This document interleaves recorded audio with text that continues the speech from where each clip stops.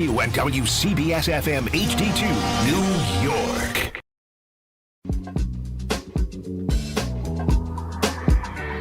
Got the number one pick in the NHL draft, but the men that can't seem to stump. Do something dumb, that's an observation. CLT make them need to run. That's Lawrence Taylor! Call them every trash, CMT for short. Wonder if we best once you peep the score. Up at the crack of dawn, top stories of the morning. While you're yawning, grab your coffee, rise and shine with 8:80 a.m. This is Drop Time. We provide highlights from your favorite teams. Got Dave and Rick making plenty of picks. It's Rule 76. Oh, yeah. It's a Friday.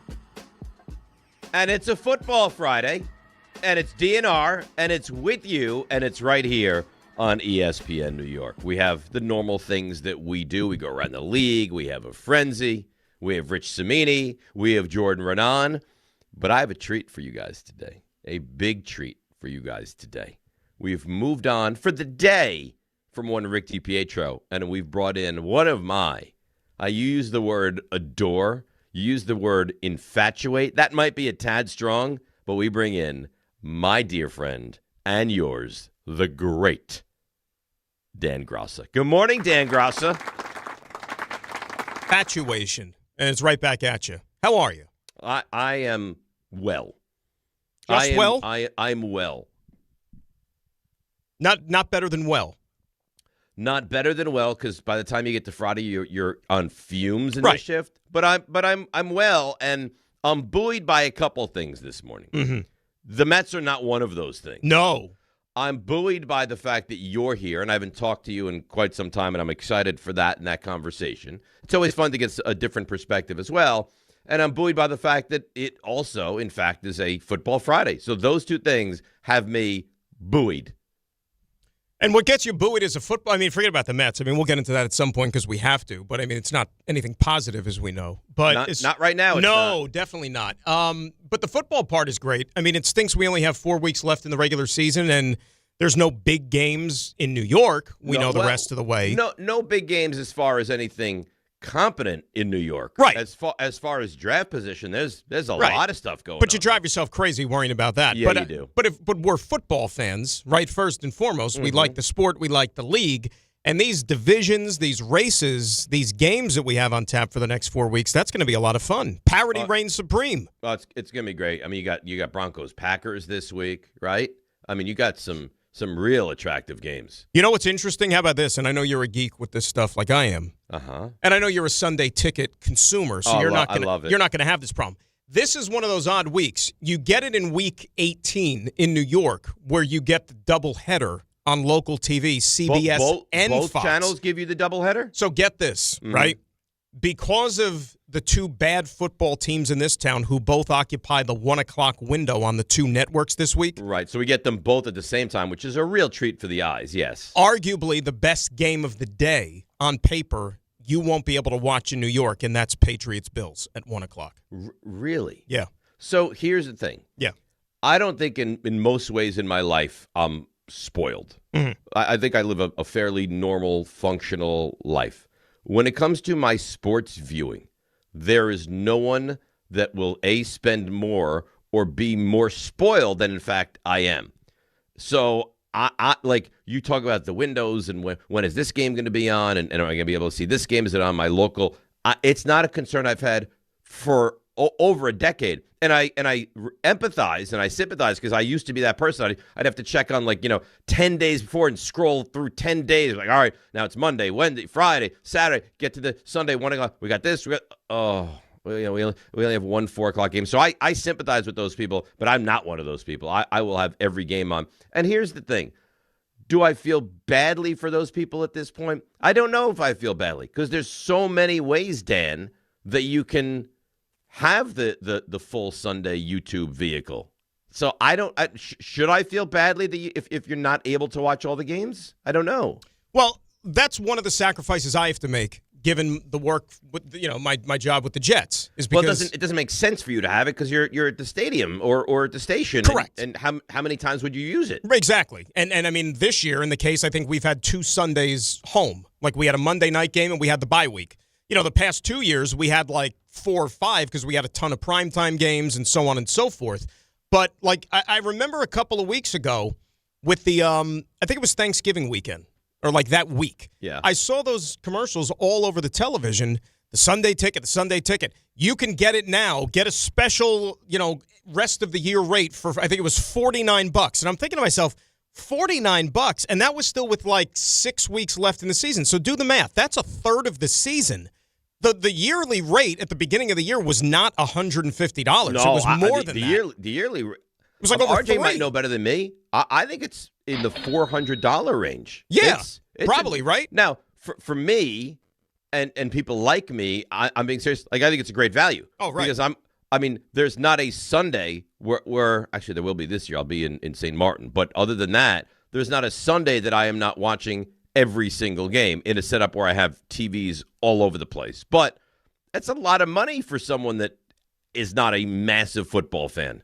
I got to be honest with you. I think it was the week before Thanksgiving when we played the Patriots. It was a Thursday night game. So we had the Sunday free. So I was home on that Sunday. I remember even saying to my wife, and I was like, you know what? And we've been over this, everything that we're just talking about. I said, despite the fact I'm never home on Sundays, I was like, maybe next year I'll just like splurge for the hell of it just to have it for on the rare, 1 or 2 Sundays I'm home that I do have. You'd almost wonder if there was like an a la carte menu. Or maybe there should be, where it's like, for this week and this week alone, you can pay, I don't know, $30 and now you have access to it. Well, that's why I was thinking about like that $49 thing for the final 6 weeks. I was like, that's not a bad deal. That seems like a great deal. It's a great deal, but as I said, like if you're one of the people who splurged back in August for the whole season, like you're kind of, I don't think it's fair, but right. But here's the thing: there is no one in the world that gets a service, receives goods or a service, and feels like they get more value out of it than me with the Sunday ticket. Oh, 100%. And I was the same way. I watch every single game. I absolutely love it.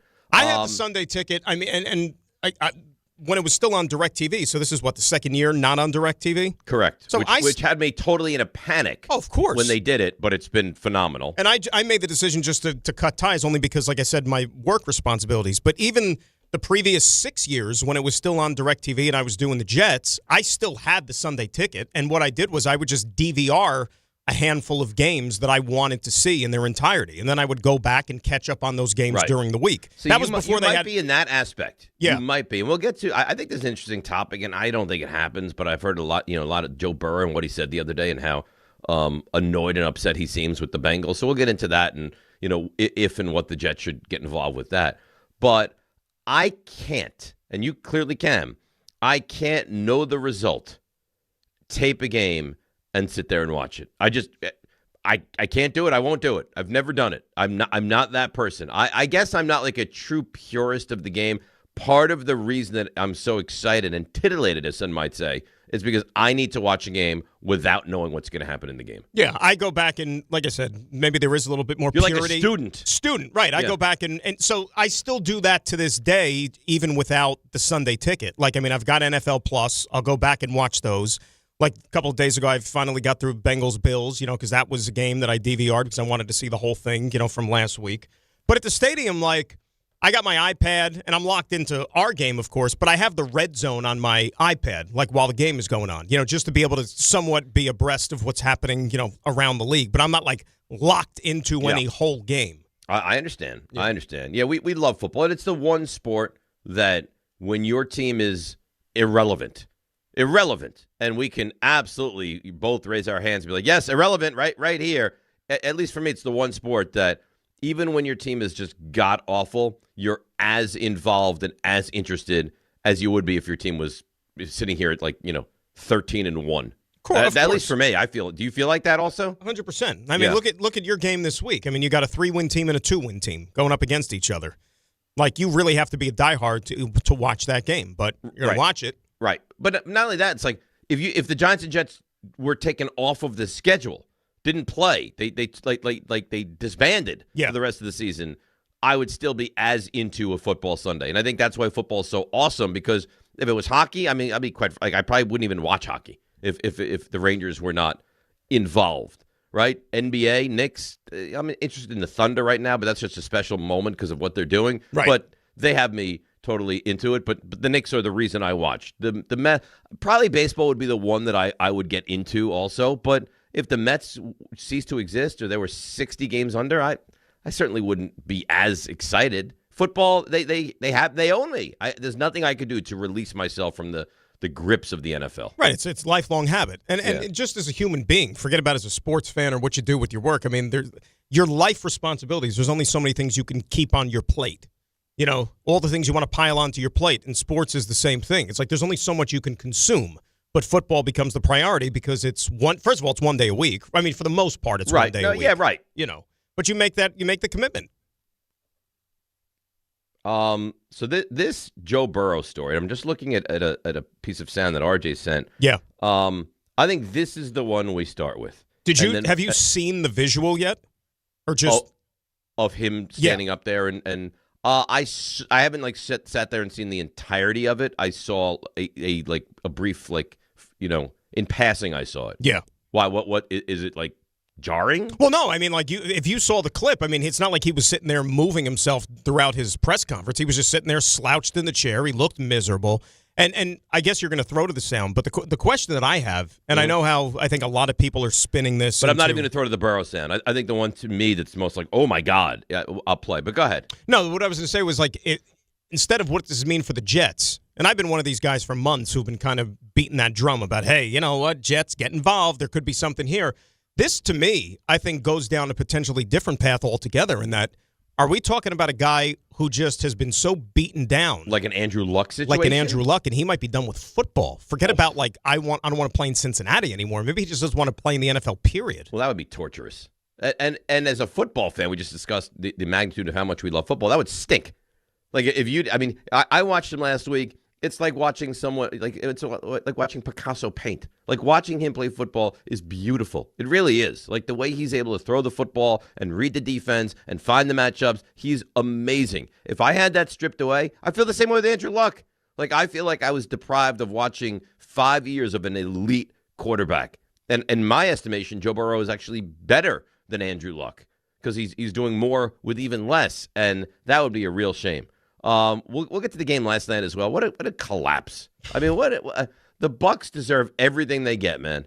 Everything they get. That is a disastrous football team right now. How about I mean, obviously injuries have completely wrecked the season because they haven't been able to get it back on track. But remember, mid-October, people were talking about Tampa Bay as a Super Bowl contender. Oh my God, Baker Mayfield in the was MVP. An MVP candidate. He's right there. Daniel Jones and Baker Mayfield were your two leaders in the MVP race, and Tampa, when you did your top 5 power rankings, who's the best, right? Tampa Bay was on everybody's list. And I don't think Baker is bad, but that interception yesterday, inexcusable. Because they go down, kick a field goal. They're not losing that football game. That is an inexcusable interception. Well, I mean, he threw one. I mean, think about this. And Emeka Egbuka was in the conversation for Offensive Rookie of the Year. I mean, the dude was amazing the first, month of 4 or 5 weeks of the season. But, even last week's game against the Saints, I know it was in, a rainstorm, but he threw a horrible interception last week. And I know that he's playing with, basically a separated left shoulder. But, I mean, he threw it right to a Saints player. The one last night, like you said. But think about Tampa Bay as a whole. You just lost to 2 division rivals who were both dead and buried at home in a span of 4 days. That's awful. It's pathetic. It's with not even the same quarterbacks they started the year with. I mean, I don't have to tell you who beat Atlanta this year. I mean, that's a bad loss for Tampa Bay. No, that's not a bad loss. That's a devastating loss. Not only that, Dan, you led by 14 points in the fourth quarter and allowed them to go down, score, and for some reason, because this is what we do, this is what analytics tell us, you have to go for 2. So they go for 2, they miss it. Yep. They score again off the interception. They go for 2 to tie it. They miss it. They get the play calling is mind-boggling on the last drive. They have too much time. On that drive, there's a 3rd and 28. They get it. They get into field goal range, and they win the game. The game, to me, that I look back at and was the most pathetic, embarrassing loss of the season was the Giants and the Broncos. Last night, if you're a Buccaneers fan, it has to mirror that, because at least I take a little bit of solace in saying, A, my game was on the road, And B, the Denver Broncos, whether you think they're great or going to win the whole thing, are a good football team. Right. At 11-2 now. Like, that's proven out. You collapsed to a team that had absolutely nothing to play for at home in the fourth quarter. And questionable coaching decisions, too, in that fourth quarter. Like you said, Atlanta was trying to help them out by going for 2 and missing. But, like, even in the middle of all that sequence, Tampa Bay's approach offensively, throwing the ball, dude, you got a 2-score lead. Run the ball, eat some of the clock. And they're coming out throwing. Baker gets picked off. That play where, and I don't know how they didn't end up with the ball, Hassan Reddick, when he strip sacks Cousins and can't take the football. And what did they say? It was like joint possession? Yeah, they said it was joint possession. Or how about the one where Mooney fumbled at the 10? There's the entire Tampa Bay defense is on the ball, and somehow it remains with the Falcons. Now, I swear to God, I swear on all things holy, on my kids, on my wife, on my family, on my work, on everything. I saw this on Twitter last night, and I was like, okay. So the AI people, like all these brilliant computer folks, they got to work quickly. And the Todd Bowles audio right after the game was manipulated beautifully, and this is what they came up with. It was only in watching it more and more, and then the reactions of, like, guys, this is in fact true. I went to the internet. I started looking up, was this true? The audio we're going to play, Dan. Yeah. I don't know if you had the same reaction last 1,000%. night. I didn't know. I said to RJ this morning, I didn't know, because I know him a little bit, obviously, from when he was here. I didn't know he had that in him. I didn't know anybody had that in them. I mean, this is. I mean, this was right out of, hear a lot. Eddie Murphy Raw. Yeah, Eddie Murphy Raw blushed at this last night from Todd Bowles. I didn't know he had it in him, and you won't hear a lot because you're just going to hear bleeps. This is true. We vetted it. It is real. It is audio after the game. Here is Todd Bowles reacting to his team's collapse. It's inexcusable. You don't make excuses. You gotta care enough where the hurts. You gotta care enough where the hurts. It gotta mean something to you. It's more than a job. It's your livelihood. How well do you know your job? How well do your job? Well, you can't sugarcoat that. It was inexcusable, and there's no answer for it. There's no excuse for it. That's what you tell them in the locker room. Look in the mirror. First of all, I never heard anything like that. I didn't know you could curse that much in like a 20-second soundbite. And secondarily, he and I'm not someone that's anti-cursing. I mean, we curse plenty. Love around a good my house. curse. You have to be fined for that, no? I think it probably could happen. And you know what's interesting, too? Like, this division's horrible, as we know. And give it to the old script writers of the NFL. Carolina and Tampa Bay, at worst, are going to be tied for first place after this week because Carolina goes down to New Orleans. And remember, the Saints kicked Carolina's rear end in Carolina a couple of weeks ago. So you don't even know if that's necessarily a game the Panthers will win. Panthers and Bucs play each other twice in the final 3 weeks of the season. Yes. Go and script I still writers. think, amazingly enough, Tampa has the odds to win the division. But, my God, they are making this into a real meal. But if you're the NFL, you can't have – because image is everything to this league. Yeah. You can't have a face of a franchise go to the podium and drop like 11 curses in a 20-second span in a post-game press conference. You can't. He has to be fined, doesn't he? You would think, but maybe the thing that's going to save him a little bit as far as the total vitriol is that he was composed while he was saying it, which he was. But when you curse, aren't you typically agitated when you curse? Like, yeah, I've never seen anyone that's just like, you're right, totally composed, which is why I was so confident it was a fake. Because when you curse like that and you're angry like that, you don't usually do it like, so as I'm saying bleep and then bleep. Like you emote. And he had no emotion, but he was just cursing like a crazy man. So I'm getting nasty emails today, and I don't know why. But Jay Soul sends an email. Jay Soul, the former Mets pitcher? No, Jay Soul. Oh, Soul. Yeah. Joe Burrow doing more with less than Andrew Luck might be far and away the dumbest thing you've ever said with a straight face. Do you forget T.Y. Hilton and Philip Dorsett were on the same level? Do you think those guys were Chase and Higgins? No, you jackwagon. I don't think that Dorsett and T.Y. Hilton are on the same level. Do you know how bad the offensive line has been with Cincinnati? Mm-hmm. I saw something yesterday that said Joe Burrow's best offensive line that since he's been here was 27th in the NFL. Yeah. The defense that Joe Burrow goes to battle with every week. So did I? And this year he hasn't had his best defensive player like the whole season. Right. So did I sit here and say, in fact, that the receivers were far and away better on those Colts teams? No. So open your ears up, you jackass, and listen to me. That's not what I said. Don't turn this into a Todd Bowles situation. I was going to say, don't go Todd Bowles here. Where I have to just sit here and throw expletives your way and hope to not get fined. That's not what I said. I said the team as a whole, Jay Soul. So stop. If you're going to email stupidity, then email it to somebody else. All right, now that that's off my chest. Let's take a break. We'll come back. And Joe Burrow, is there a real chance that this thing could happen? We discuss it next. DNR with you right here on ESPN New York. Shut up! Shut up!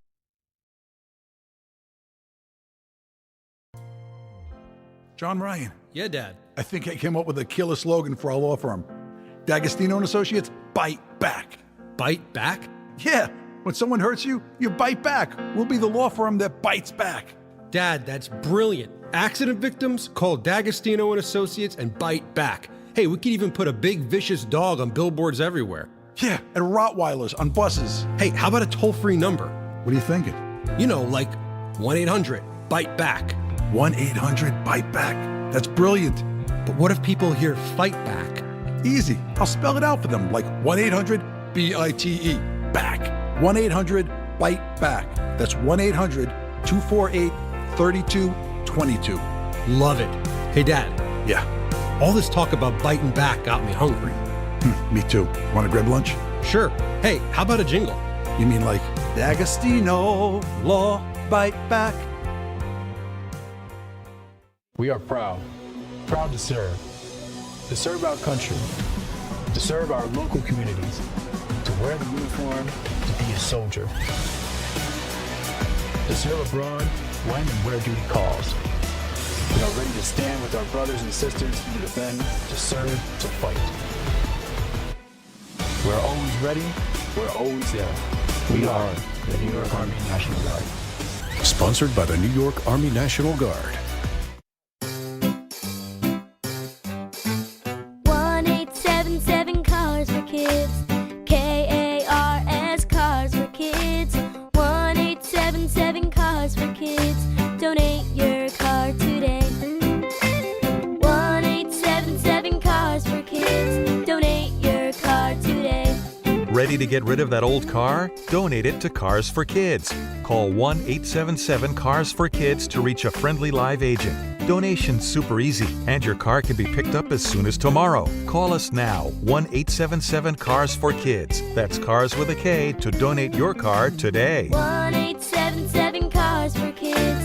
KARS Cars for Kids. 1-877 Cars for Kids. Donate your car today. Hurry! It's your last chance to donate for 2025. Last chance! Donate now for a 2025 tax deduction. 1 in every 6 men is likely to be diagnosed with prostate cancer in his lifetime. That's why New York Presbyterian wants to remind men over 50 to book a prostate cancer screening. A simple blood test is all it takes. It could save your life. Screenings are available across New York City and Westchester at locations near you. Schedule your annual prostate cancer screening today at nyp.org/cancer screening. Stay amazing. New York Presbyterian. Hey, fans! Welcome back to Fansville's Cheers and Tears. Oh. Okay, so like everybody deals with losing, right? To a rival on a last-second field goal. Whatever, it's fine. I'm totally fine. But I cope with losing with an ice-cold Dr. Pepper. Those 23 flavors are like so delicious. They totally wash away the pain of your college football team taking a big fat L. College football, it's a pepper thing. Out here, it's football season, where nothing beats backyard grilling, gathering around the fire pit, and cheering on your favorite team with friends. The yard is mowed, the lights are strung, and the grill is warming up. Whether you need to fill up your propane, get a new grill, or even a generator, out here, it's game day. And we're ready for it. Tractor Supply, for life out here.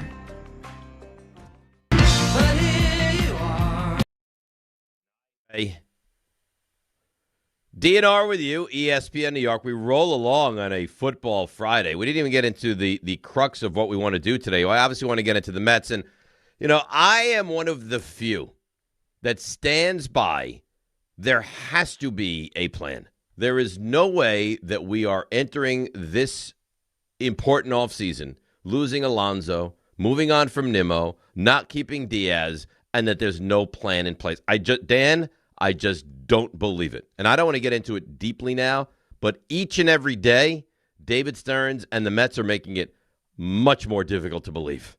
It's like the 5 stages of grief, right, with the Mets. That's what this week has been like.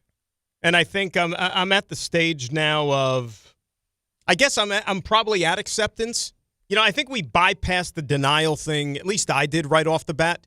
So now you've kind of like processed everything. And that's, I think you and I share the same kind of thought on it is there's got to be a plan. Like that's what I was saying to people. Yes, like there's got to be a plan. I would just love to know what it is.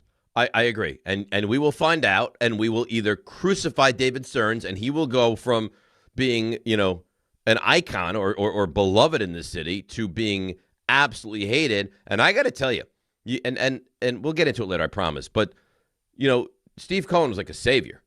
And now you hear a lot of, he just did this for the casino, and now the casino is approved. I would be stunned if that was the case. But let me tell you something. If this offseason amounts to nothing for the Mets, and it's all subtractions, and it's the Paul Goldschmidts of the world, you're going to hear me have a meltdown to the depths that you've never heard before. You and a lot of other people. But, I mean, I want to sound like a 30 for 30 here for a second, but what if I told you, after talking to some people that were down at the winter meetings and, in the know in Major League Baseball, that maybe, just maybe, this isn't all David Stearns is doing? What does that mean? Meaning that Cohen is involved in the owner may have a little bit more pull, and he's the owner, of course, but in terms of some of these moves and the thought process behind it, that maybe this is more the owner than we're being led to believe. Maybe. All I know is if it's not remedied, I'm going to lose it. Sure. In a very epic way. You know what I forgot about? Like, because I think it was either yesterday or the day before. Like talking to a buddy of mine. Like, we just look at last year's Mets team as a complete and utter disaster failure. I think it might be the worst season in the history of baseball. I forgot. Because, like, again, all you think about is failure. Failure and didn't make the playoffs. 2 things, right? I totally forgot they only, and I say only, won 83 games. Like, that 83 number, like, completely escaped my mind from the time the season ended till, like, now.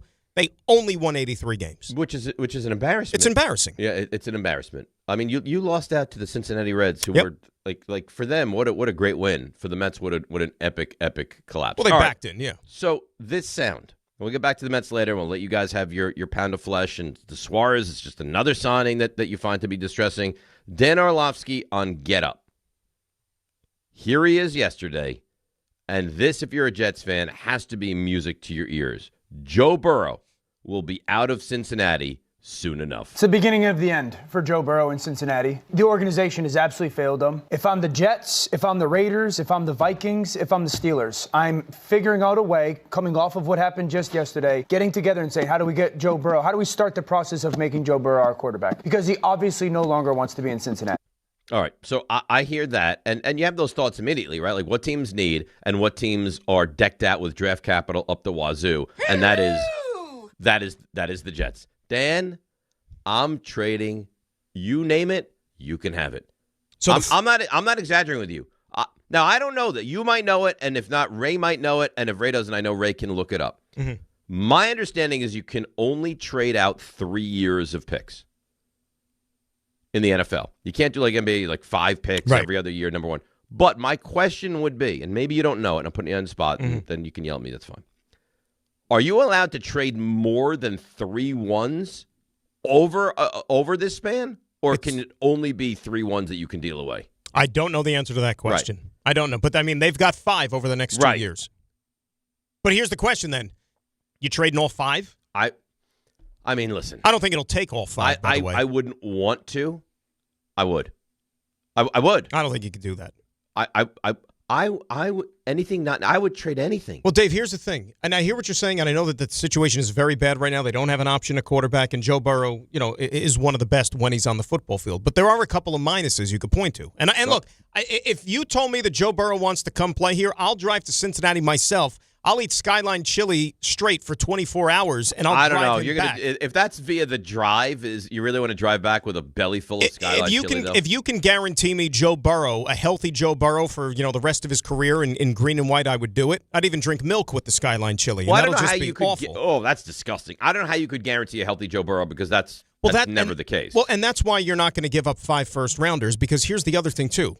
Even if he's healthy, you don't want to create a situation here that's reminiscent of Cincinnati to where he's got nothing else around him. Like, let's face it, the Jets still have work to do apart from the quarterback position to build out the roster around whoever the quarterback is going to be, and that's why these draft choices are valuable. I know, and you're right. But, I mean, the offensive line with the Jets, and the Jets stink, right? And have you seen the defense, Bob? It's been your defense is not good. No. I would give up anything. I would. Like, all of a sudden, you would trade for him. He would be instantaneously the best quarterback in the history of the franchise. He would. The offensive line, which is what's failed him so terribly, is so much better. It's one of the few bright spots surrounding this team this year. The offensive line has actually been pretty good, and the Membu pick was good, and they have real talent there. Would I trade 5? I mean, maybe that's me morning of having this conversation. Maybe not. But would I go above and beyond what anybody else would be willing to do? I would make an offer that was so grand that Cincinnati would have to accept it if he was available. I'm looking up that number, like you said, of just what a team can technically trade away every pick they own. Remember what the Saints did? They traded the whole draft away. Ditka, right. For Ricky Williams. Yeah, of course. So that's the entire draft. I don't know specifically, like you said, if there is number one, with number one draft I don't know. choices. Are you only allowed to trade 3 ones? Or because you have 5 and it's over the next 2 years, could you trade all 5 because it's within that window of being allowed to trade them? So that I'm uncertain about. And would I trade 5? No. I mean, I've never heard of a trade like that. I mean, the worst trade I've ever seen was the Herschel Walker to the Vikings trade with the amount that the Cowboys got back. But there was loopholes back then, and Dallas executed each and every one of them. Maybe I wouldn't go 5, but I would make an offer that was so startling that Cincinnati would say, all right, we don't want to deal him, but we are getting so much in return, we kind of have to deal him. No, you would have to get creative. I mean, you're not going to trade your 5 ones, but remember, you got all those 2s as well. You have multiple second-round picks over the next couple of years, so you're talking some combination. And high picks, too. They're high, right. And by the way, think about the gold mine that Colts draft pick is going to be for next year. And then certainly next year, and who knows about 27. Well, they're not going to make the playoffs this year. Colts aren't going to win another game. No. So that's a top 15 pick right there. Right. If they keep losing. Right. Now, if you're the Jets, that gives you ammunition to move up and take the Fernando Mendoza, if that's the guy that you're in love with, and I can't imagine you're not in love with, Joe Burrow. Could you? Right. I mean, how excited were we when the Jets landed Aaron Rodgers? Aaron Rodgers is he's a blip on what Joe Burrow is. Well, at this stage of his career. Right. Yeah. But that's when you got Aaron Rodgers. Like you said, the Jets have had Rodgers, they've had Brett Favre, but that was at the end of their careers. You're getting Joe Burrow still in the prime of his career, if indeed he thinks he can, still play. But he's had an injury history. He's had an ACL. Look, it's a pulled. No, he's had big. He tore his ACL, right? Yeah. He ruined his wrist, right? He came out in the middle of that game and was a mess. The toe this year. The toe, these are big injuries. But, I mean, who better to bet on than Joe Burrow, though? Joe Burrow is in the business of taking irrelevant franchises and making them relevant. Look, I've been on this for months, and I would love for this to materialize, but we're still a long ways from it. A long way. But I think I certainly think there is a path to get it done, because no executive, and I'm going to speak for Darren Muji here, no executive would give up 5 first-round picks for a guy who, despite the fact he's really good, he's not a perfect player. There is no perfect player because of the injuries and all this other stuff. Listen, you're right. And when push came to shove, would I give up 5 ones? Probably not. No, but I'm just telling you would that be fired for it. I would give a package that was so unbelievable that I will tell you this. if he gets dealt to another team and the Jets are not making the best offer, I think that Darren Muji should be fired. Well, think about it. Some combination of the ones, the twos, you could throw in an actual veteran player to send back the other way. Like there is a path to get this done. But Burrow's going to have to trade off. The only thing that does, in fact, worry me is that you look at Cincinnati like that's not even a real NFL franchise, right? Like they have to cross the street in full uniform to get to practice. They're selling the TVs and the facility to anybody that's willing to come pick them up. Like that, it's an embarrassment of a franchise. That being said, the Jets are not the model of greatness and consistency either. Is he willing to play for the Jets? Because in fairness, he could say, "I'm not going to the Jets." He's got the right of first refusal. I'm already. I just finished playing. The reason I want out is because the team is dysfunctional. I want to go to the Jets. See, the thing is that Joe, is he going to be enamored with, let's say, coming to the city and Madison Avenue and all that stuff? We know that he likes, having fun with all that. He's into the whole fashion thing. Yeah, he likes nice stuff. There's no doubt about it. Is that going to appeal to him to, take up shop here and try to resurrect a franchise that hasn't won in decades? Maybe. Oh, the story is delicious, though, I will tell you. Now, in a perfect world, the Jets find themselves in a situation come draft time to where maybe they're in a position to get, if it's Fernando Mendoza, the quarterback that they desire, whoever it is, to where then they're not going to have to sacrifice a boatload to bring in a Joe Burrow or something like that. Yeah. But there is a danger in that, too. There's many levels to this, but boy, oh boy. It's insane. And here's the shame of it, though. Like, we're having this conversation again, right? I mean, from a Jets standpoint, it's like, why just can't they get a quarterback? Find a quarterback. You know what I mean? Because they can't. It's like every 2-3 years. Let's take a break. We'll come back. Phone lines are lighting up. This is a really hot-button topic. 800-919-3776. We'll get into the Mets, of course. Raanan, Cimini, the back-to-back combo. They're going to join us in the 7 o'clock hour. We're going to go around the league. We've got the frenzy. We've got the picks. We've got the plays of the week. It's a really great Football Friday. DNR with you right here on ESPN New York. FanDuel Friday is turning it up with NBA Happy Hour every Friday from 6 to 7:30 p.m. FanDuel is dropping limited-time specials to get you in the zone. That includes boosts, bonuses, and some surprises, all designed to bring that Friday energy. This isn't just another promo, it's your weekly pregame. So when you're wrapping up the work week, what better way to bring on the weekend than with the NBA Happy Hour? Every Friday, 6 to 7:30 p.m., only on FanDuel, official sportsbook partner of the NBA. FanDuel is dropping limited-time specials to get you in the zone. That includes boosts, bonuses, and some surprises, all designed to bring that Friday energy. Visit FanDuel.com/Rick to grab your reward before the clock expires. Must be 21 and older and physically present in New York. Opt-in required.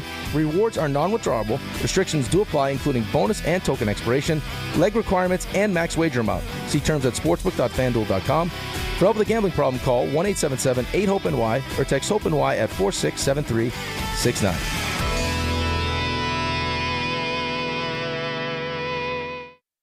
Hey, it's Michael Kay, talking to you about my friends at PC Richard & Son. They're local, family-owned, and I trust them, and you can too.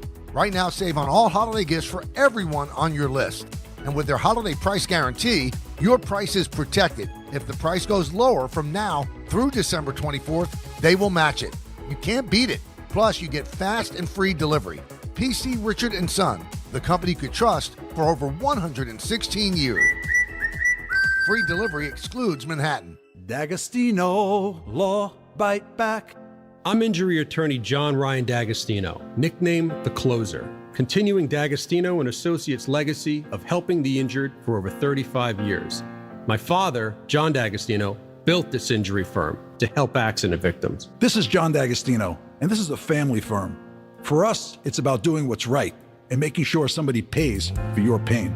Call us first at 1-800-BITE-BACK. That's 1-800-BITE BACK. They call me The Closer because big or small, in court or out, I'm fighting to get the job done, to win, to get you every dollar you deserve. D'Agostino & Associates has offices throughout New York and New Jersey and will come to you. I've been there and I'll be there for you. Call us first at 1-800-BITE-BACK. 1-800-BITE-BACK. That's 1-800-248-3222. For over 100 years, Slomin's has been your trusted partner in comfort. When it comes to home heating oil, we deliver more than just quality fuel. We deliver peace of mind. With price protection, automatic deliveries, 24/7 service, and up to 30 days to pay your invoice. Our dedicated team is just a call away, ensuring you stay warm and comfortable all winter long. Sloman's, New York and New Jersey's largest heating oil provider, proudly serving our community for generations. Give us a call today at 866-GET-HEAT or visit oil.slomans.com. Hey, New York and New Jersey, commitment issues? No problem. Now you can get unlimited talk, text, and data for $25 a month forever, as in for life. Switch now at boostmobile.com. After 30 gigabytes, you may experience slower speeds. Pay $25 a month as long as you stay on the Boost Mobile Unlimited plan. Discover a driving experience crafted to inspire. At Garden City Mazda, exceptional design and sophisticated performance come together during the Mazda More to Move You sales event. Lease the 2025 Mazda CX-5 for just $229 a month at Garden City Mazda.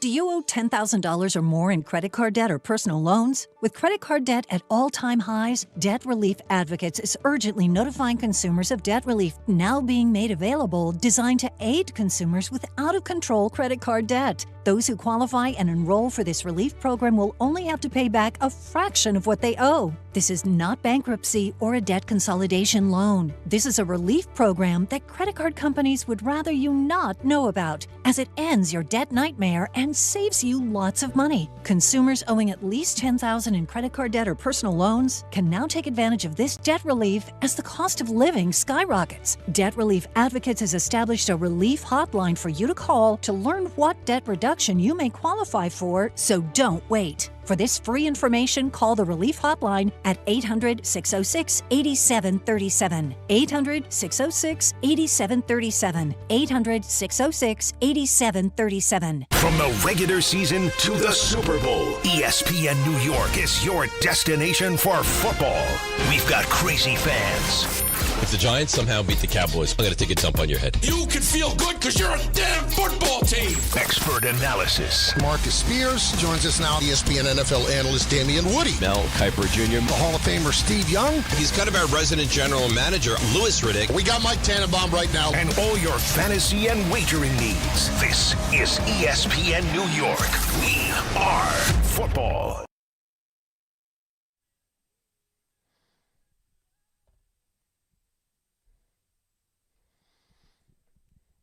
All right, DNR with you, ESPN New York. Dan Grasso with us today. Do you have any plans this afternoon, Dan?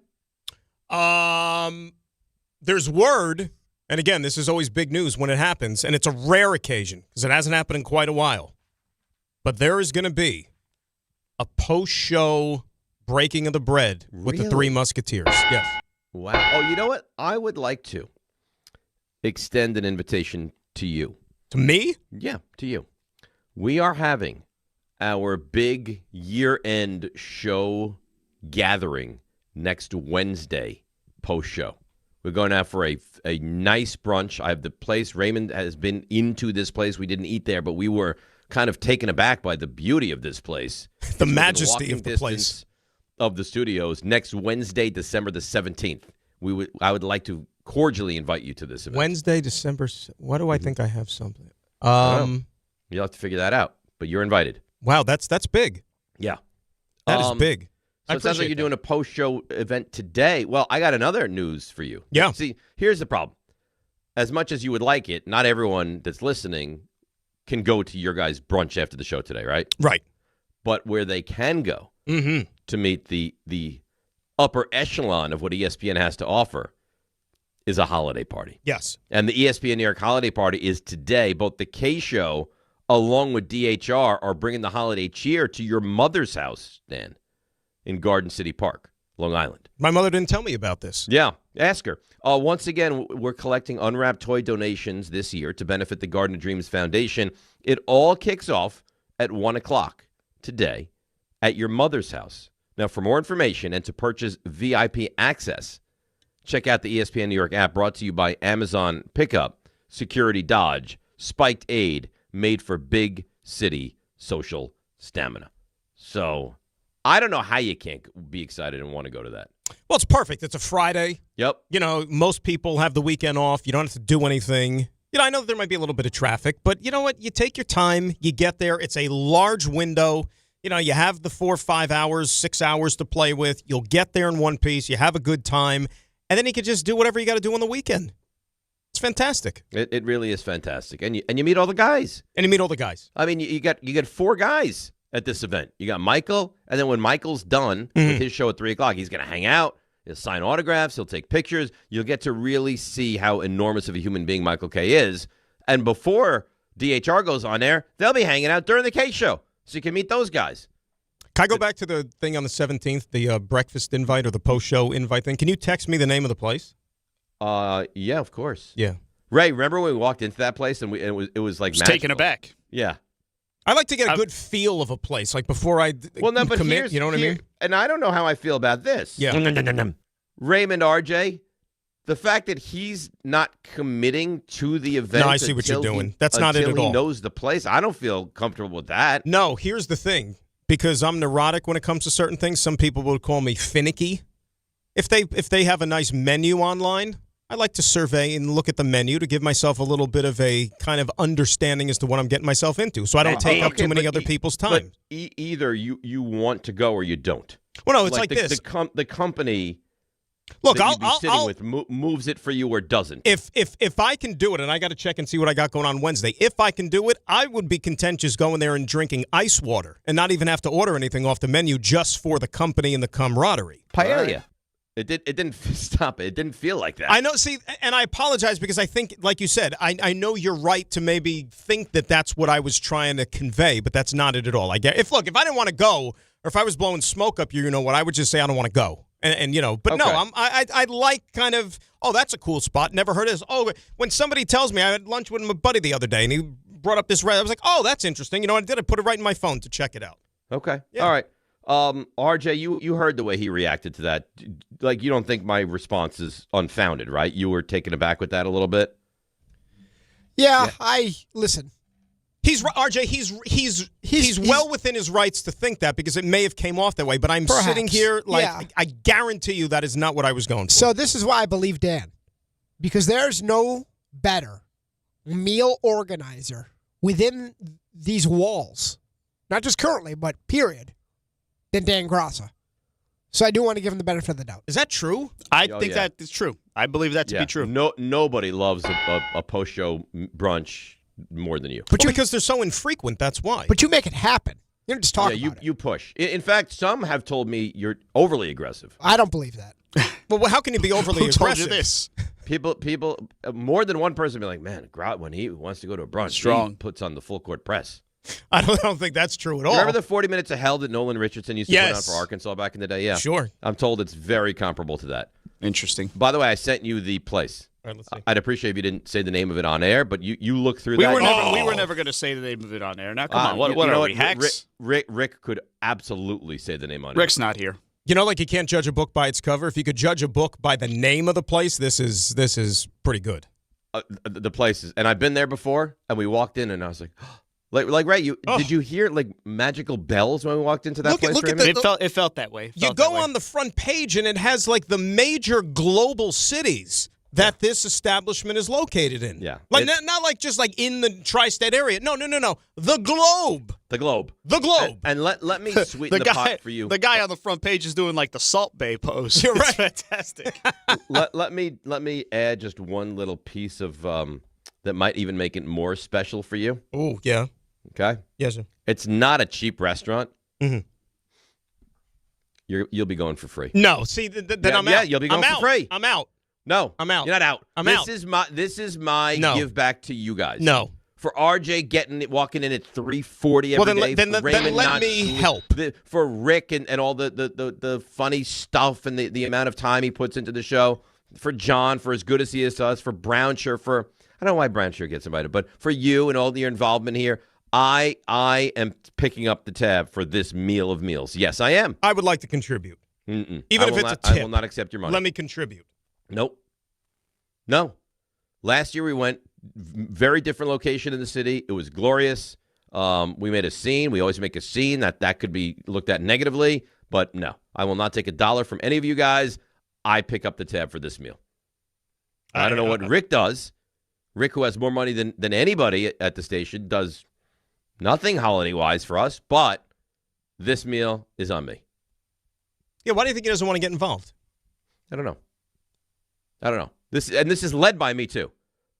So you were the organizer. Oh, RJ, this can't even be debated, right? This was pushed entirely by me, right? Yeah, this is a one-person push. Yes. Well, you know what? If you can make the one-person push happen, then more power to you. This is a better version of the tush push is what it is. I think our little informal thing today was very kind of just off the cuff. I think it might have been yesterday that I was just like, hey, you know what? Like, and I shot the guys a text. What do you say? And they were both like, yeah, I think that's a good idea. And so it's happening. I love it. All right, let's get to some of the calls on this Joe Burrow topic. Let's start out with Mr. Jet. He is Ira in Staten Island. Hello, Ira. How are you? Hey, good morning, Dave. Good morning, Dan. And enjoy your lunch or whatever get-together you're going to have. The Joe Burrow thing, listen, you know, however this thing plays out, because he is going to be out of Cincinnati, the Jets, they just can't get outbid. Whatever the price is, without getting like completely crazy, they just can't get outbid. And things, and I'll go up and drive here now. We're losing Ira. The phone line is a disaster, so we're going to have to move on. Better chance of the Jets getting Joe Burrow or Ira getting through that phone call with the Jets getting Joe Burrow. That's good. There was no chance he was going to get through that. I thought it was like apropos. I was like, boy, you know, like the way this call's going, that might be their chances of getting Burrow. Who knows? Oh my God! Could you imagine? You were excited landing Aaron Rodgers. Remember that the excitement was palpable landing Aaron Rodgers? Yeah, I remember that. I remember Brett Favre excitement too. This would be, come on, this would be so much bigger and so much better and so much more important, and you'd have such a bigger window. Like, this would be so exciting. But can I give you the but? And you know, maybe if you've been around this like your entire life and you think like glass half empty and what could go wrong will go wrong. So I even said this to somebody like, yeah, Aaron Rodgers here with really no I mean, Aaron Rodgers is Brett Favre compared to Joe Burrow when it comes to their injury histories in their career. You know, Aaron Rodgers was like an Iron Man compared to Joe Burrow, okay? Yep. It took Aaron Rodgers 4 plays for a season-ending injury. What's Joe Burrow going to be, like 1.5 plays or 2 plays? So what am I going to do then? I'm just never going to try? No, I mean, of course you have to try, but I think fans are going to be conditioned. Like, well, I mean, you saw what happened when Aaron Rodgers. Why is this going to be any different? Right, if it can go wrong, it will go wrong. Okay, then why draft a quarterback? Then why play in the NFL? Then why try to make yourself better? Like, I get it. I understand that you're frustrated by what the Jets have been. You should be. It's been pathetic. But we're talking about one of the great quarterbacks of this generation. And I don't know that it happens, but if you have a chance to get him, you got to move heaven and earth to try to get him. Oh, 100%. In my opinion. 100%. I mean, think about it. He's one of the 2 guys that has beaten Patrick Mahomes in the playoffs in Kansas City. And the other guy is not going to play football any longer, and he's, you know, considered the greatest of all time. Correct. And led that team on a run, which even though they lost in the Super Bowl, I think they were right there. They had a fourth-quarter lead, didn't they? They even should have won that game. And look at the run that they beat Buffalo and Buffalo. He got by Josh Allen. Well, he got by Mahomes. Like, it's an epic run. Let me turn it around on you. The guy who was the defensive coordinator of those teams and who, you know, thought he had a good plan for Mahomes compared to others, like, is in the running to be your new head coach. Are you on board with that? Who are we talking about? Lou Anarumo. I know they like Anarumo. Staten Island guy, former Giant assistant back in the day. A lot of local flavor. You hear Hafley, who's a Jersey guy. You're Anarumo. I just don't know if. Yeah, I don't. You want to go the first time route again? This is a snobbish thing to say. I don't know that Lou Anarumo moves the needle for me. Just like, but I don't know. I mean, I could absolutely be wrong. You know, I feel like the head coach is so similar to like the quarterback that you draft. Like, I thought Brian Dable was going to be great. After year 1, I would have bet everything I had on Brian Dable, and the guy turned out to be a colossal failure. Let me ask you a question. Because yesterday I was, I did a spot yesterday in Nashville. Oh. Because the Titans, they're playing San Francisco this week, as RJ knows. Right. And so a guy by the name of Bob Saleh is going to be on the sidelines, and Saleh's getting talked up a lot as a Titans head coaching candidate. Okay. And one of the questions they asked me, like towards the end, and I'll bounce it off you, if you were an owner, general manager, whatever, and you were in the head coaching cycle this upcoming offseason, which candidate would you be more inclined to roll the dice on, Brian Dable or Robert Saleh?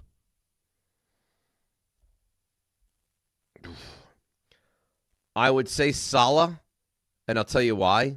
Because the stink of Dable is fresher. Like, That's what I said. That's what I said. At least Saleh has gone through a cycle where, like, okay, he's kind of.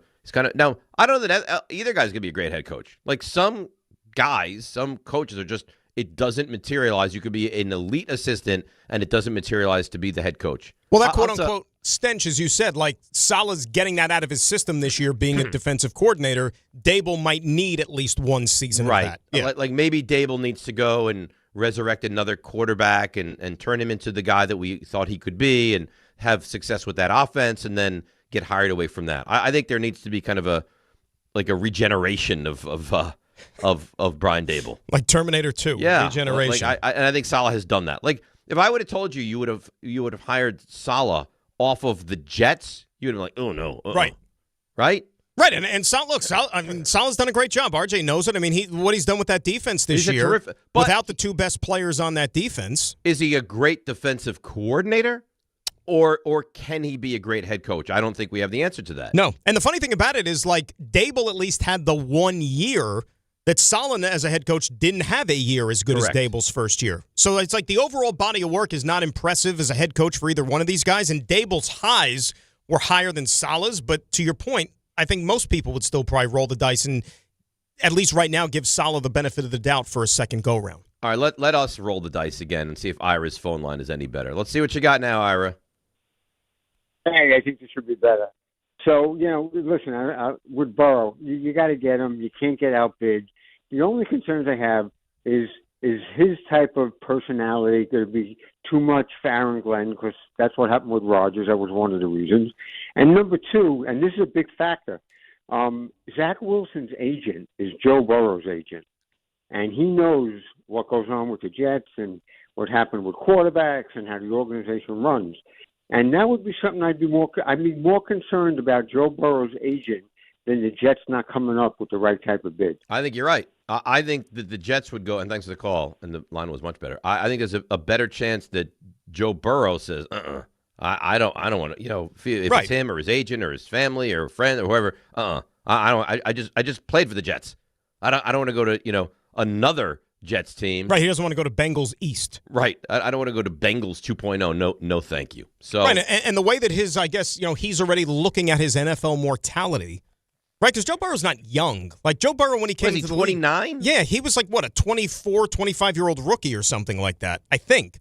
Whereas, like, Sam Darnold was like 20 or something when he came into the NFL.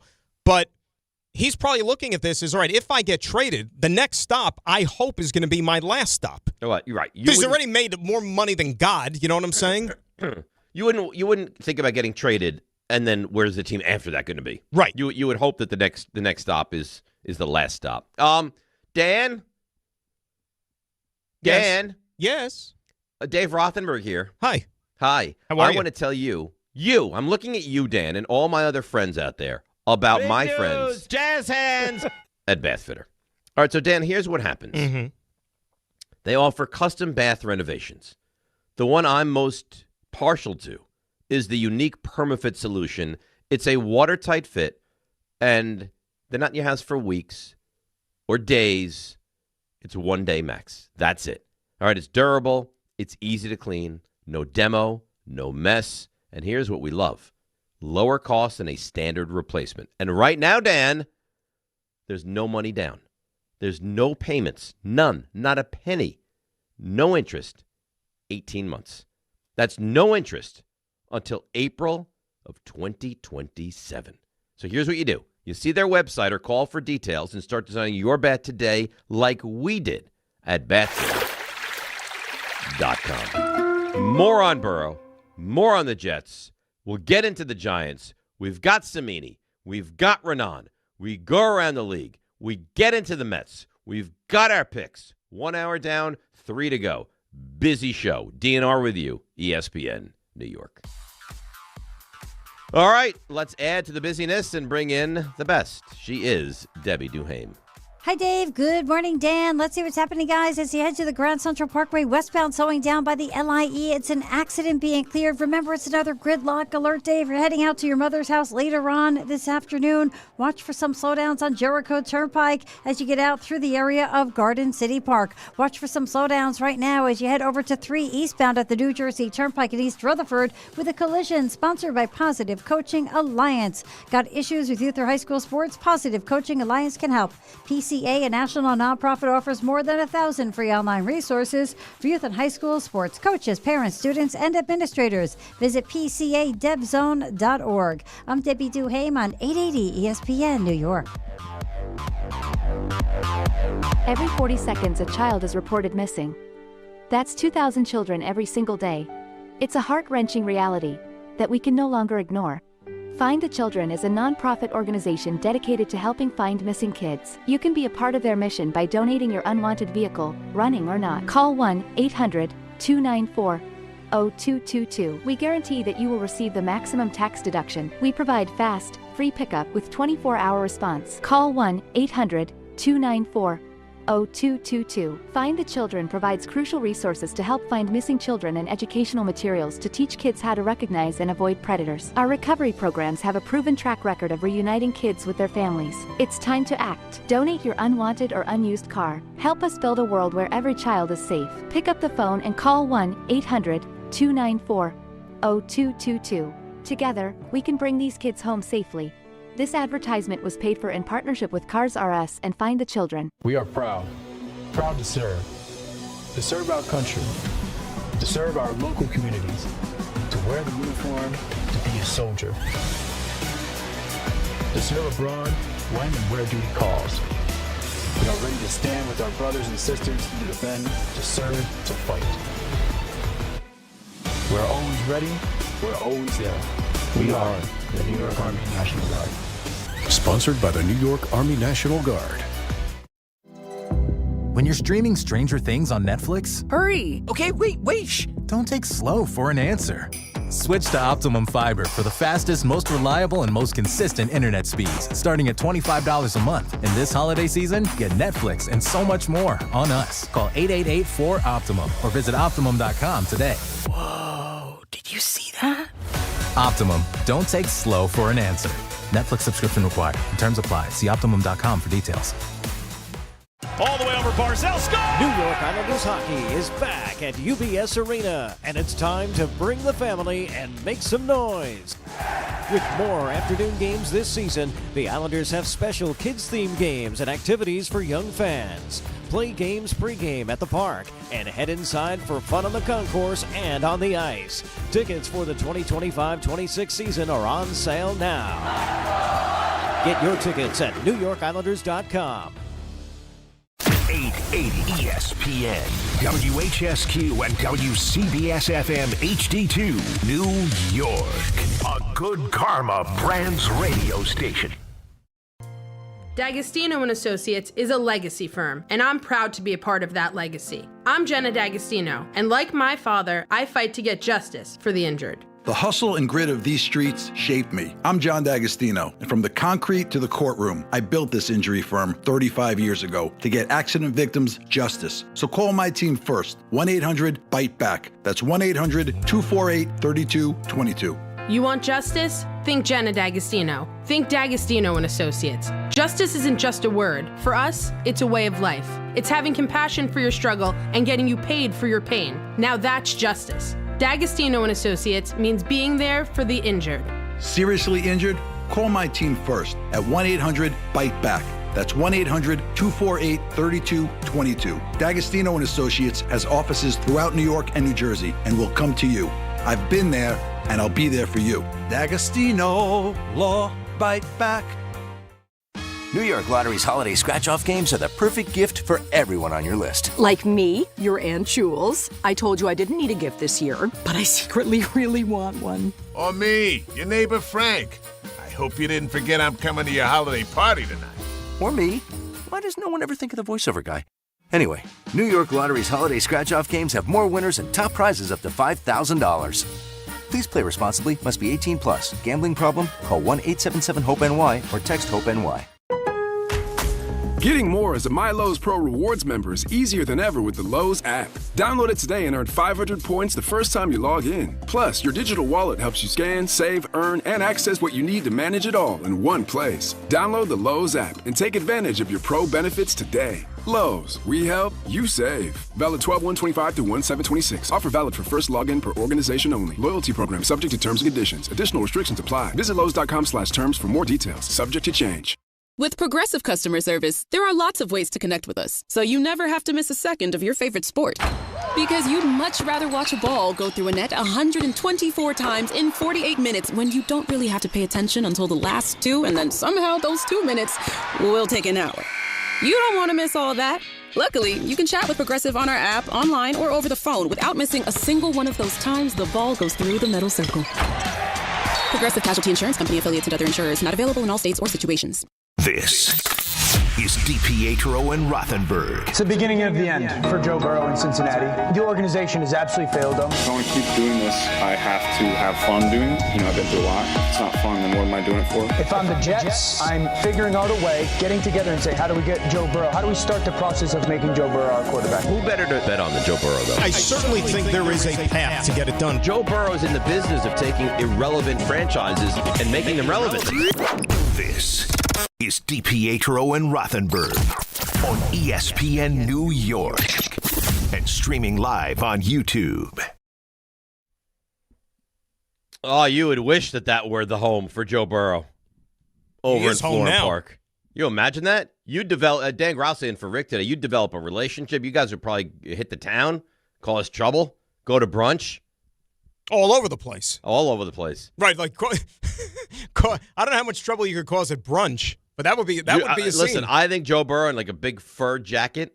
Last time we saw a quarterback wearing a big fur jacket for the Jets, he was winning the Super Bowl. Yeah, he won a couple of games that were significant. Yes. And we're still waiting for a return for that. By the way, last night, I mean, it was a good game, but there was no juice with the game last night, right? You agree with that? It was abysmal. Dave, explain to me how many times you see a team with 19 accepted penalties and they won the game. It's pathetic. They had 10 at halftime. I mean, I'm like, really? It was down by 14 in the fourth quarter. It's like you win it. No, you win it. You win it. You win it. You win it. No, that's okay. You take it. You take it. Tampa didn't want to win that game. So and it was an entertaining game, but there was no juice to that game. Do you know? I didn't until last night. Do you know what we have next Thursday? Yeah, Rams Seahawks, right? I mean, you could argue that's the game of the year. That's a good game. That's a. I told you we got some good games the rest of the way. That is a massive game, is what it is. Huge. Yeah. All right. So Jets Giants this weekend. Who's going to start a quarterback for the Jets? Is it going to be Brady Cook? Looking like Brady Cook. Oh, I mean, look, I hate to be the bearer of bad news, but these last 4 weeks of the season for the Jets, there is a strong possibility that the depth chart at quarterback for the final 4 games is going to look very Martinez will be there. Very similar to what we saw in August in the preseason. I will say this. Mm-hmm. The Jets losing out, which I think there's a real possibility of. Mm-hmm. Maybe I'm on an island here. I don't think it would be a blessing if you're a Jets fan. Well, look, you have a built-in excuse a little bit more if, in fact, you're rolling with the law firm of Cook and Martinez for the last 4 weeks. That would be, I mean, there would be no quarterback room in maybe NFL history that's been worse than Brady Cook and Adrian Martinez. I think you look at, like this week, for example, and look, I would be shocked if it's not Brady Cook this week because Tyrod and Justin Fields have not practiced at all. What's the number on that now? Do we know? The game this week? I think it's 13.5. Oh, yeah, I got one for you. 13, no, I'm just looking it up right now. 13.5? Half is the number. You want a little tidbit because I already started doing the work for the game on Sunday? Sure. How about this little factoid for the Jaguars? 13.5-point favorites. Hang on, let me say what you're going to say. Go ahead. Biggest favorite they've ever been in franchise history. No, it's not a franchise history, but do you want to go back to guess the year, the last time they were favored by that many points? It's going to be against the Jets. Oh, I don't know who it was against. I just have the year, I'm saying. I'll give you the year. I know you'll get it. So. I will say 2005. 7. Which, if I'm not mistaken, that was the year they won a playoff game. Wasn't that the year they beat the Steelers in the playoffs with MJD and Jack Del Rio. I don't remember the year. Dave Garrard. Yeah, David Garrard from East Carolina. Crohn's disease. Yes. Yeah. Shout out Crohn's disease. I can't. How did you know that? Because remember, he signed with the Jets. He was going to be the backup quarterback one of those years. And he had to, retire before the season started because maybe that was a contributing factor. He had, a health episode.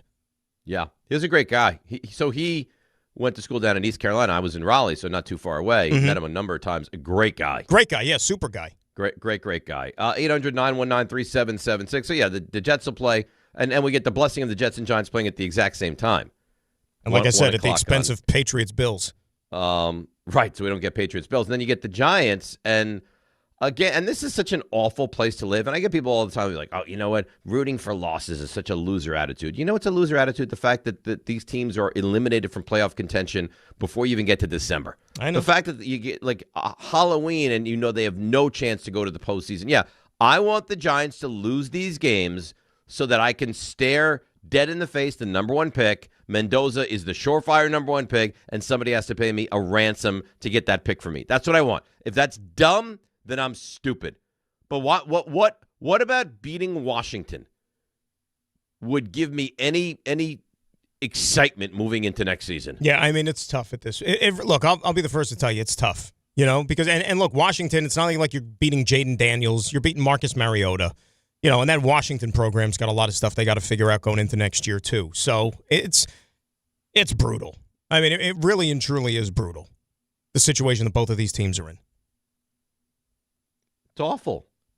I mean, it's cruel that we have to live the lives that we live with these teams. And listen, as bad as the Giants have been, for the last decade, it's been god awful. But the Jets are worse. Like you don't even have the success that the Giants have had. I've seen 4 Super Bowls. As downtrodden and sad and angry and all the feelings that I have for the Giants, and I'm not saying this to rile you up. I swear to God, I'm not.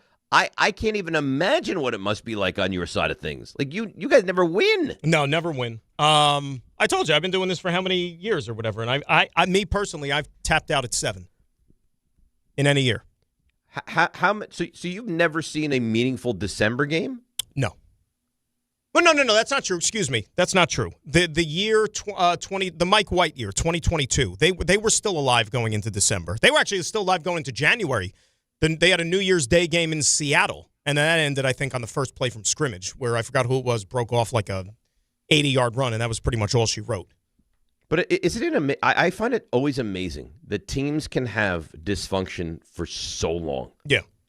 I mean, the Giants have been dysfunctional outside of one blip here or there for a decade, picking second, picking fourth, picking fifth, picking seventh, just littered, 3-1, just littered. The Jets take a quarterback, another quarterback. Do you know how difficult it is to be this bad for this long? I saw something on the worldwide internet earlier this week, and I should have pegged it or whatever, and I was going to send it to Ray or something. Somebody posted a graphic where worst record in the NFL since 2016. No, I saw this. You saw this? It's Giants followed by Jets? It's 2016. It's like Giants. Worse since 2017, the Giants. Worse since 2018, the Jets. Worse since 2019, the Jets. Worse since 2020, the Giants. It's Jets, Giants, interchanged in each year if you play that game. It's unbelievable. Cleveland now is a free pass that they're out of that conversation.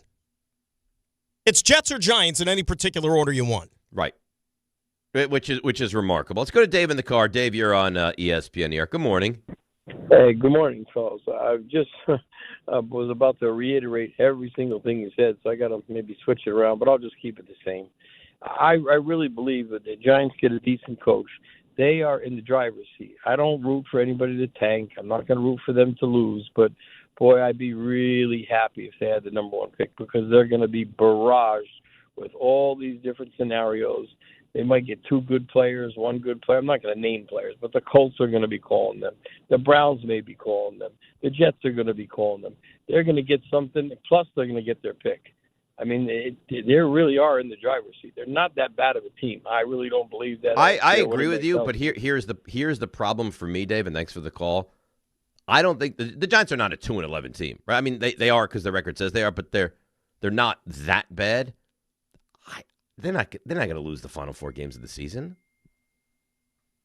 right? I think back to, remember when they beat the Eagles on that Thursday night?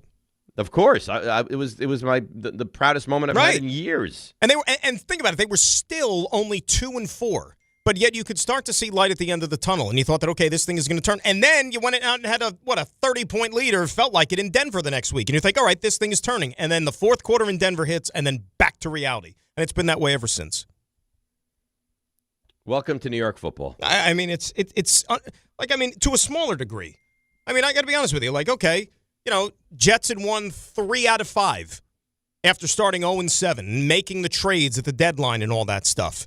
Going into that game last week, you're thinking, all right, Dolphins coming in, they're not a juggernaut by any stretch. That's a winnable game. They're playing hard.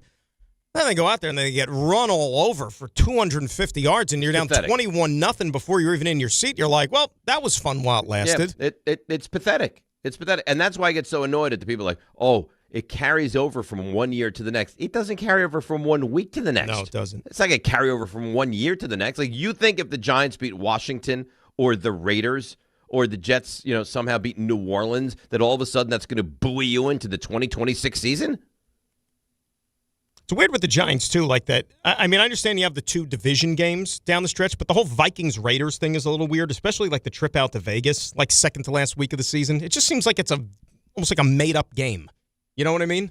Because like Giants-Raiders don't play each other. The problem is that I don't think they beat the Cowboys, especially if the Cowboys need that game, but the Cowboys are just better right now. I mean, that place is, let's be real. Ray, are you going? Fans. Are you definitely going? Like that place is going to be all Cowboy fans. Yeah. Well, unless the Cowboys don't need it. Right, if the Cowboys are still mathematically alive, if the Cowboys don't need it, if there's something to play for, I'm considering it. I'm not locked into that. Can I ask you a question? Yeah, I like questions. We talked about the coaching thing because this, again, also, like I was talking about this yesterday. How do you, as a Giants fan, feel about the candidacy of Mike McCarthy for your football team? I feel okay about it. Yeah, and you should. I don't hate it. Like people are so quick to throw cold water on Mike McCarthy. Like, oh, it's an uninspired hire. Sees everything. I mean, okay, so he didn't go deep in the playoffs as the Cowboys coach. He won 12 games 3 straight years. The other 2 years, he lost his quarterback for an extended period of time. The guy's got a Super Bowl ring with the Green Bay Packers. Like, how do you, as a Giant fan, who've been one of the 2 worst teams in football over the last decade, look at anybody with that type of resume? The people that say they don't want Mike McCarthy. Right. Like, how can any Giant fan look at that, a guy who has winning on his resume, and say, nah, that's not for us? I couldn't agree with you more. Like, it's insane to me. He never gets you over the top. That's why, well, can I get close to the top before I worry about getting over the top? But you know what's great? He can't get you over the top, but then in the next breath they say, we want Mike Tomlin if the Steelers get rid of him. You mean the guy who lost to Mike McCarthy in the Super Bowl? That guy? Yeah, that guy. Let's take a break, come back. This is good NFL talk. We'll continue this. We've got the Raanan Cimini combination. We go around the league. It's very busy from here on out. It's DNR with you, ESPN New York. Listen up, football.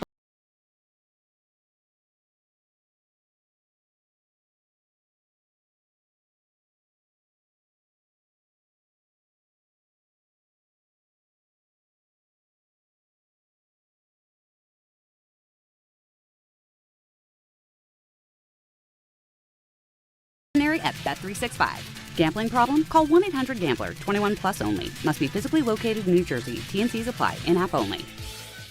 At Uline, they know firsthand the road to success is an uphill climb.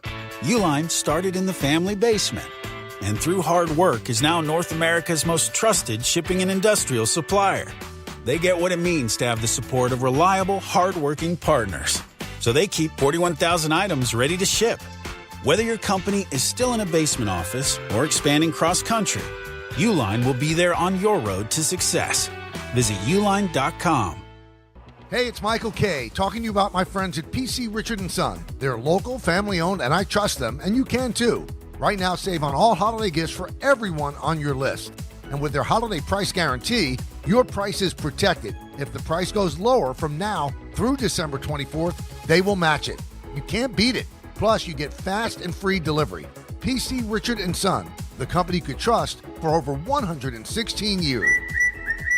Free delivery excludes Manhattan. The Hess Truck's back and it's better than ever. Roaring engines this year. Hess race cars are here. The Hess stock car racers are loaded with lights, sounds, and a powerful racing motor. Only at HessToyTruck.com. Free shipping and batteries included. Hey, New York and New Jersey. Commitment issues? No problem. Now you can get unlimited talk, text, and data for $25 a month forever, as in for life. Switch now at BoostMobile.com. After 30 gigabytes, you may experience slower speeds. Pay $25 a month as long as you stay on the Boost Mobile Unlimited plan. We all hear the radio ads about the IRS. They tell you to be afraid, to be scared, and they try to frighten you into calling. I'm not here to do that. Tax Relief Advocates is different. TRA is here to tell you that if you owe money to the IRS, whether it's $5,000, $50,000, or $500,000, we have a solution. It doesn't matter if you're sitting in your car, at work, or with your kids. No matter where you are, call now. 800-575-6759. Don't lose hope. TRA can eliminate or reduce what you owe to the IRS. Generous programs are now available that can give you a fresh start. Our passion is taxes and helping individuals fix their IRS problems. We have over 1,000 5-star reviews on Google and an A+ with the Better Business Bureau. You don't need to be afraid of the IRS any longer. End your tax nightmare today by visiting us online at TRA.com or call 800-575-6759. That's 800-575-6759. Tax Relief Advocates. Real solutions for real people. Empower. Tim collects bobbleheads. A lot of bobbleheads. Baseball bobbleheads, race car bobbleheads, little chihuahua bobbleheads. He's got an entire room strictly for bobbleheads. Does he need them? No. Is his wife mad about it? A little. But Tim works with Empower, and he got good at money, so he can be a little bad. Ooh, horse bobblehead. Classy, Tim. Empower. Invest well, live a little. Start today at Empower.com. This college football moment is brought to you by ServPro. College football teams have moments they recovered from and made it like it never even happened. Like on September 24, 2016, when Tulsa found themselves down 31-0 to Fresno State. With 10 minutes left in the second quarter, Tulsa fought back to tie the game at 41. And then won 48-41 in double overtime. ServPro. Like it never even happened.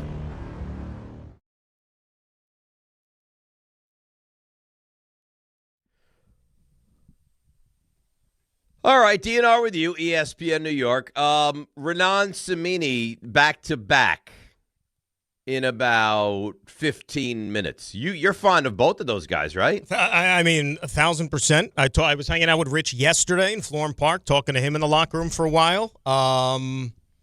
Because he had on his weekly podcast this week, he had former Jet, now basically in the last 30 years, Jaguar institution, Jeff Lageman. You remember him, right?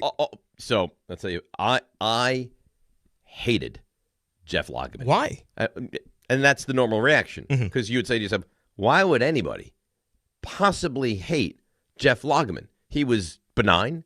He was harmless. He was a pretty good player, right? So I think it's a great question. I'll tell you why. Because I went to school, high school, with the most annoying Jets fan in the history of the world. Wow. And I'll tell you what he used to do and say, and you're like, wow, that is ridiculous and annoying. And he used to say all the time, Jeff Lageman is just one small notch below Lawrence Taylor. Because he wore number 56? Yeah, and he wore 50. He's like, so he basically is the Jets' Lawrence Taylor. I'm like, he's nowhere near Lawrence Taylor. 1991, he had 10 sacks, so he had a double-digit sack season. It looked like he was really coming into his own. He was a good player. And then the next year in 92, in week 2, he tore his ACL in Pittsburgh trying to sack Neil O'Donnell and was out for the season, and that stunk for him. He was a nice player. He was their best pass rusher during those early 90s Bruce Coslett / Pete Carroll teams, and then after 94, when they fired Carroll and brought in Kotite, he was one of the many veterans who got a get-out-of-jail-free card and went to greener pastures. And so would I ever compare him to, in my estimation, the greatest player in football history? No, of course not. In football history, no. So anyway, to make a long story short, so I saw Rich had Logs on his podcast this week previewing the game, and we are having Lageman on the pregame show on Sunday to get the Jaguar perspective. And we usually talk to Jeff whenever we play the Jaguars, so he's a great guy. So I'm not of this knowledge, and you probably how can you know this? What does Jeff Lageman do? Is he like the color analyst on the team? he does Jaguars radio. He's the analyst, but he's become like an institution because he was part of the expansion Jaguars. in 95. Like, he was on the team, and he's basically, like, made that his home, and he's been a part of the organization for 30 years now. Isn't it amazing to think that they Carolina, too, right? They both came in 95 and both made the championship games in 96? Panthers' first ever win in franchise history was against the Jets. Yeah, that's right. What was that? The Sam Mills interception game, wasn't Bubby Brister shovel pass, my friend. And that was when they were playing their home games that year at Clemson. In South Carolina, right? Yeah. So Mike Tannenbaum, you know him, right? He used to be a part of the Jets, yeah. He did used to be a part of the Jets, and now he helped the Jets find their current head coach. He was on DHR yesterday, and he tried to give some realistic quarterback options for the Jets. I think you got to be realistic. Like, I think Kirk Cousins is a player you have to look at. Not ideal, but he's somebody. After that, there's probably a lot more question marks. You got to look into Kyler Murray, for example, but, he's been hurt, and you got to see, is he willing to, renegotiate his contract? But obviously he has great upside. I think you really need to do both. I think you need to acquire a veteran that you have a chance to win with and draft somebody. And until you have a quarterback, and candidly, maybe even keep three, because you're looking at what happened with the Colts, for all the things that you could question about the Giants, Wilson, Winston, and Jackson Dart, I thought made sense. So if I'm the Jets, I'm looking at all avenues and probably pursuing more than one. All right, so you're going to pursue all avenues. He didn't even mention Joe Burrow. Don't even. I mean, first of all, he did mention a name which is a complete non-starter, and I'm not even going to. Kyler Murray. Oh my gosh. Yeah, I totally agree with you. I don't want to disparage anybody else, but take whatever name you want. I'd rather have that guy as the starting quarterback than Kyler Murray. Yeah, I would. And they're not bringing him in here. There's no way. You can't. There's no way. And plus, if you're going to draft a young quarterback, then Kyler Murray's not like a 4-game starter. No. Kyler Murray's a guy that you would hand the reins of the organization over to for at least a year. No, I don't think he's good. Talk about another guy who's not exactly the epitome of durability either. No, I don't want any part of him. Now, I will say this, and I don't want Kirk Cousins as the Jets' next quarterback, but he has gotten better as this season has gone on. Remember, that's not the no.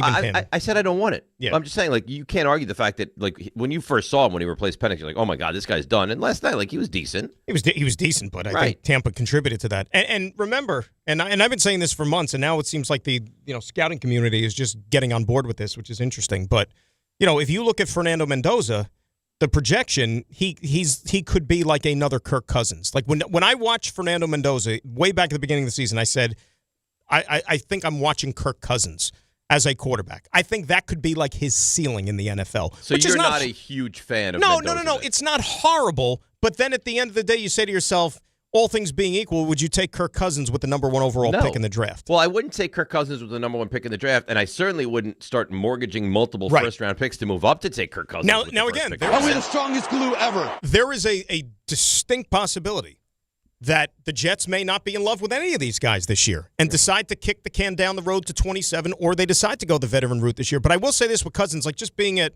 the stadium and talking to different people in and around the league and scouts and whatnot, out of this current crop of quarterbacks for the 26th draft, the consensus is that Mendoza will be, what's the word that they like to use? The safest pick. Doesn't mean he's going to be great. His floor is the highest? Correct. Meaning he will get the most out of his God-given ability on the next level. Like he's got the acumen. He'll be a tireless worker. He's very smart, too. Absolutely. So, he'll get the most out of his talent. Now, that doesn't mean it's going to be all-pro, Super Bowl MVP, but he will not leave anything to chance. He's not going to be like a woulda, coulda, shoulda guy. Right. But you just don't know if it's going to be good enough. Every ounce of everything from him, and he's not going to, be out clubbing all night. Correct. He's not going to not know the game plan and the playbook and all those kind of things.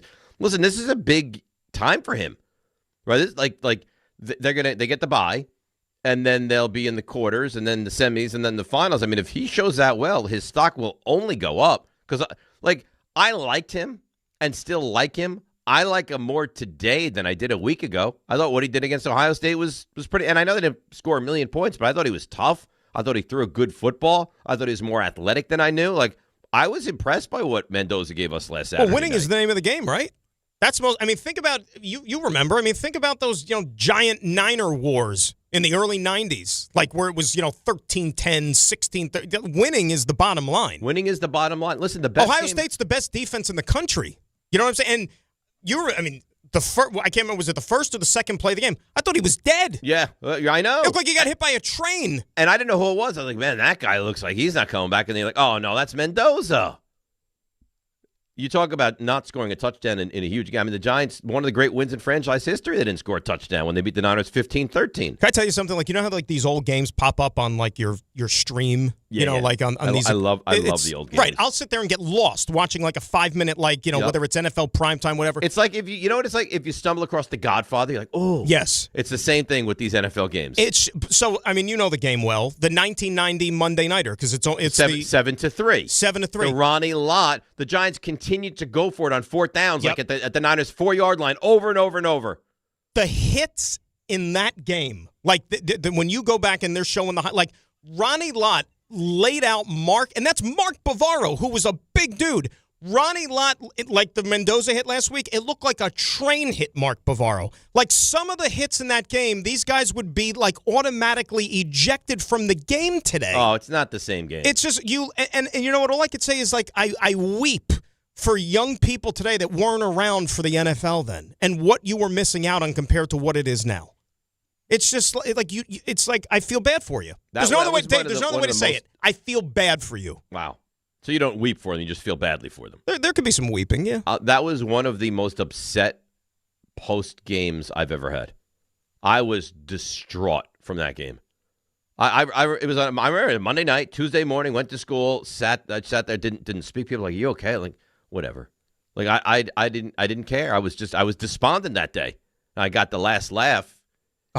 What a last laugh. Oh, think about the way it all unfolded. Oh my gosh. I mean, I that was for my best money game I've ever seen. Yeah, for my NFC money. Championship game. And you may feel different. I mean, it sounds like you're on the same page. Even though like it wasn't the Super Bowl, to me, that was almost like the greatest win that you'll ever have as a fan. Because that was a three-peat. It was a three-peat. It was, yeah. I mean, that was the radio call right after, right? It's over for the three-peats. It's over for the three-peats. Oh, what a game. With a backup quarterback. What'd you say? With a backup quarterback. Right, with a backup quarterback. And you didn't score a touchdown in the game. Mm-mm. Oh, what a great, boy, to be a fan then. And again, obviously I had no dog in the fight, but it was just, and remember, there was no 2 weeks between the Super Bowl. You got that in Super Bowl 25 in back-to-back weeks. That was the Whitney Houston anthem as well. And then you beat the Bills 20-19. And I know what you did in 2007, like the game in Green Bay and the championship game in the frigid cold, and then you beat the undefeated Patriots. Like those are two great back-to-back wins as a Giant fan. Yep. To me, nothing will ever top 1990,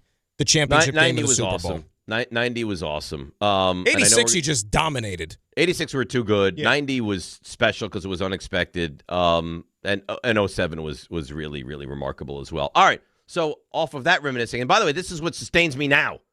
Like I have no food and I have no shelter and I have no warmth, but it's the warmth and the berries from 86 and 90 that sustain me this day and age. Let's take a break. We'll come back and now it gets wild. Now it gets wild. Now we go Raanan, Cimini, Around the League, Frenzy, Mets, Stuff You Missed, NFL Picks, Plays of the Week. Keep the dings coming. It's DNR with you, ESPN New York. John Ryan. Yeah, Dad. I think I came up with a killer slogan for our law firm. D'Agostino and Associates, bite back. Bite back? Yeah. When someone hurts you, you bite back. We'll be the law firm that bites back. Dad, that's brilliant. Accident victims, call D'Agostino and Associates and bite back. Hey, we could even put a big vicious dog on billboards everywhere. Yeah, and Rottweilers on buses. Hey, how about a toll-free number? What are you thinking? You know, like 1-800-BITE-BACK. 1-800-BITE-BACK. That's brilliant. But what if people hear fight back? Easy. I'll spell it out for them, like 1-800-BITE. Back. 1-800-BITE-BACK. That's 1-800-248-3222. Love it. Hey, Dad. Yeah? All this talk about biting back got me hungry. Me too. Want to grab lunch? Sure. Hey, how about a jingle? You mean like D'Agostino, law, bite back? Listen up, New York. It's football season, and you should be out there enjoying every play, every tailgate, every moment. But if you're dealing with neck pain, back pain, joint pain, or sciatica, even getting off the couch can feel like a challenge. That's where Dr. Jay Shaw at Sandwell Pain comes in. He's one of New Jersey's top pain specialists, Ivy League trained, double board certified, and dedicated to getting you back in the game. Here's the difference. No surgery, no scars, no long recovery, no pain medication. Just precise, non-surgical, image-guided procedures that get real results. Dr. Shaw treats everything from neck pain, back pain, migraines, nerve pain, and chronic joint pain. And he builds a custom game plan that's right for you. Same-day or next-day appointments are available with offices in Woodbridge, Livingston, and Inglewood. And yes, most major insurances are accepted. So don't let pain keep you on the sidelines this season. Go to SandwellPain.com to call, text, or book online. Relief is closer than you think, and it starts today. Who knew caffeine could taste this good? With 5-Hour Energy Shots, caffeine just got a serious flavor upgrade. We're talking big flavor, from watermelon to strawberry, banana to sour apple, packed into a tiny 2-ounce bottle. You'll get as much caffeine as a 12-ounce premium cup of coffee with 0 sugar and 0 crash. And with 17 bold flavors to choose from, there's a shot for every mood. Find your favorite flavor in-store today or grab a variety pack online at 5hourenergy.com or on Amazon and give your caffeine a flavor upgrade. Your ambition just met its match with Robinhood. Trade stocks and ETFs, options, futures, and crypto all on one platform. Get started today at Robinhood.com/yourmoney. Your money, your move. All investments involve risk, including loss of principal. Options, futures, and crypto trading carry significant risk and may not suit all investors. Securities offered through Robinhood Financial LLC, member SIPC. Futures trading is offered by Robinhood Derivatives LLC, not FDIC or SIPC protected. Crypto offered through Robinhood Crypto LLC, NMLS ID 1702840, not FDIC or SIPC protected. Portfolio management offered by Robinhood Strategies, an SEC registered advisor. Actual price will depend on product and subscription plan. Featured products are compounded drug products, which the FDA does not approve or verify for safety, effectiveness, or quality. Prescription products require an online consultation with a healthcare provider who will determine if appropriate. See website for details, restrictions, and important safety information. Want a boost in and out of the bedroom? Hims has you covered. Introducing a new 2-in-1 approach to level up your game. Tadalafil for better bedroom performance and zinc for testosterone support. Put it all together and you've got what you need to turn things all the way up. Getting started is simple. Just go to hims.com/joy to start your free online visit. Through Hims, you can access ED treatments including pills, chews, and more. 100% online. No office visits, no pharmacy lines. Just fill out a simple intake form and a licensed medical provider will determine if treatment's right for you. If prescribed, it ships free and discreetly to your door. Find affordable treatment options at up to 95% less than brand names at hims.com/joy. That's hims.com/joy, HIMS.com/JOY. You live for this. The wins, the losses, the slam dunks, and the buzzer beaters. The dream that this is your team's year. Hope. It's what keeps you coming back. So you represent with anticipation and with pride. Because when everything's on the line, your support means everything. That's why the NBA Store is here to support you. Check out the largest selection of official NBA gear at NBAstore.com. A Fanatics experience.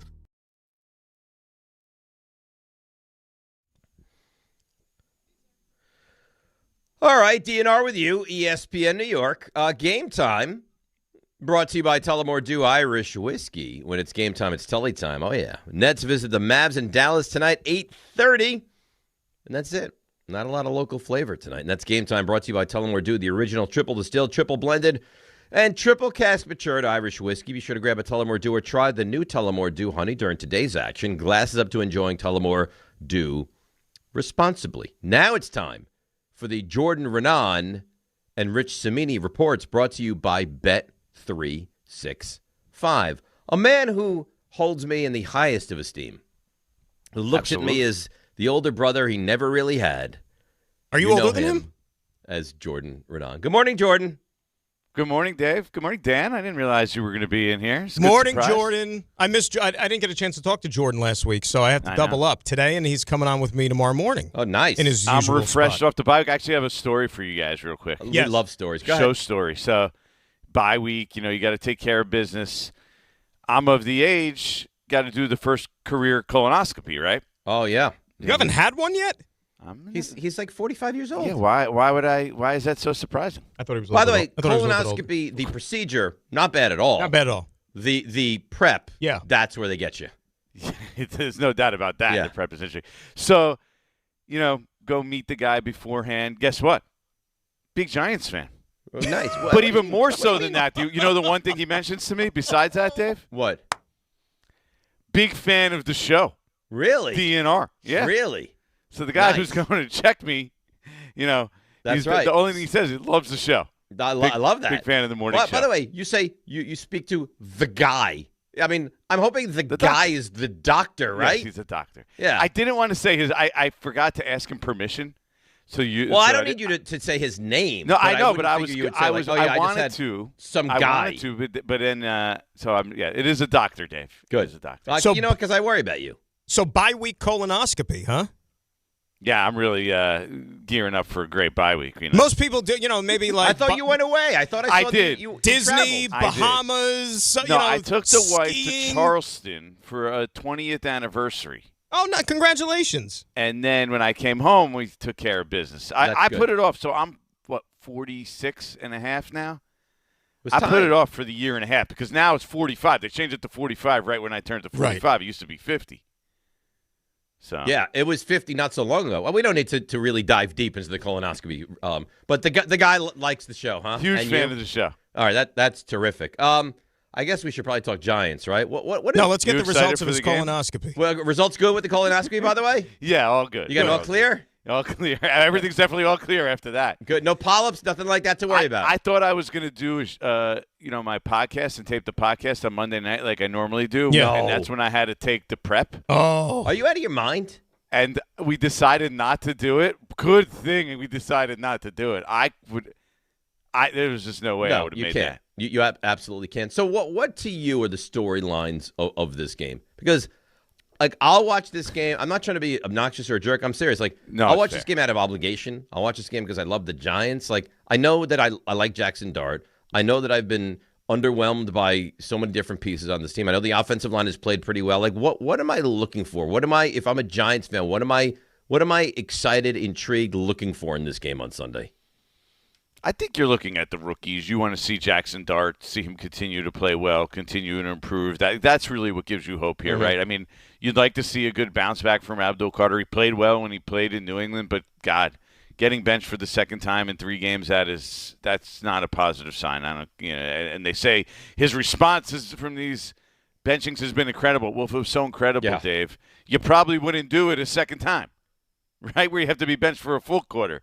So until we see A, him on the field, and B, the results of him on the field, it's going to be hard to believe. But I think you want to see that. You want to see his growth. You want to see. You're hoping it clicks for him because, dude, remember he was actually the higher draft pick. He's the number 3 pick in the draft.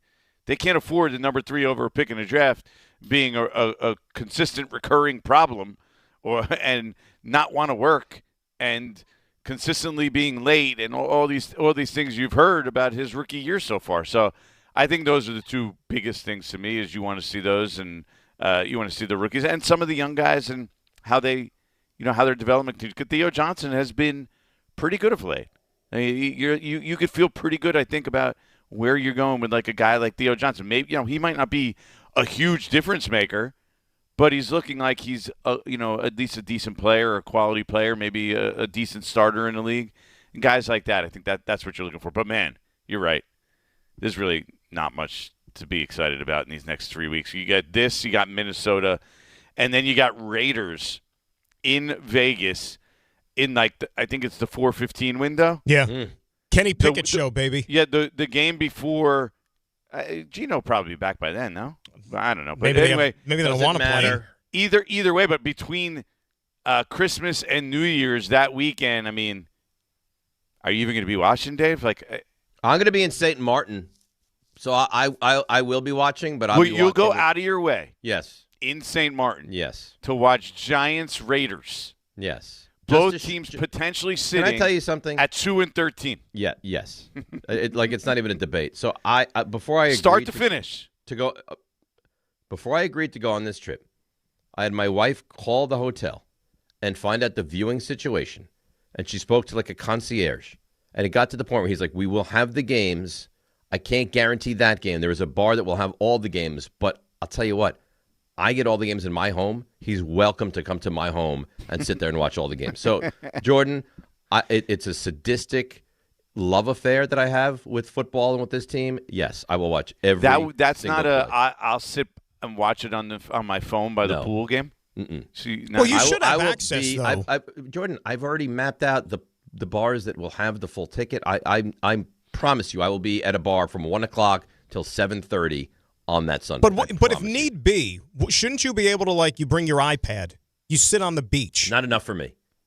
And you could be able to have the 4-box thing, watching it all there. I want to watch every game. I don't want to be. I don't want bikini clad women walking by distracting me. I don't want any of that. I want to be in a place where I can watch football. You mean they're not going to be at the bar too, watching football? One of the few men on this station who doesn't want bikini clad women walking by him. Not in that time. No, I'm not looking for that at that. And Jordan, imagine if by the time you get to week 17, what if the majority of the spots are all claimed and a lot of the games are irrelevant? Stranger things have happened. I mean, if anything, you're going to be. It's like the loser of that game could get the top pick. It's going to be a very meaningful football game. Could you imagine if the Giants somehow lose the next 2 games? How important that game against the Raiders will be? Yeah. You root for them to lose in that spot? I'm rooting for them to lose every game now, yes. Hopefully I can make it home. You can legit, when you sit down, I know it's easy to say lose, but I feel like once you sit down, you could really root for your team to lose. I mean, I could bring the guy, RJ Ray. Do I root for my team to lose? You've done it. You've done it. I mean, you've definitely done it before. I do it every week. Yeah, let's not act like this is not a thing. No, I mean, for Jordan, for a couple reasons now. It's not only I want the number 1 pick, absolutely, and I mean, how delicious would it be to get the number 1 pick, have Mendoza continue to play well? Team has to now pay you through the nose to go and get that. So that's one. And secondarily, I don't want Joe Shane back. And God forbid they go 3-1 and they wind up with the 11th pick, and now Joe Shane is back. So it's twofold of why I'm rooting against the Giants right now.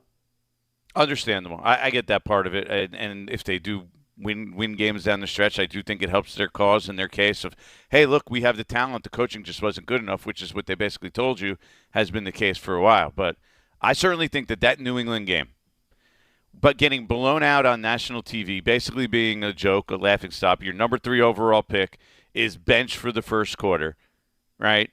You get blown out of the game. You're not even competitive. Give up 30 points and a half. Yeah, everybody turned the game off at halftime.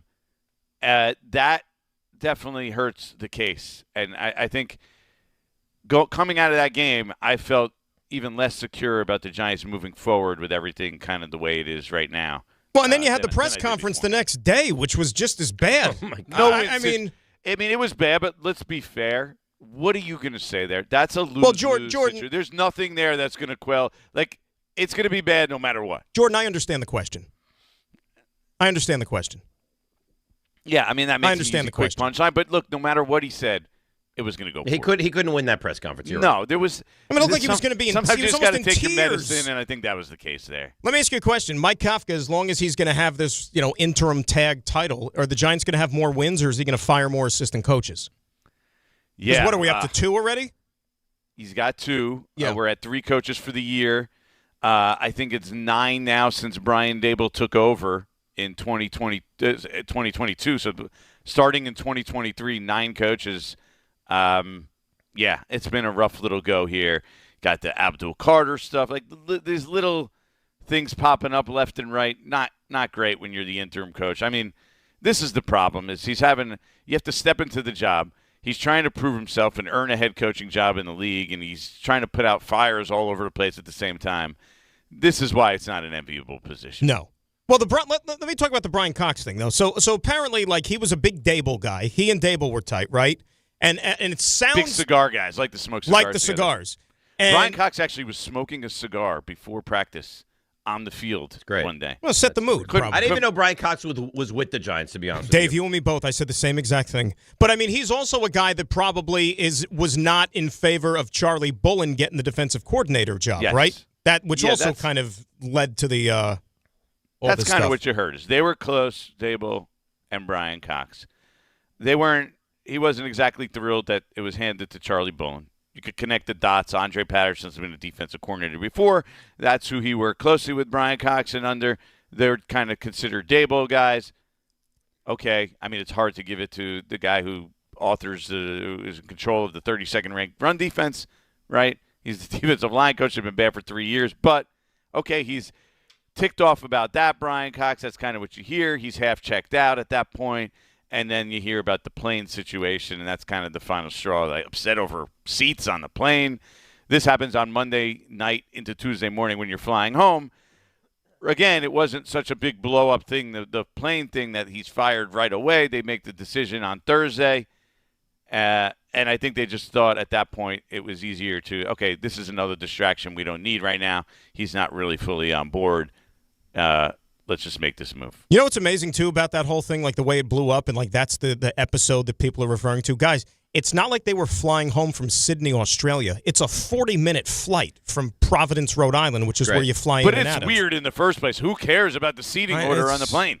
You know what? When you're dysfunctional all the way through, Jordan. All the way through. Because like the plane is a problem now. I mean, the things that have happened to this team over the last couple of years, I mean, just the whole Dable and Wink stuff, Joe Shane on the headsets. You got Abdul Carter not showing up to meetings. You've got, just stuff going on. Saquon, you're on Hard Knocks. You look ridiculous. The Eagles win the Super Bowl. The whole thing. You name it. Unbelievable. From soup to nuts. You name it. All right. So let me ask you this. Mm-hmm. I saw a report Marcus Freeman is going to be the guy. Now, he's the betting favorite. And Jeff Hafley, he's going to be the guy. Are these all just they're throwing at the wall, seeing what sticks? Like, is there any legitimacy to any of these things? Where are we with this next coach? Are we anywhere right now? There hasn't been an interview. How can we be that far down the line? And first of all, the betting favorite stuff. I don't know why people get all excited about that when it comes to the coach. Like, they haven't had interviews yet. We have to concede. I mean, even if you know nothing about the process, the interview is important, right? Like, can we really tell who's going to be the coach before they go through interviews? Yes, I expect Jeff Hafley to be on the list of candidates. Yes, Marcus Freeman is a guy who has very important contacts and fans inside the building. Tim McDonald, who is part of ownership, who's part of the front office, worked at Notre Dame. This isn't a secret. He has very close ties to Notre Dame. By the way, the Maras have very close ties to where? Boston College. Okay? And so I think Hafley was the head coach there, yeah. Jeff Hafley was the head coach there. Chris Snee's in the front office. He worked under Jeff Hafley at Boston College up until he's a Jersey guy. A few years back. He's a Jersey guy. He's been a head coach. He's a coordinator having some success. Like, it's just a lot of connecting the dots. So, yes, I expect those to be among the options. We'll see what happens with Marcus Freeman because he's kind of the first shoe to drop here. Because college, there's nothing that prohibits him from going through the process if he's really going to be involved now, right? And he'll leave, and now doesn't with the new contract, Notre Dame has like an automatic pass basically into the playoff next year after all the crying and complaining that happened a couple of weeks ago? Wah. How about you don't lose 2 games? How about you beat Miami? Even though it's in August, that game will still count. How about that? Yeah. I mean, so, yeah, that's where we're at on the process. The same people we named at the beginning, a lot of these top coordinators, Chris Shula, I think, will be in that mix. So it's all the guys we've heard. It's Clint Kubiak, it's Shula, it's but Jordan, do you think Pierce. that they are like having a big issue over, okay, like we're not going to go the first time route again? Maybe we want somebody with the prior head coaching experience? I think that will give, when you go and sit down in an interview, I think that certainly doesn't hurt that you've been a head coach before and you've led an entire unit. So do I think they're going to completely, rule it out? No, I don't. I don't think they're going to completely rule out anything. I think they're open-minded to a couple things. Do I think they'd rather? Deep down, yeah. You hear, like, this is what they're looking for. They're looking for someone that can command the whole room and, coach a whole team, not just be like, I'm an X's and O's offensive guy. I'll bring in someone else, let him run the defense, and that'll be a completely – or offense is probably even the more important because you got Jackson Dart, right? Right. So, but you get the point. Like, I think it's certainly a benefit, and it'll work in people's favors who have had that experience. Even a Jeff Hafley who has experience in college being a head coach, I think that works in his favor. All right, so Rich Cimini is waiting. Okay. But I just want to ask you before we let you go, what's going to happen on Sunday against Washington? Wow. I know you're going to say they're going to win, and it's going to upset me. The Giants are actually favored, Dave. By 2.5, I know. First time since when? 1977. Allie Sherman roamed the sidelines. Yes. It might seem like it because they haven't won consecutive games since Tommy DeVito was the quarterback. That's insane. Which is crazy to think about. Because I heard people like, they're going to go on a winning streak. Really? No. Yeah, I don't know. Like, to me, this game is a toss-up. I don't know what to expect. the Giants have the better quarterback. I guess that gives them, because Jaden Daniels is not playing. He's injured. And Washington mailed it in last week in Minnesota after that heartbreaking loss on Sunday Night Football to Denver. Yeah, so I don't know. I coin flip. It's hard to even. It's going to be cold. I think wind chill in the teens, so you're going to get to enjoy that. All around the country. That's why you're the best in the business. Who's going to win the game? Response, I don't know. That's look, I'm not a big game picker in the first place. Like, that's not my thing. So, as you've noticed, most of the time I just tell you, I think they'll keep it close, or hey, they'll blow them out. They're going to get blown out. Like, I don't know if I've given you a score yet this year. All right, you're a real pro. You know that. And we're glad you got a clean bill of health, and we'll do this again next Friday. Thank you, Jordan. I look forward to it, guys. Have a great show. He's the best. Bye, Jordan. That is Jordan Raanan. Now we go from the best to, maybe even better. I don't know. To the bester. The bester, the bestest. And that is, of course, Rich Cimini. Good morning, Rich. How are you? Good morning, guys. Good to be with you. I'm not a great game picker either, evidenced by last week's Jets pick over the Dolphins. I couldn't. I realized it. It Rich, took me about 2 minutes show. To realize that wasn't going to go well. We're sitting here on the show, and we make our picks for the week. We pick 3 games, and I loved the Dolphins. Then I asked Rick, who do you think is going to win? And he's like, I think the Jets will win.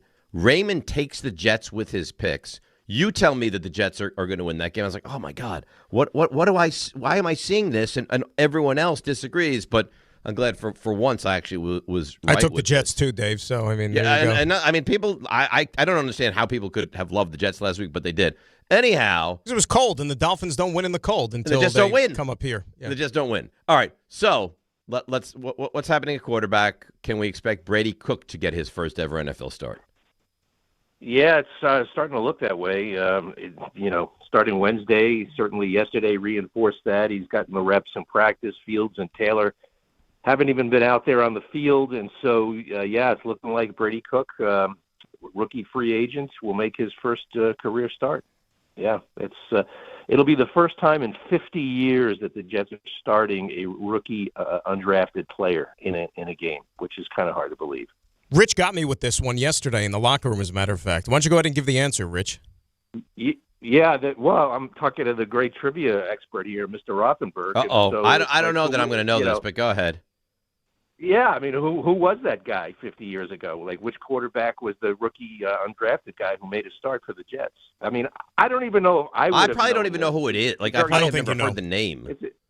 It's an obscure guy. It's J.J. Jones, who started one game in his NFL career. It was almost 50 years to the date. Namath was a little banged up, so they started J.J. Jones. I think it was against the Chargers. He only played a few series, and they put Namath in the game.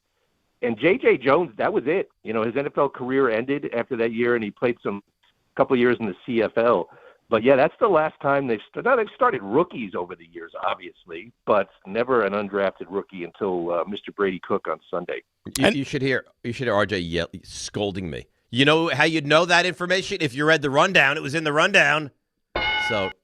Sorry. Well, Rich wrote a nice article about it yesterday too, and if you read the article, that's where I got it from. And I didn't see the article until later last night. But I had talked to Rich in the locker room yesterday, and he grilled me on that one, and I didn't know the name either. That's where I got it, 1975. Wow, so J.J. Jones. Dave's a bad guy on 2 levels. How am I a bad guy on 2 levels?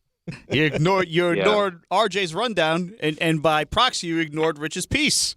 I didn't read the rundown yet because I was talking to RJ. What do you mean yet? What do you mean you halfway through the show you didn't read it yet? Ask Rich a question, would you? Sure. So last week, Rich, obviously, third drive of the game, Brady Cook has to come in because Tyrod Taylor gets hurt. We didn't really even see him get hurt, but he had a groin injury, and this is going to be the Brady Cook show for all intents and purposes. And last week you make the excuse, he got no reps in practice. He was thrown to the wolves, and the performance was kind of what you would expect. I guess now we'll be able to get an honest evaluation because he has gotten all the first-team reps this week. And so now it's sink or swim time for Brady Cook, and there's no excuses about not being prepared. So Jet fans wanted to see what they had in Brady Cook. They're going to get it this week, no? Yeah. Actually, I think Tyrod Taylor may have been hurt on the first play of the game. He got flushed out of the pocket and was running full speed toward the sideline when he threw the ball out of bounds. And you could see him flinch a little bit after. It may have been that play, and he stayed in for 5 more snaps, and they gave way to Cook. So, yeah, he's got a full week of reps, and, of course, he's going on the road now. He's facing a defense that has been taking the ball away at a pretty high clip this year. I think the Jaguars are, second or third in the league in takeaways. The linebacker, Devin Lloyd, by himself has 5 interceptions, which we know is 5 more than the Jets have as a team. So, yeah, I mean, he'll be a little more prepared than he certainly – I mean, that was an impossible situation last week. No reps. You're down 21-0. The crowd the stadium's about half empty, if that, and you get thrown in there in a really tough circumstance. And, look, he admitted he was nervous. The first couple of drives, you could tell that he was throwing fast, short passes. He was throwing the ball 100 miles an hour before he finally settled down. And Tanner Engstrand said yesterday that they actually liked what he did in the second half. Once he settled down, he got into a rhythm. He read went through his progressions, and he didn't get any help from his receivers. They had 5 drops, which, he could have had over 200 yards passing if they caught the ball. So I'm looking for positives, guys, like silver linings, but this is going to be an extraordinary difficult situation for him going in there against Jacksonville. The similarity, too, Rich, you think about last week, obviously Miami knows that you're taking on a quarterback that's not used to playing, so they dared him to throw the ball. They stacked the box. They took away the run game for the Jets. And this Jaguar team coming up, they're number 1 in the NFL in run defense. So if the Jets can't get Breece Hall going on the ground on Sunday, it's going to be the Brady Cook show, and, let's see what he could do. Yeah, I mean, I actually checked the stats. The Dolphins played so many 8-man boxes last week, and so it was difficult for the Jets to run, and I suspect Jacksonville will do the same. Jacksonville's, they're good. Like you said, they're top. They got to get the Jets have to run the ball. Otherwise, there is no chance, and otherwise Brady Cook is going to be under extreme pressure from the Jacksonville rush. I mean, the crowd is going to be into it. They're 9-4. They're leading the division. I mean, this is not like we went down to Jacksonville in past years when they were, out of it, like the Jets. Like last year, both teams were out of it. Turned out to be a wildly entertaining game last year. Devontae Adams went off in the second half. But this time the crowd will be there, and they're into it, and they're playing really well. Trevor Lawrence has had, I think, 3 really good games in a row. The ETN is a terrific back, so it's going to be a tough spot for the Jets. I'm not going to ask you, we'll let you go after this, if the Jets are going to win this game, because I don't think anybody thinks they're going to win this game. Can they keep this game close, or is this going to be similar to what we saw last week? Yeah, I think it might be what we saw last week. The Jaguars are favored, I think, by 13.5, which is the most they've ever been favored in a game in, I think, the last 18 years. And even if the Jets were starting Tyrod Taylor this week, it would be really tough. The roster is depleted. I do think Breece Hall will play. He's been bothered by some knee soreness. He did return to practice yesterday. He was limited. I think Mason Taylor's up in the air for this week. He hasn't practiced this week. So this is going to be a really, really – and then on top of that, you're throwing in a quarterback who's getting his first NFL start. And so I don't think the Jets will keep this close. All right. Well, we're happy to have you. Regardless of what the team looks like, we love talking to you each and every week, Rich. I apologize for bringing the gloom and doom, but this is the season we're stuck with. Again. Why would it be your fault? How about we blame the Jets and the Giants? Why are we blaming the beat reporters? It's not your fault. Yeah, I know. It's just we're reporting what we see and what we hear, and it just hasn't been great. I guess maybe for the next couple of shows we could just talk about the future and what they might do in the off season and stuff like that, because I think Jet fans are kind of they've already checked out on this season and talking draft and so forth. So we can maybe brighten it up next time. We'll turn the page. We'll be very optimistic about the future starting next week. Rich, thanks so much. I'd say enjoy the game, but I don't know if that's possible. We'll talk to you. Well, I'll enjoy the temperature. I think it's going to be 73, so that'll be a welcome change. That's the positive. There you go. It'll be freezing here, so enjoy that, Rich. Yeah. It's awful. Thanks, Rich. All right, guys. Talk to you Rich. next time. All right, and that's Rich Cimini, and that was the Raanan and Cimini Reports brought to you by Bet365. Whatever the moment, never ordinary at Bet365. Also, you're listening to DiPietro and Rothenberg on WHSQ, WCBS FM HD2 in New York. What a depressing time that was, huh? I mean, well, you kind of knew. I mean, those two were delightful. I love those guys, but it's like, Jordan, what do you think happened? I don't know. No, well, I think you have to dive a little bit deeper into the conversation because things are bad with the football team when we sit there and spend anywhere from 2 to 3 minutes and actually get glee out of talking about someone's colonoscopy. Right, and I'm very pleased that it went well. Great. That it's all clear, and that the man likes the show. Not the doctor, but the man likes the show. I was thinking about something else, too, while we were talking about Jordan, to kind of connect the topics. I don't know how you feel about this. Yeah. And I know he's got some time until he's 45. But Abdul Carter better get his act together here in terms of being punctual and not being late, because when he's going to have to do the colonoscopy prep, that's, you got to, every 30 minutes, you got to be drinking that stuff. Yeah, you can't miss. Where are you as far, and we'll get to around the league in just a moment, as far as Abdul Carter? Because I've heard a lot of people this is another Evan Neal. Evan Neal was awful. He's a terrible football player. I think Carter's a terrible football player. I think he needs to work on his game, refine it a little bit. I think he needs to grow up and mature, but I'm not going to sit here and compare it to Evan Neal quite yet. So you mean to tell me that it would have been a little maybe premature to ask for number 56, or it wouldn't have been justified? We mention that occasionally now. Yeah. Could you imagine my gosh, how much worse it would be if this guy was out there decked in 56? Well, I think that's benched. Let's go back and read into it. I think now it shouldn't shock you that these issues are presenting themselves. Right. And now we even had the gall in the first place to ask for 56. I mean, think about it. Okay, you had Abdul Carter ask for number 56 before he even stepped foot on an NFL field. Aaron Rodgers, who is say what you want, top whatever quarterback in NFL history, 4-time MVP, accomplished everything there is to accomplish in this league. When he came over to the Jets, he even knew better.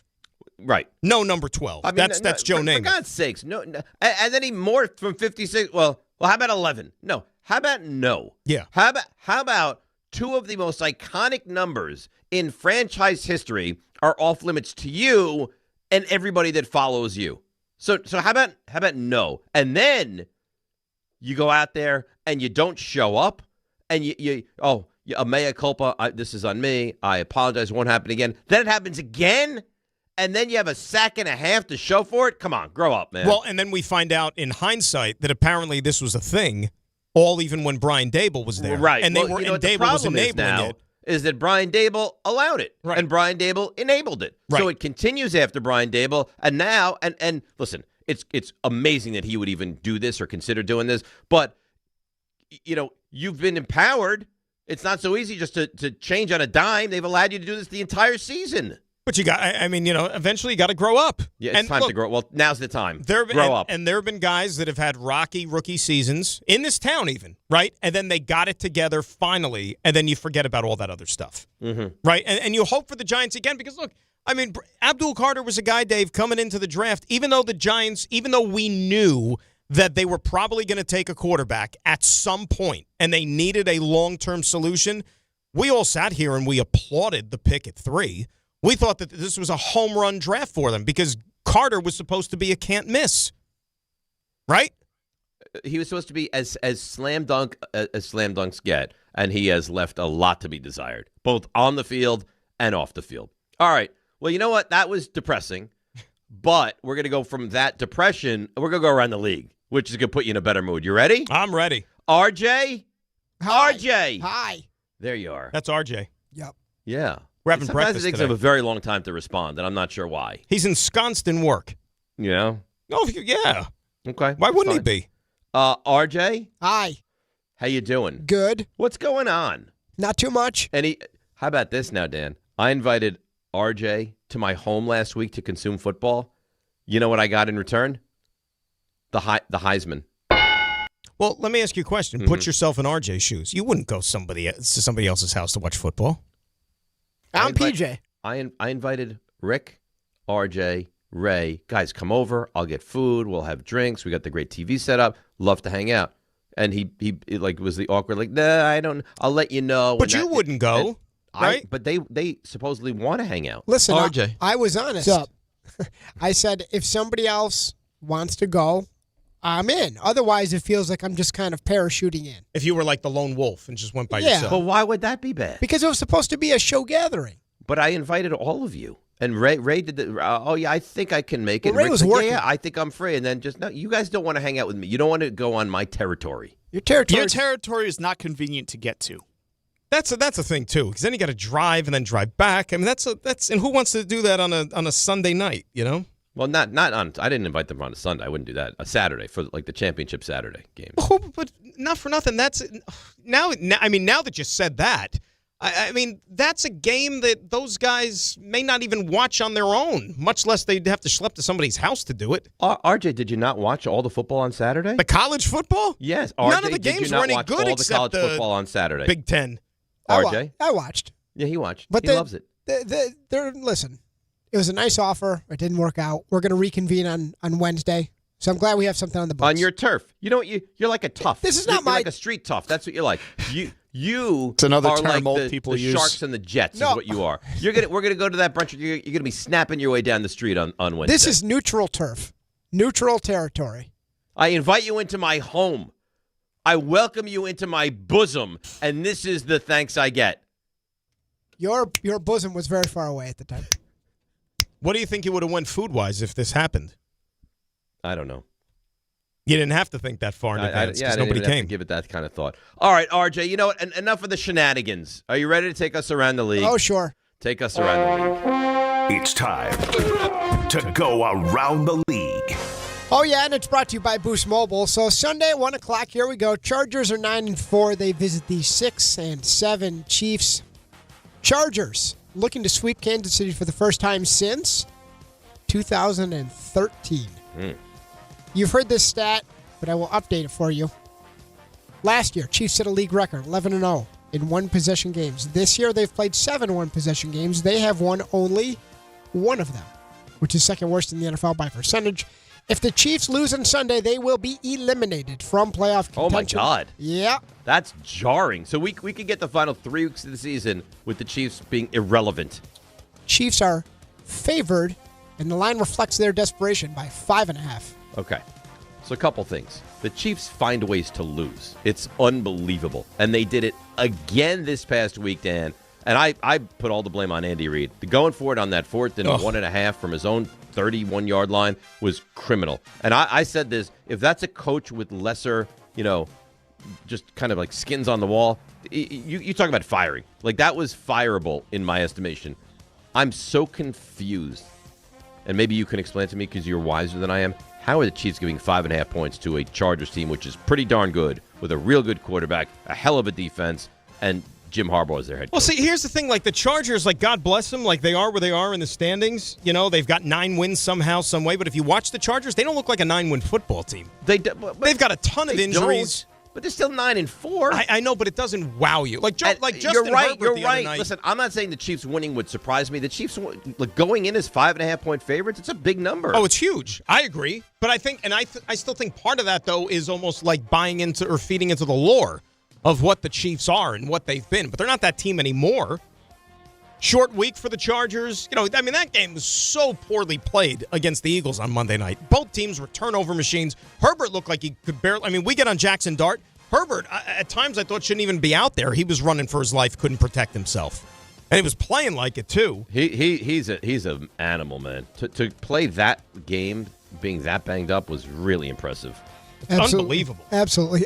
Bills. If it's the Patriots, another good game. It's a good game. It absolutely is. New England already took a game off the Bills this One season. seed in New York. That's a problem. With a win, the Patriots would wrap up the AFC East. Drake May, one of 8 quarterbacks since 1950, to win 10 straight games at some point during his first 2 seasons of his career. Buffalo, another interesting line on the road, favored by 1.5.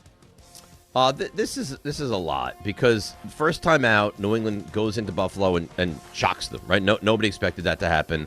And it still feels like there's a lot of people around the league that look at this New England team and don't believe. This, to me, Dan, would be a mightily impressive win. I don't know that they get it, and I think this is important for Buffalo as well, because think about this for Buffalo. We're talking about Kansas City being eliminated. Baltimore is a shell of themselves and may not get in.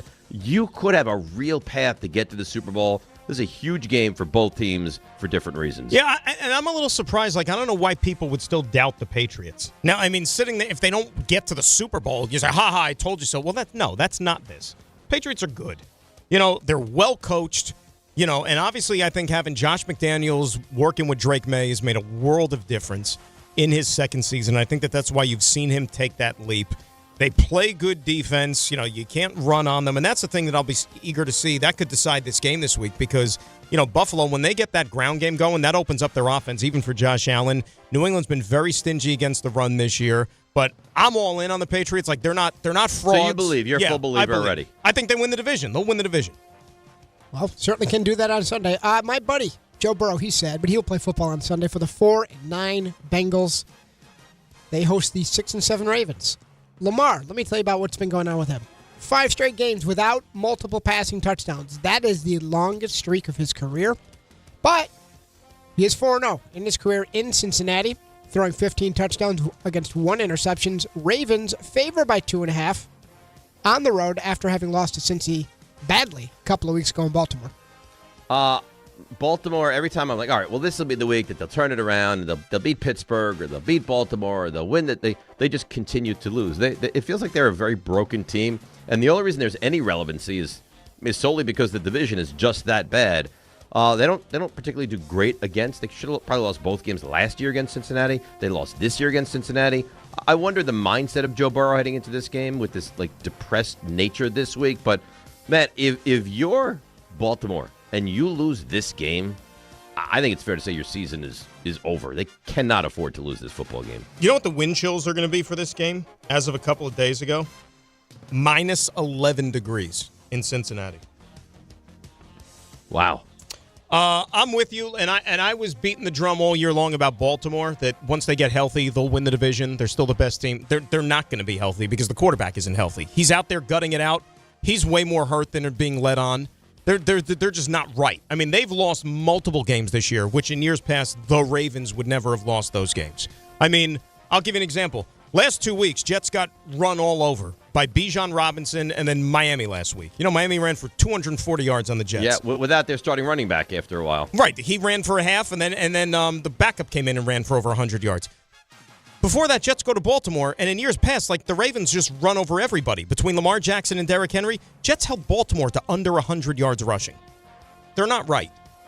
They're not right. I like the weather talk. So I'm going to transition to the Bears. It's freezing all over. You're going to go to Bears Browns, right? Yep. Yeah. Oh, my God. So Bears have 9 wins. They host the Browns, who are bad. They have 3. But they've picked up a little steam. They're at least more interesting with Shedeur Sanders. Bears are averaging 152 rushing yards per game, which is second in the league behind the Bills. Sunday's weather forecast, a high of 10. Oh.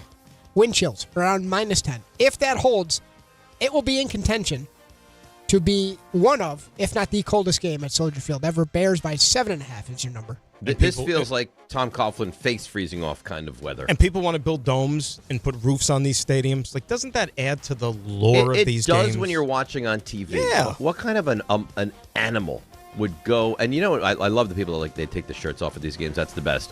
Here's the thing, though. Chicago, they should win this game. If they are remotely who we think they might be and who they think they are, they need to win this game and win it soundly. Cleveland's defense is good. You can run the football on them.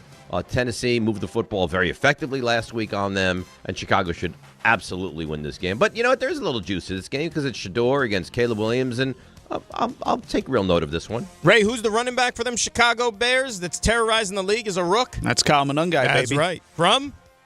RU. That's it. We're going to breeze past this one. Texans are 8-5, hosting the 3-10 Cards. I'll leave you with an interesting stat here. So Sunday's a battle of the top-ranked defense and top-ranked quarterbacks since Week 6. If I told you that, maybe the defensive part, but you probably wouldn't land on Jacoby Brissett.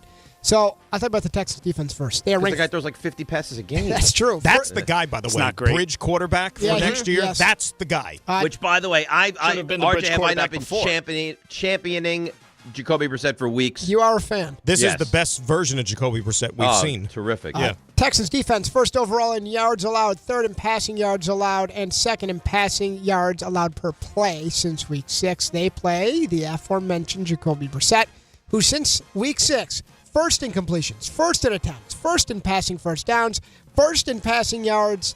Houston's favored by 9.5, having said all of that. You said we're breezing past that game. Yeah, we spent some time on it. That wasn't a breeze pass. I'll just tell you this. Trey McBride is sensational. He's very good at football. And I'll leave it at that. That's nice. Eagles looking to get back on track. They've been bad. Apparently they got rid of what's their locker room? Bunny? The bunny. It's gone. It's gone.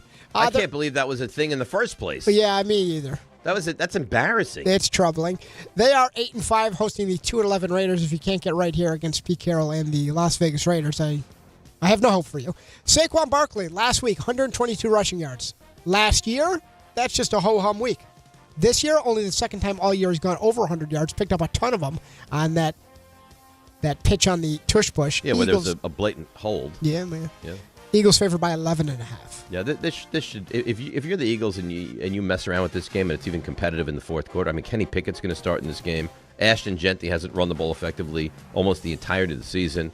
The Raiders are they're brutal. This has to be a get-right game for Philadelphia. You know what's great about and the Raiders, I swung and missed on them. I actually thought they'd be at least respectable this year. I thought they'd be okay. Yeah, I mean, I had them for like one of the overs for wins, like because I thought Pete Carroll. What was their over-under? I'm going to guess 5.5. It was something like that, 5.5, 6. I thought they'd be in that 7-8 win range, just respectable, a professional organization. By the way, Joe Fortenbaugh is on Get Up right at this moment, taking the Raiders plus the 11.5. He loves that number. Oof. Well, I mean, the Raiders were kind of involved in a little bit of a questionable bad beat last week. I mean, by the way, you mentioned Ashton Genty, Dave. I need him this week against Rick. And by the way, Pete Carroll. I need Ashton Genty. I need Max Crosby. I need everybody. Two of the biggest problems. Pete Carroll, let's go. Two of the biggest problems with the Raiders. Their offensive line and obviously the quarterback play. And Pete Carroll's fired how many assistants and coordinators already this year? Ironically enough, his two sons on the coaching staff. One of them is like the offensive line coach or the assistant offensive line coach. The other guy's like the assistant quarterback coach, and those guys still have jobs. Not going well. If there is a God in heaven, by the way, the Raiders will beat the Eagles, and then the Vikings will beat the Cowboys. Oh, that's mean. Oh, that is God. So mean. That is you know what? I have so little. Oh, would that put me in a good mood? That's so mean. Why would you do that? You know exactly why. I don't deserve that from you. Sunday, 4 o'clock. Good one in L.A. 10-3 Rams against the 8-5 Lions. There's the Jared Goff, Matthew Stafford storyline. This is actually the fourth time those two have squared off since they were traded for each other. With a win against the Lions, Rams can clinch a playoff spot. 3 straight Lions games have gone over the total. That's since their offensive play calling has been taken over by Dan Campbell. A lot of shootouts. Rams favored by 6 is the number. One of those teams is going to be out in the cold when it's all said and done. Lions, Packers, Bears. Oh my! Yeah, right. Well, it's not going to be the Rams. That I can tell you. And that is a good football game, and that should have a lot of offense. And man, the Rams' offense is something. I mean, even the game they lost against Carolina, they moved the ball up and down the field. They did it again last week against Arizona. I see no reason to think they won't do it again this week. And then they have the short week and they go to Seattle. So you can't play around because this is a huge stretch for the Rams. And Lions are right now, they're not a playoff team. Well, they had the big win last week, but they're not a playoff team. So they got to find this win as well. And I'll tell you, there's some dynamic offensive talent in this game. That's a strong leader in the clubhouse right now for the Week 18 Sunday night last game of the regular season. Lions Bears. That'd be nice. Good. Dan sent me a tweet earlier of Phillip Rivers, whom the EA Sports folks had to rush to add back to Madden, and he looks rather chunky. He stole Daniel Jones's number. Body's not even cold. Yeah, how about that? What that seems very inappropriate. No. The guy's on the team. He's with still on number. the team. I don't think he's worried about it. And Grandpappy, he just pops in and he's like, I'll be taking your 17. Thank you. There was a game, I can't remember if it was college football or college basketball or maybe some other sport or whatever. Like they made an announcement in the middle of the game. This was like in the last week or two where a player changed numbers midway through the game. I like that. Well, wasn't there a college team that, like, the punter was wearing the same number as the backup quarterback, and he went in and maybe USC was involved in that? Like, it seemed very shady. Yes. It is odd. Having said all that, so he's going to need, he being Phillip Rivers, who's 44 and tracking to start on Sunday. This has all happened very quickly. He's going to need to lean on Jonathan Taylor, you would think, who has 3 straight games with fewer than 100 rushing yards. That's the longest streak of his career. Indianapolis has been struggling on defense. Going to be without Sauce Gardner, who has a calf injury. Travarius Ward, who has the concussion still. And potentially DeForest Buckner with a neck injury. So the Colts are up against the Seahawks by 13.5 is that number. Great game in Denver. Broncos 11-2, Packers 9-3-1. So if you love a good pass rush, this game is for you because you have the player who leads the league in pass in pressure rate, that is Micah Parsons, and the players who are 1st, 3rd, and 5th in quarterback hits. That would be Broncos defensive tackle Zach Allen. Micah Parsons is 3rd, and 5th is Nick Bonito of the Broncos. Denver, by the way, has 55 sacks on the year, 11 more than the next closest team. However, this game in Denver, Packers favored by 2.5. This is an excellent game, and I think there's a lot of people that feel very similarly to Denver that they do about New England. Yeah, they're 11-2, but I don't know that they're real. I don't know that they are real. I mean, I've been underwhelmed with this team all year long. Packers have given you moments where they're not all that impressive as well, but a vitally important game in that 4 o'clock window on Sunday. Well, before this past week against the Raiders, their previous 4 wins were by a total of, I think, 10 points. Yeah, they shouldn't have beaten the Giants. There's a bunch of the games. Like, they have gotten really, really good fortune. Their defense is legit. There's no doubt about that. Harvey's a more explosive running back than Dobbins, and they do have some weapons, but I don't know. Offensively, I'm not overly impressed. But if you have home field with that defense, you certainly have more than a puncher's chance. Well, you're 11-2, and your point differential is only plus 73. That's not great. That's not overwhelming. No. Niners off the bye. They play the Titans. Not going to spend a lot of time here. Tennessee looking to win consecutive games for the first time since 2022. Hopefully that does not happen. Line is 12.5 in San Francisco. Some big numbers this week, huh? Yeah. Panthers have a real opportunity to do some damage. So Falcons win, Bucs lose last night, and the Panthers find themselves at 7-6, and they have a clear path here to take this division. They're in New Orleans to play the 3-win Saints. Bryce Young has never won a road game as a road favorite, which the Panthers are by 2.5. If you're the Panthers and you can't go on the road and beat the Saints, then you are the equal patheticness of the Bucs from last night, and this now becomes a pillow fight in this division. Well, the Saints just beat them in Carolina a couple of weeks ago, which was an awful loss for them back then. Well, because again, it's shooting. The Carolina had 2 bad turnovers, like deep in New Orleans territory. It was basically like everything you could do to lose a game, they lost. Knocked me out of Survivor. Saints got you too, Dave, didn't they? No, the Bucs got me last week. And it was the Saints. Against the Saints. Yeah. They got me too. Tyler Shuck 2 touchdown runs in that game. Sunday Night Football. Vikings have 5 wins. Cowboys have 6. These two teams battle in Dallas. Cowboys are averaging 32 points and 431 yards per game at AT&T Stadium, where they played their home games this year. Minnesota's road offense. They have not played well, so they scored a touchdown at Detroit on November 2nd. That happened in the third quarter. Since then, on the road, the Vikings have gone 25 straight possessions without a touchdown in visiting stadiums.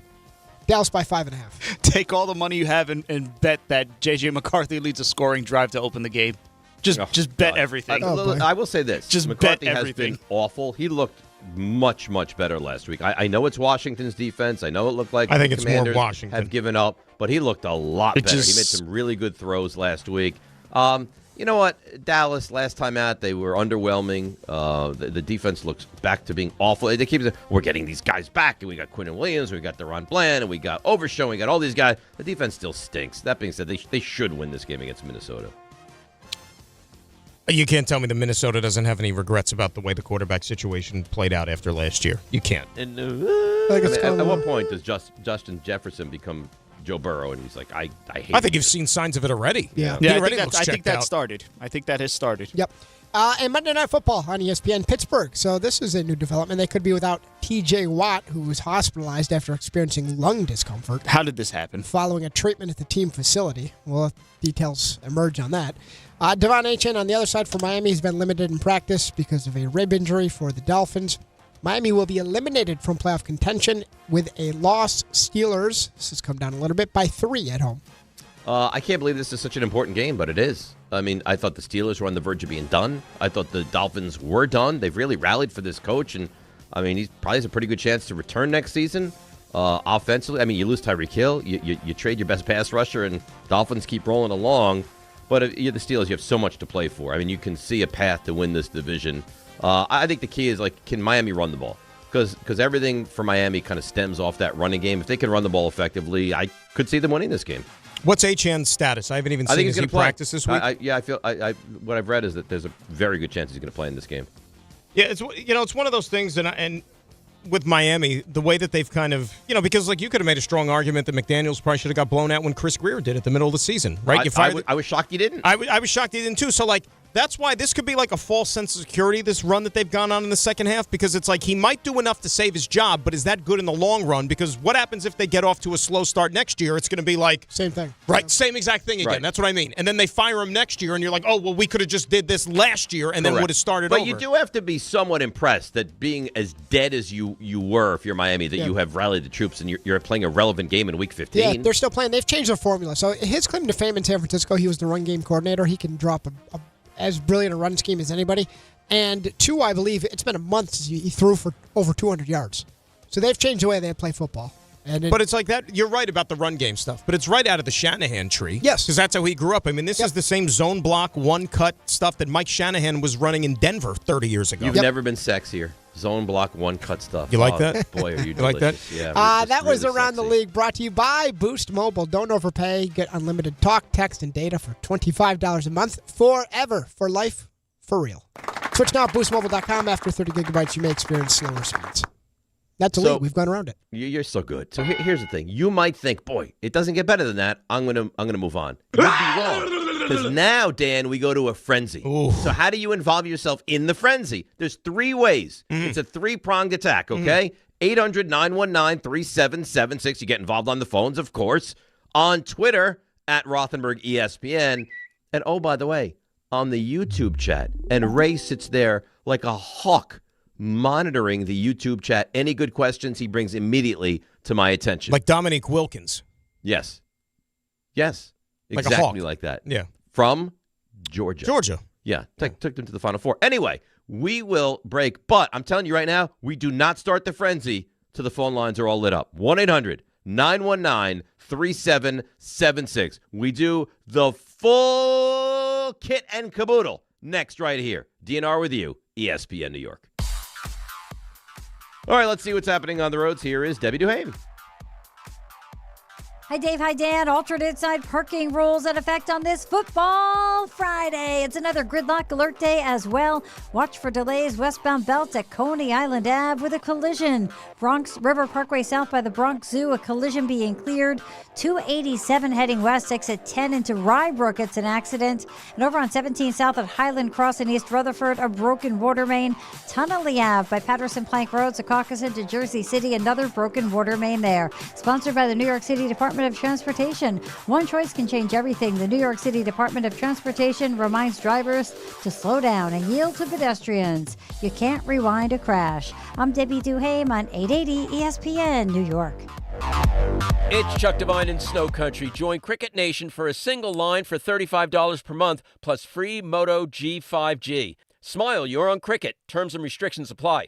I'm skiing silky powder one day and fresh falling snow and rocking the snowblower the next. That's life in the mountains in December, and it feels good. All that snowmaking in the Poconos and Camelbacks on nearly half of their terrain. Shawnee's back Friday, so's Mountain Creek, New Jersey. Mount Peters, Southern New York, opens Saturday. Bel Air, 75% in the Catskills. Wyndham, 15 trails with a couple inches fresh. At least 5 inches fresh for Gore and Whiteface in the Adirondacks. Gore, more than 20-pack powder trails, and Whiteface, more than 50. Butternut and Jiminy, some fresh snow in the Berkshires, both around a dozen slopes. Stratton, Killington, and Smuggler's Notch, Vermont, all pushing 50%, and they all got 8 inches of fresh snow Wednesday.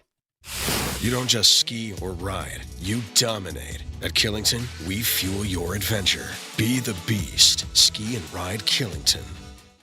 Hey, it's Michael Kay, talking to you about my friends at PC Richard & Son. They're local, family-owned, and I trust them, and you can too. Right now, save on all holiday gifts for everyone on your list. And with their holiday price guarantee, your price is protected. If the price goes lower from now through December 24th, they will match it. You can't beat it. Plus, you get fast and free delivery. PC Richard & Son, the company you could trust for over 116 years. Free delivery excludes Manhattan. The Hess truck's back and it's better than ever. Roaring engines this year. Hess race cars are here. The Hess stock car racers are loaded with lights, sounds, and a powerful racing motor. Only at HessToyTruck.com. Free shipping and batteries included. The holidays are here, and Amazon Pickup is your MVP of package pickup. Need that perfect gift like a brand new jersey for the big game? With Amazon Pickup, you can grab your order from secure Amazon lockers or counters near you on your schedule at no extra cost. It's fast, it's easy, and it keeps your holiday surprises tucked safely away. So whether you're running from work or heading to the holiday party, Amazon Pickup makes holiday shopping worry-free. Find your nearest Amazon Pickup location at amazon.com/pickupmvp. That's amazon.com/pickupmvp.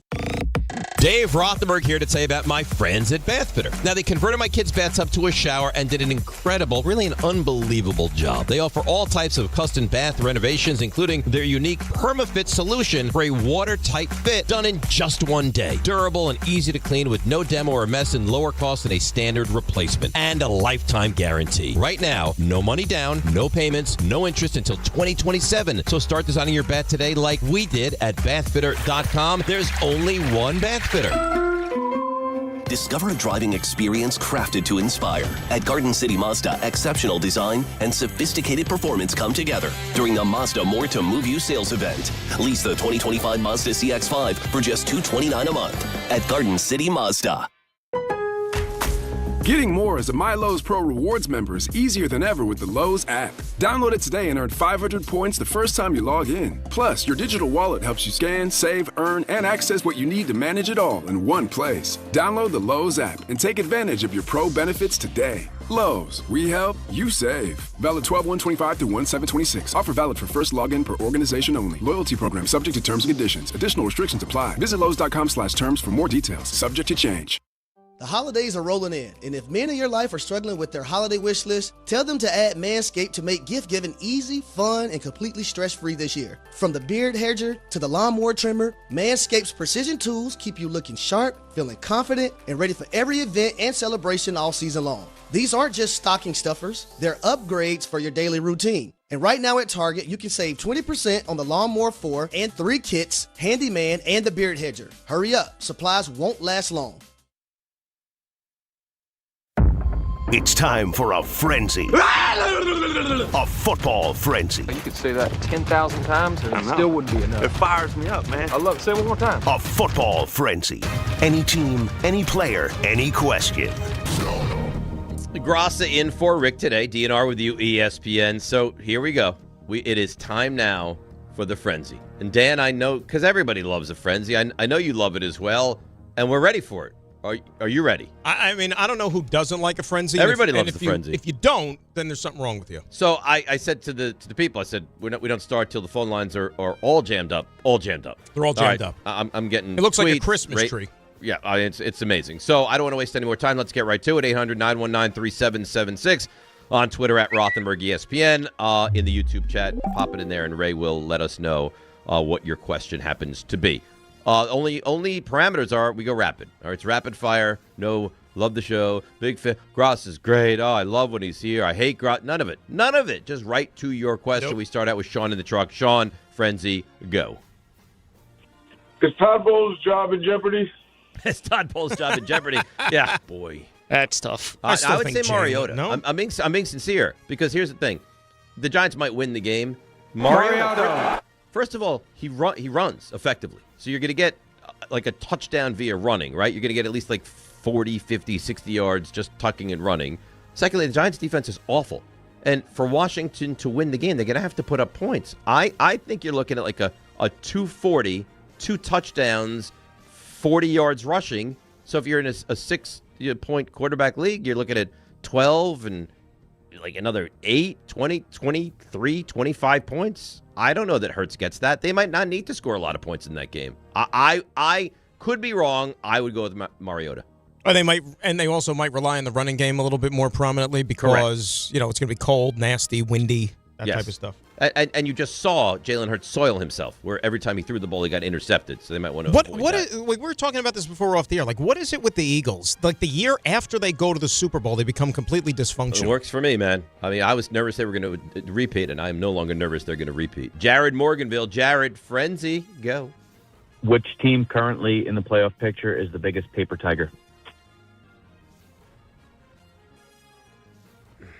I mean, like within reason. I no, I do think we he look means at like what team that's in right now? Do you look at and you're like, hey, there's no way. Carolina? I mean, that's the one that jumps off the page. They're in first place. Jacksonville, they're not going to. But how about what team that people think they have a real chance to go to the Super Bowl? I think Denver. I would say Denver as well. Yeah. I concur with that, which is funny. So I get where is it now? I'm getting so many that I'm losing track of this one. Okay. Mike Robbins, if the Broncos beat the Packers this weekend, will you finally believe they're for real? No. I mean, it'd be a great win, and it would move them a step closer to having home field. Until I see Denver in the Super Bowl, I don't believe Denver will be in the Super Bowl. And it's funny, they haven't lost a game at home this year, even though the wins have been not exactly, overwhelming. I mean, the Raiders was one of the worst games I've ever seen. Right. They should have lost to both the Giants and Jets, even though the Jet game was in London. They should have lost both of those games. Yeah, and that might have been Bo Nix's worst game of the year. He was terrible in that game. Terrible. Well, that's the thing. I mean, Bo Nix, first of all, can Bo Nix win a playoff game first? All right, let's Serge Vival on Twitter. I'll ask you, will the winner of next week's Thursday night game between the Rams and the Seahawks represent the NFC in the Super Bowl? It's a good question. That's a good question. They're going to be the favorite. So I think right now people look at right now you'd have to look at the Rams and say that's the team to beat. Right, but if you're the Rams and you lose that game and Seattle goes on to run the table, you're now a wild card team. Selfishly, I really hope Sam plays well in that game because that's been the MO on Sam now. Like when he plays these, he puts up these great numbers throughout the year, but when he plays these big games, he doesn't live up to it. And I know you like him personally, but here's the thing, Dan. How could you not have that take? I know. You got to the game against the Lions last year, he was brutal. The playoff game, he was brutal. The first game against the Rams, he was brutal. He's making it very easy to have that take. Cool thing about him, though, is that he owns it at least. You know what I mean? He knows what's out there, and he knows he's got to be better. He said it. You know what I'm saying? So it's not like he's trying to hide from it. That game could define the NFC next week. That you can't speak about how big of a game that is enough. Well, that is also, a huge football game. And here's the thing, too, about the Rams. Remember, and I know one season is not the next, but obviously when the playoffs, home field is a big thing because, those teams in the North, if Bears-Packers, if teams got to go outdoors and play in, minus 10 degrees, that has an impact. But that Rams team last year, remember, they went into Philadelphia and almost won a game in a snow globe. That was the toughest game Philadelphia had the entire postseason. They should have won that game. They had a second or two at the 12 to take the lead and win the game, and they fell apart. That was a good Eagles team. Because the Rams could run the football. Yeah, Kevin and Monroe. Kevin, you're on the frenzy. Hey, can the Niners, what chance do the Niners have at the number one seed? No, none. Just because I don't think they're good enough. I mean, Dan, you disagree? They're doing it with smoke and mirrors. God bless them, but they're just patching that thing together. I mean, I think it's a testament to how well coached they are and how much they take advantage of the talent they have. But then, the amount of talent they've lost is incredible this year for San Francisco. You know what I just realized? RJ probably knows this. You know the Niners have played 3 more road games than they have home games this year? So I get what you're saying, and they're not as good as those other teams. But in terms if you want to lay a path out, so they play the Titans. Well, which is a win, which is 10, right? And then they play the Colts. It's a win. 11. And then they play the Bears at home on Sunday Night Football. Yeah. And then they end the season home to the Seattle Seahawks. I mean, you're right in your take of hey, if we go on a run, we could win. And I guess you could. I don't know, man. And what would have to happen now? So you'd have to have Seattle win and then lose, right? Because if the Rams are on the table, you can't win the division. Yeah, they each have to drop a game. So you can control that with Seattle. You need the Rams to drop one. You know what's amazing, too? San Francisco's got great, I know we use this in college, but they have great metrics. They're 4-1 in the division. They're 8-2 in the conference. Those are outstanding as far as tiebreaker things go. And to the point you guys just made, if the Rams do drop one and it's everything on the table, Seahawks going to San Francisco with Sam Darnold. Slinging Sam. I say this every year. Big props to Kyle Shanahan, man, because just every year they he's a great coach. I truly don't remember when the Niners played the Seahawks the first time. Did the Seahawks beat them up? What happened? I don't remember. No, the Niners won. It was week 1. That was a Jake Tonjes game. Yeah. Right. Yeah. Tonjes. Well, so you sweep them if you win that game. So I guess Thursday night you're rooting for Seattle. Yeah, I have to. Yeah. Raymond, what do you got over there? But that's got to make RJ physically ill. But anyway, to the YouTube chat.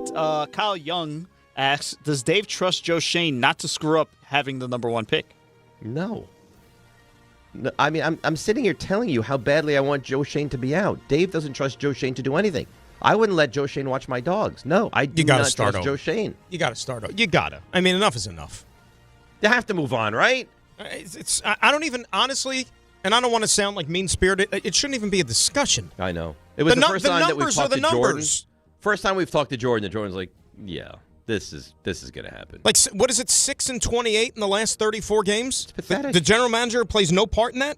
And then you're throwing all the nonsense off the field and all this other stuff? I mean, come on. Yeah. How are we justifying this? It's highly embarrassing. It's highly embarrassing. That's why the more losses, the more embarrassing, the better chance that he's gone. Bill in Chester. Bill, you're on the frenzy. What would the Giants' record be if they had a Kyle Shanahan, Sean Payton as their head coach, a top-tier head coach? You'd have a lot more wins because you were in a lot of these games. I mean, the Giants have 2. I mean, how many games could they have won? They could have won another 2 or 3. I mean, at a minimum, like would you win the Cowboys game? Would you win the Broncos game? Would you win the Lions game? Would you win the Packers game? You've played, 13 games? I'd say you'd probably be 6-7 right now. Bears game you should have won? Yeah. Lions.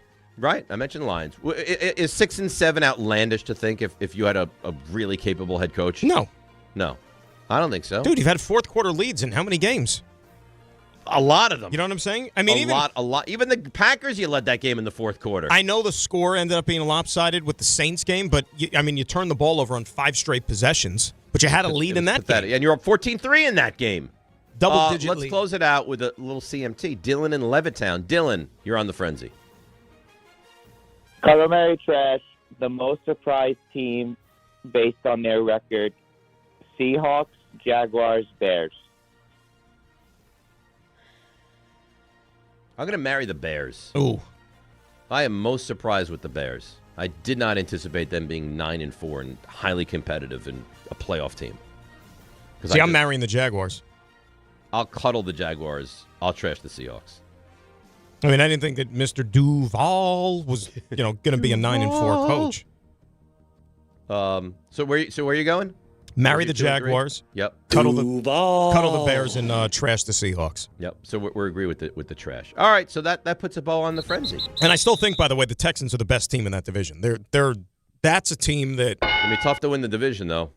Well, they're only a game out. Yeah, but they lose the tiebreaker. But when you look at what they have the rest of the way, Cardinals, Raiders, Chargers, Colts. I mean, they should win at least 3 of those. Right, but then you need Jacksonville to go 2-2. Well, the Jaguars are playing the Jets. That's a tough one. Yep, real tough. Who else they got? Then they got to go at Denver and then Colts, Titans. Right. So they'll lose at least one. One. I agree. All right, let's break. We'll come back. We got to get into the Mets for a minute. Oh. We have to, and then we'll get right back to the football in the 9 o'clock hour. It's DNR with you right here on ESPN New York. 1-877 Cars for Kids. KARS Cars for Kids. 1-877 Cars for Kids. Donate your car today.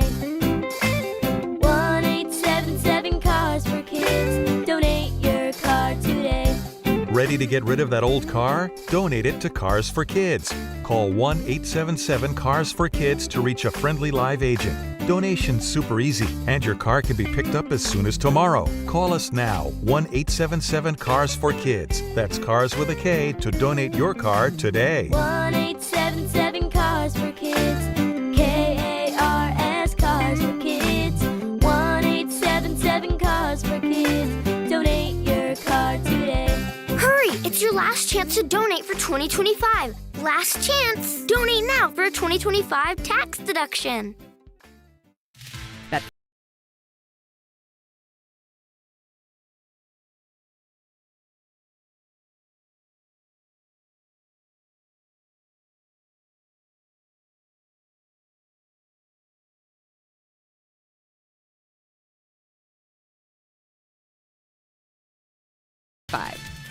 Gambling problem? Call 1-800-GAMBLER. 21 plus only. Must be physically located in New Jersey. T&Cs apply.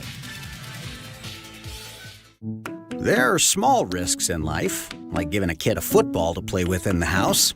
Whoa, watch out for the... Okay. And then there are big gambles, like giving a kid a lottery ticket. Never gift a lottery ticket to a person under 18. Learn more about how to gift responsibly during the holidays at playresponsiblyny.com. Please gift responsibly. Must be 18 plus. Gambling problem? Call 1-877-8-HOPE-NY or text HOPE-NY. Hey, New York and New Jersey, Boost Mobile has an unlimited talk, text, and data plan that's only $25 a month forever. Meaning you'll only ever pay $25 a month for the rest of your life. Who wouldn't want unlimited wireless when it only costs $25 a month forever? If you don't, you must be one of those people who enjoy overpaying for their phone plan. $25 a month forever is truly as good as it gets. So go online and switch now at boostmobile.com. After 30 gigabytes, customers may experience slower speeds. Customers will pay $25 a month as long as they remain active on the Boost Mobile Unlimited plan. Your ambition just met its match with Robinhood.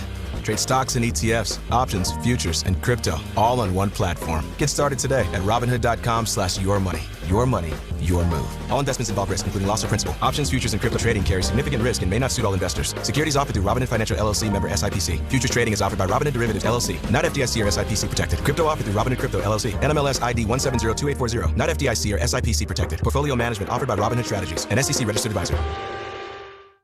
Hey, fans! Welcome back to Fansville's Cheers and Tears. Oh. Okay, so like everybody deals with losing, right? To a rival on a last-second field goal. Whatever, it's fine. I'm totally fine.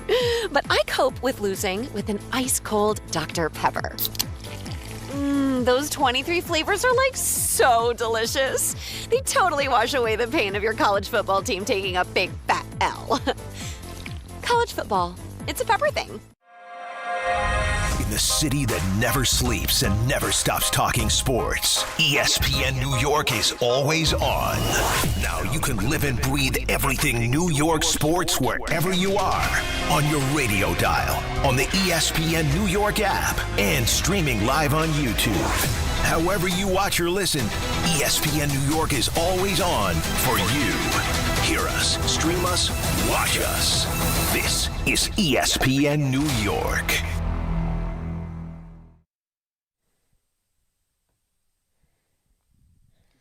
Oh, little Billy Joel for you.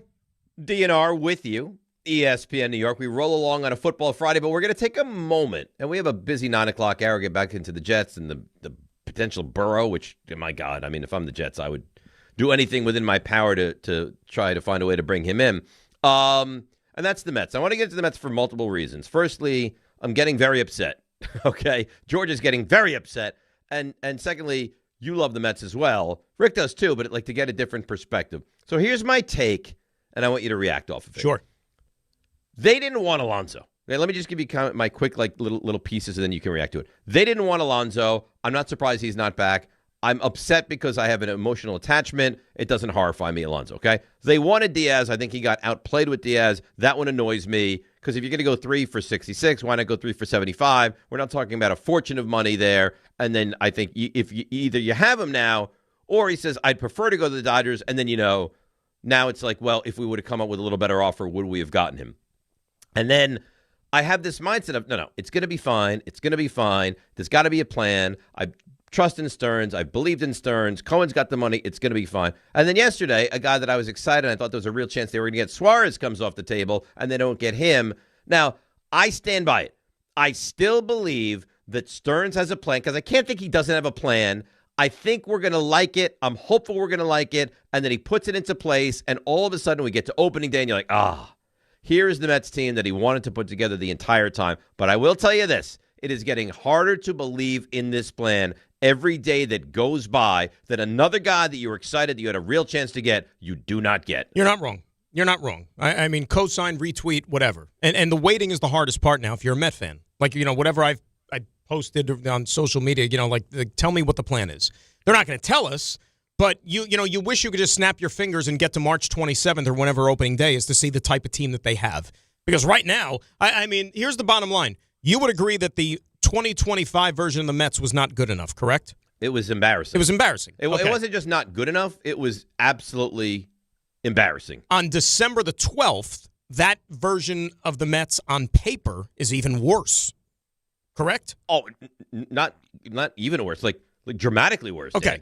Dan. You don't have the best, in my estimation, the best closer in baseball. You don't have, and I thought that Nimmo defensively was just a disaster, but offensively he was pretty good, and you don't have a guy that's a 40 home run guy. So Correct. yes, you don't have a lot that you had last year to win 83. There's a lot of work to do, and we would say that it was an embarrassment. It was a failure last year. The people in charge know that, and that's why they're taking the detonator to this core. And let's be real. And to me, out of all these guys that are no longer on the team, like even from like a fan standpoint or selfish, whatever, the only guy that I'm still kind of like bitter over is Diaz, because it was only a matter of $3 million. Yep. Right? The Alonso thing, like, I get it. They didn't want to swim in those waters for 5 years. Who could blame them? It only takes one team, and it was the Baltimore Orioles. All right, God bless him. And I hope he does great there. But the Nimmo thing, defensively, as you said, he was not great in left field. The contract, He had the glass. a noodle arm. He could barely Noodle throw arm. the baseball. He took bad routes to balls last year. He was getting worse in the outfield. So run prevention is big for this team. They upgraded at second base defensively, but now they have a black hole in left field because they don't have an answer out there. There's still a lot of things to do. The thing is, though, if you allow yourself to separate emotion from this, go back to, 2019. That's when Diaz came. That's when Alonso showed up. Since 2019, what exactly has this team and this core won? One, not a lot. They had a special year in 24, which you might say was really good fortune. They ran it back in 25, and it was a disaster. Okay. Right? I mean, they ran back. Everyone's so excited about that team. It's going to be so much better. And you bring back Minai, and you keep Alonso, and you add Soto, and how can they not be better? And they were significantly worse last year. To lose out to Cincinnati, to not make the postseason, to spend that kind of money is an absolute unmitigated disaster, Dan. And here's what I'll throw out there. And you brought up what happened in 24. And I know that Met fans don't want to hear this right now because they hate Stearns. They think that he's, wants to pinch pennies, and they're not a fan of Cohen right now with everything that's happened in the last week. Because to be dealt those body blows on consecutive days when you have the richest owner in the sport, it's a lot to stomach. And fans don't see it rationally. When they say, well, wait a sec, we lost out on Edwin Diaz for $3 million. We didn't want to pay our all-time home run leader or whatever, and we got an owner worth $23 billion, and they don't want to keep, homegrown players, so on and so forth. But remember something. That 2024 team, and this is where I go back to okay, you got to trust the people that are in charge. The expectations for the Mets going into 2024, Dave, were slim to nothing.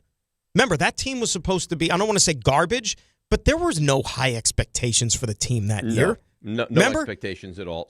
Nothing. And they ended up going all the way to the NLCS. Now, one other thing I want to throw in. Diaz leaves for $3 million. But that annoys me. Okay? Brandon Nimmo. No, but here's the thing. Did Diaz leave for $3 million? Or Well, is your offer just $3 million lesser? Well, he never right. But you if you went 3 for $69, are you keeping Diaz? But he never went back to them and gave him a chance to even match right. that. So that tells me he didn't want to be here. That had you offered 3 for $69, you'd have him. So your offer was $3 million less than the Dodgers, but I don't know that he left over $3 million. But you know what's funny about that? I bet you at the end of last season, before the season even ended, knowing that Diaz was going to opt out, if you took that money and just attached it on to whatever he had left on his contract, let's say that those $22 million a year, whatever, he might have stayed and then bypassed free agency. But they didn't think ahead enough to do that. But my point is this. Or they just thought that no matter what happens, we have so much money and we're going to find a way to keep him. Right. Nimmo waives his no-trade clause to leave.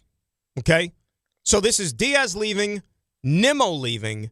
You hear about all this strife and the locker room issues and so on and so forth. Is there more of an issue with this ball club than meets the eye and maybe we're being led to believe? If you have two guys who, were thought to be fixtures that couldn't wait to get out of here. And voluntarily, in Nimmo's case, waived the no-trade clause to leave. Yeah, I think it's probably pretty bad, to be honest with you. And you remember the Mike Puma story recently, the Soto and Lindor not getting along. And I've heard stuff, too, that I'm sure you have. There is some drama.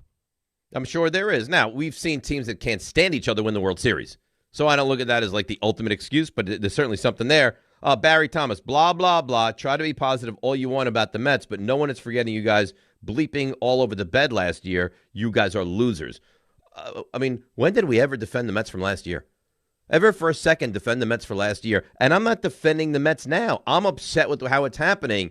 But if they do nothing, If it's they've signed Paul Goldschmidt and they've brought in Ramon Laureano. Or traded for Wilson Contreras. Right, Wilson to Contreras play first base. is the Mets' new first base catcher combination. I'm going to freak out. Well, and but you should. I can't live in a world right now where I believe that to be true. If you get a Tatis, if you get a Skubal, Buster told us yesterday they're very in on Skubal. Well, here's what's going to here's what will probably happen then. They'll give up the farm for Skubal. They'll get him here, and then after the season, he'll leave as a free agent and sign with the Dodgers. Yeah, you can't have that happen. You know what I'm saying? Yeah, no, but here's the bottom line. And I know the emotions, and sometimes it brings out irrationality and all those things, but here's what I say to all Met fans. Remember and keep telling yourself this. It wasn't good enough. This core, these players that you loved, and they hit all the home runs and the saves and the narco and the Timmy Trumpet, it wasn't good enough. Not only was it not good enough, Dan, it wasn't close to good enough. You made the playoffs twice during that 7-year stretch, or whatever it was. Twice. And the all 1 year. I'm saying, and I know you agree with me. Yeah.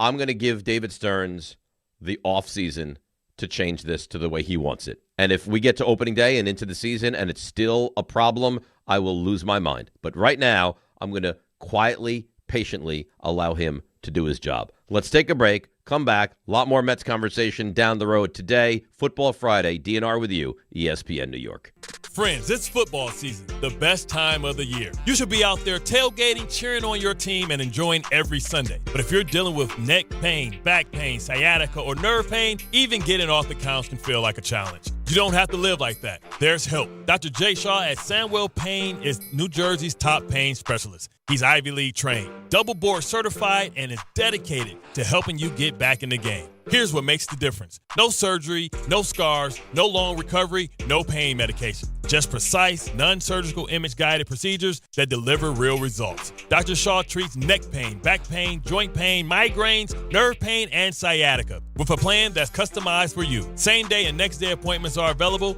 and with offices in Woodbridge, Livingston, and Inglewood, relief is always close. So don't let pain keep you on the sidelines this season. Visit SandwellPain.com to call, text, or book online. Most major insurances are accepted. That's SandwellPain.com. Relief is closer than you think, and it starts today.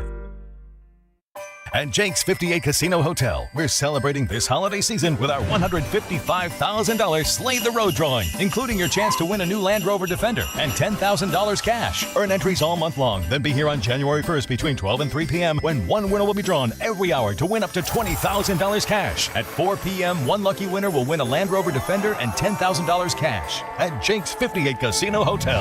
If gambling is a problem for you or someone you care about, please call the 24-hour toll-free helpline at 1-877-8-HOPE-NY or text HOPE-NY. Hey, it's Michael Kay talking to you about my friends at PC Richard & Son. They're local, family-owned, and I trust them, and you can too. Right now, save on all holiday gifts for everyone on your list. And with their holiday price guarantee, your price is protected. If the price goes lower from now through December 24th, they will match it. You can't beat it. Plus, you get fast and free delivery. PC Richard & Son, the company you could trust for over 116 years. Free delivery excludes Manhattan. Discover a driving experience crafted to inspire. At Garden City Mazda, exceptional design and sophisticated performance come together during the Mazda More to Move You sales event. Lease the 2025 Mazda CX-5 for just $229 a month at Garden City Mazda. If you've been injured on a construction site, then you need a lawyer who knows New York's unique labor laws. At the Parisman Firm, they have decades of experience handling construction accident cases and a proven track record of delivering huge results. Their team has already recovered nearly $1 billion for hardworking New Yorkers. From scaffold accidents to slip and falls and equipment failures, they've got your back. Call the Parisman Firm now at 718-WORKERS. That's right, 718-WORKERS, because your case is their cause. Get the justice you deserve today. This is the story of the one. As the purchasing manager at a manufacturing plant, she knows the only thing more important than having the right safety gear is having it there when you need it. That's why she partners with Grainger for auto reordering, so her team members can count on her to have cut-resistant gloves on hand, and each shift can run safely and efficiently. Call 1-800-GRAINGER, click Grainger.com, or just stop by. Grainger, for the ones who get it done. On December 12th, Service Titan invites you to celebrate the Day of the Trades, a day we recognize the men and women we depend on to make our lives possible, a day we shine a spotlight on the men and women that work tirelessly to keep society functioning, a day where we look to honor those individuals we couldn't live without. On 12/12 and every day, all of us at Service Titan say thank you to the tradespeople who power the nation. Search Service Titan Power the Nation to learn more. Hey, this is Jalen Brunson. Jalen Brunson for 3. And this is your home for New York Knicks basketball. This is 880 ESPN. WHSQ and WCBS FM HD2, New York. This is DiPietro and Rothenberg. It's the beginning of the end for Joe Burrow in Cincinnati. The organization has absolutely failed him. If I want to keep doing this, I have to have fun doing it. I've been through a lot. It's not fun, then what am I doing it for? If I'm the Jets, I'm figuring out a way, getting together and say, how do we get Joe Burrow? How do we start the process of making Joe Burrow our quarterback? Who better to bet on than Joe Burrow, though? I certainly think there is a path to get it done. Joe Burrow's in the business of taking irrelevant franchises and making them relevant. This is DiPietro and Rothenberg on ESPN New York and streaming live on YouTube. It is a football Friday. Rick not here. Grassa is taking his place and doing a really nice job, by the way. This is what I'm thinking, because knowing Rick the way I do, we make our picks at 9:30. RJ, you still do not have his picks yet this week. That is correct. Yeah. He's listening. It's only 9:04, though. No, but come on, man. Why do we always have to play this game where he goes right up until the deadline? This is Rick. This is what Rick does. I mean, I've never been more certain about anything in my life than when I asked you if you had his picks, that the answer was going to be no. He's looking for the most accurate lines. Down to the last minute. The most accurate lines? I mean, what do you mean the most accurate lines? Lines? Because if he takes a number now and it moves... What happens if it changes to the negative for him? What is he, like a sports book, chain smoking or something like that? I mean, to be fair, we're not making picks right now, so he doesn't want to show his hand. Wow. Okay. So he thinks that you'll steal his picks, because I wouldn't even know what they are, that you would steal his picks. Yeah, maybe. Mm-hmm. Certainly possible. Interesting. And do you look at yourself like that? Like as someone that would just, I mean, you and Raymond do kind of go back and forth with you. Here we go. Cheating. So that. Here we go. That, maybe he's validated. Maybe. Are you calling them pick thieves? I mean, if he feels away if the because gloves RJ fit, and my I friend, had coincidental picks for a couple weeks there.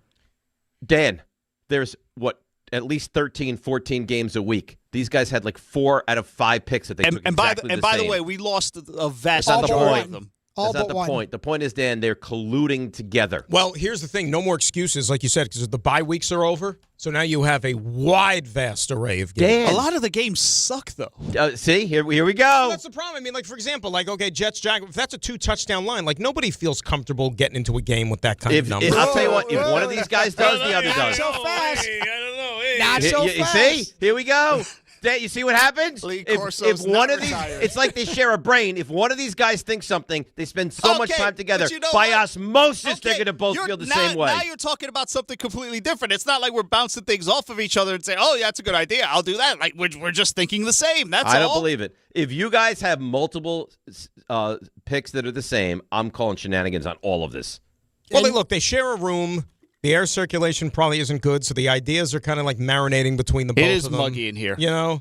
Don't overlook what's happening, Dan. He's trying to brainwash you. The season has not gone the way he planned. No, Dan. I haven't done well was either, 3 by the way, games first out. and foremost. But I picked up 2 games last week. I'm making a massive comeback. I feel good about my picks this week. This has nothing to do with my failure or success in my picks. Well, it doesn't statistically make sense. There's not I'm going to let Michael K. speak for me. Shut up, you big baby. I'm tired of this. Failure or success? I mean, brief me on this success, please.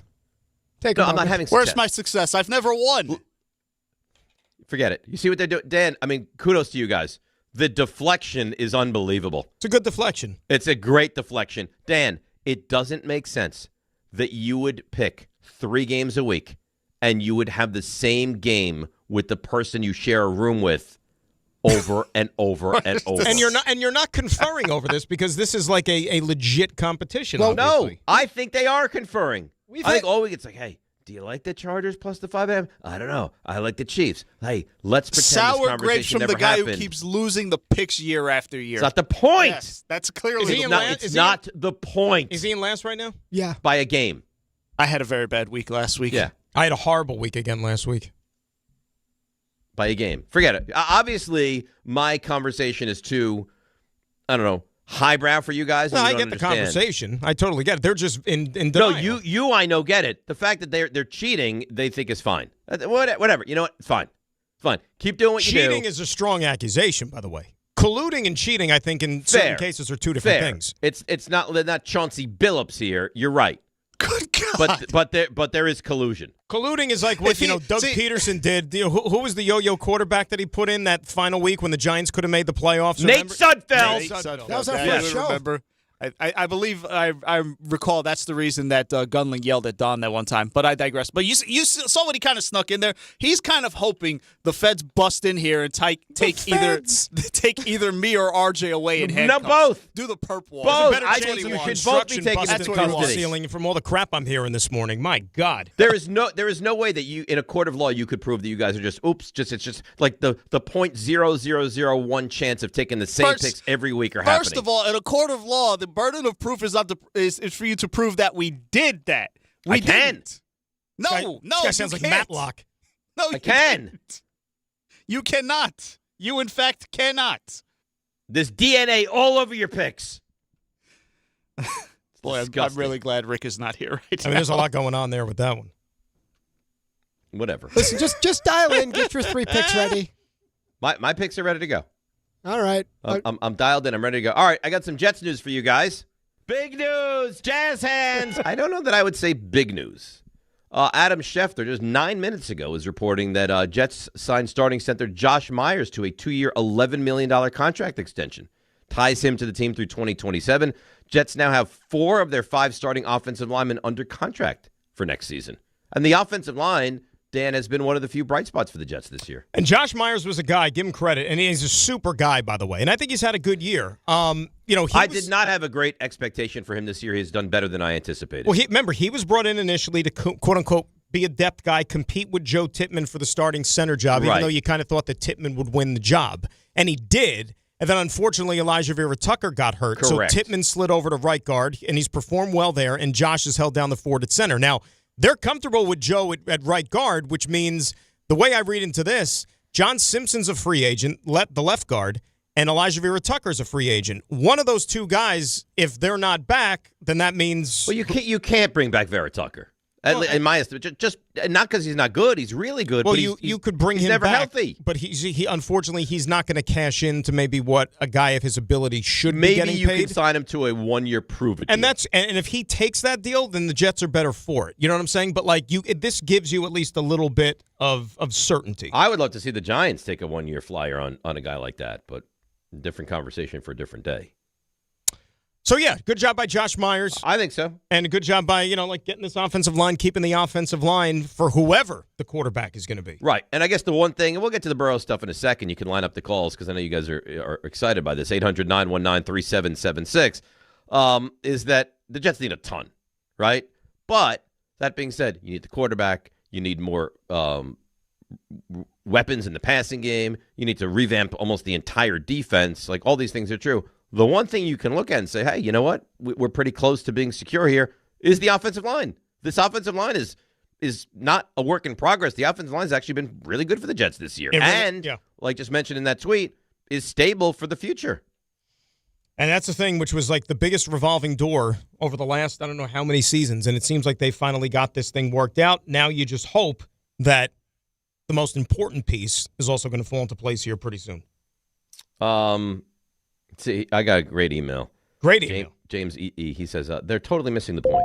If they robbed the bank together, but they were completely incompetent and got caught, they still committed the crime. The collusion is the cheating, not the result of the selections. There's no collusion. Mm-hmm. There's literally no collusion. No, we get it. I get you. We're on the same page. No collusion. Dan. Yeah. How far would you go? Yeah. For Joe Burrow? I'm not giving up 5 first-rounders. What are you giving up? I'll give you 1 next year, 1 in 27. Pick whatever 2 you want, either 26 or 27. Actually, no, I'll take a 27 too. No, here's what I want. I'm the Bengals. And I'm not going to go crazy and say, give me all 5-year ones. That's insane. I don't know if you're allowed to be honest with you. I want 3 1s and 2 2s.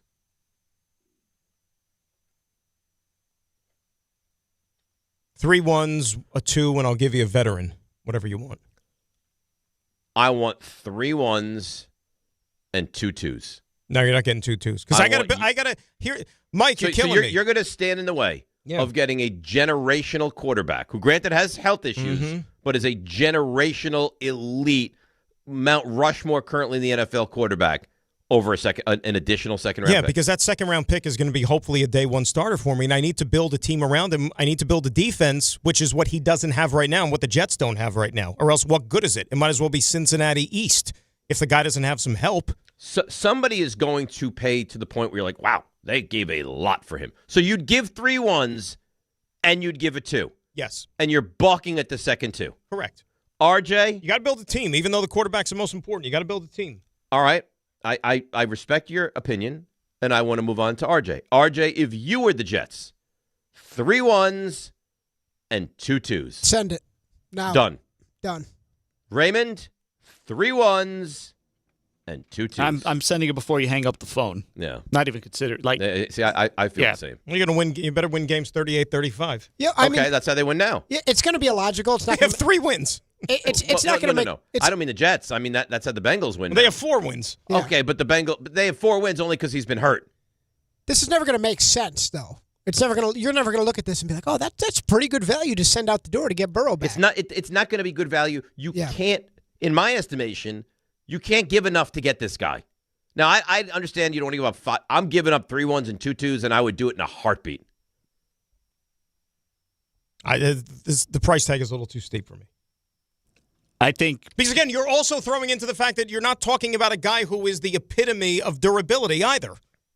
That's the one thing that does give me pause. Right? And it should give you pause. Listen, it should not be a trade that you make it like, boy, we got a steal here. Like, you're not going to get a steal. It should give you pause. He's so good. And not only is he so good, but it's not like you have a track record and a lineage where you're saying, okay, well, we understand how to do it. You don't. Now, this regime, I guess, is still an unknown, but you took Darnold? No. You took Wilson? No. I mean, you have not had a quarterback in your franchise history. And don't give me Namath, because Namath won a Super Bowl, and I get it, and he was terrific. He's not Joe Burrow. Joe Burrow is way better than Joe Namath, and I'll argue that till I'm blue in the face. He would immediately become the best quarterback in the history of your stinking franchise. And those quarterbacks, when they both came into the program, the previous two, Sam Darnold and Zach Wilson, there was nothing around them. Nothing. And that didn't exactly help their progression and their development. More so with Darnold. I mean, Zach Wilson is who he is. I mean, he's bounced around enough. It's just not going to work out. Darnold's shown he's a competent, even a good NFL quarterback. Right. Zach Wilson, I think he stinks. Right, and for the 3 years that Sam Darnold was here, arguably his number one wide receiver was Jamison Crowder.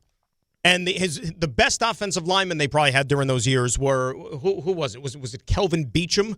No knock on him. It's terrible. You know what I'm saying? And he's a journeyman guy at this point. No, terrible. They did no favors. But now, 97-year-old Frank Gore running the ball 25 times in 2020. This would be your avenue. And look, listen, do I know that I'm right? I don't know that I'm right. But I know with what you've done that it's not working.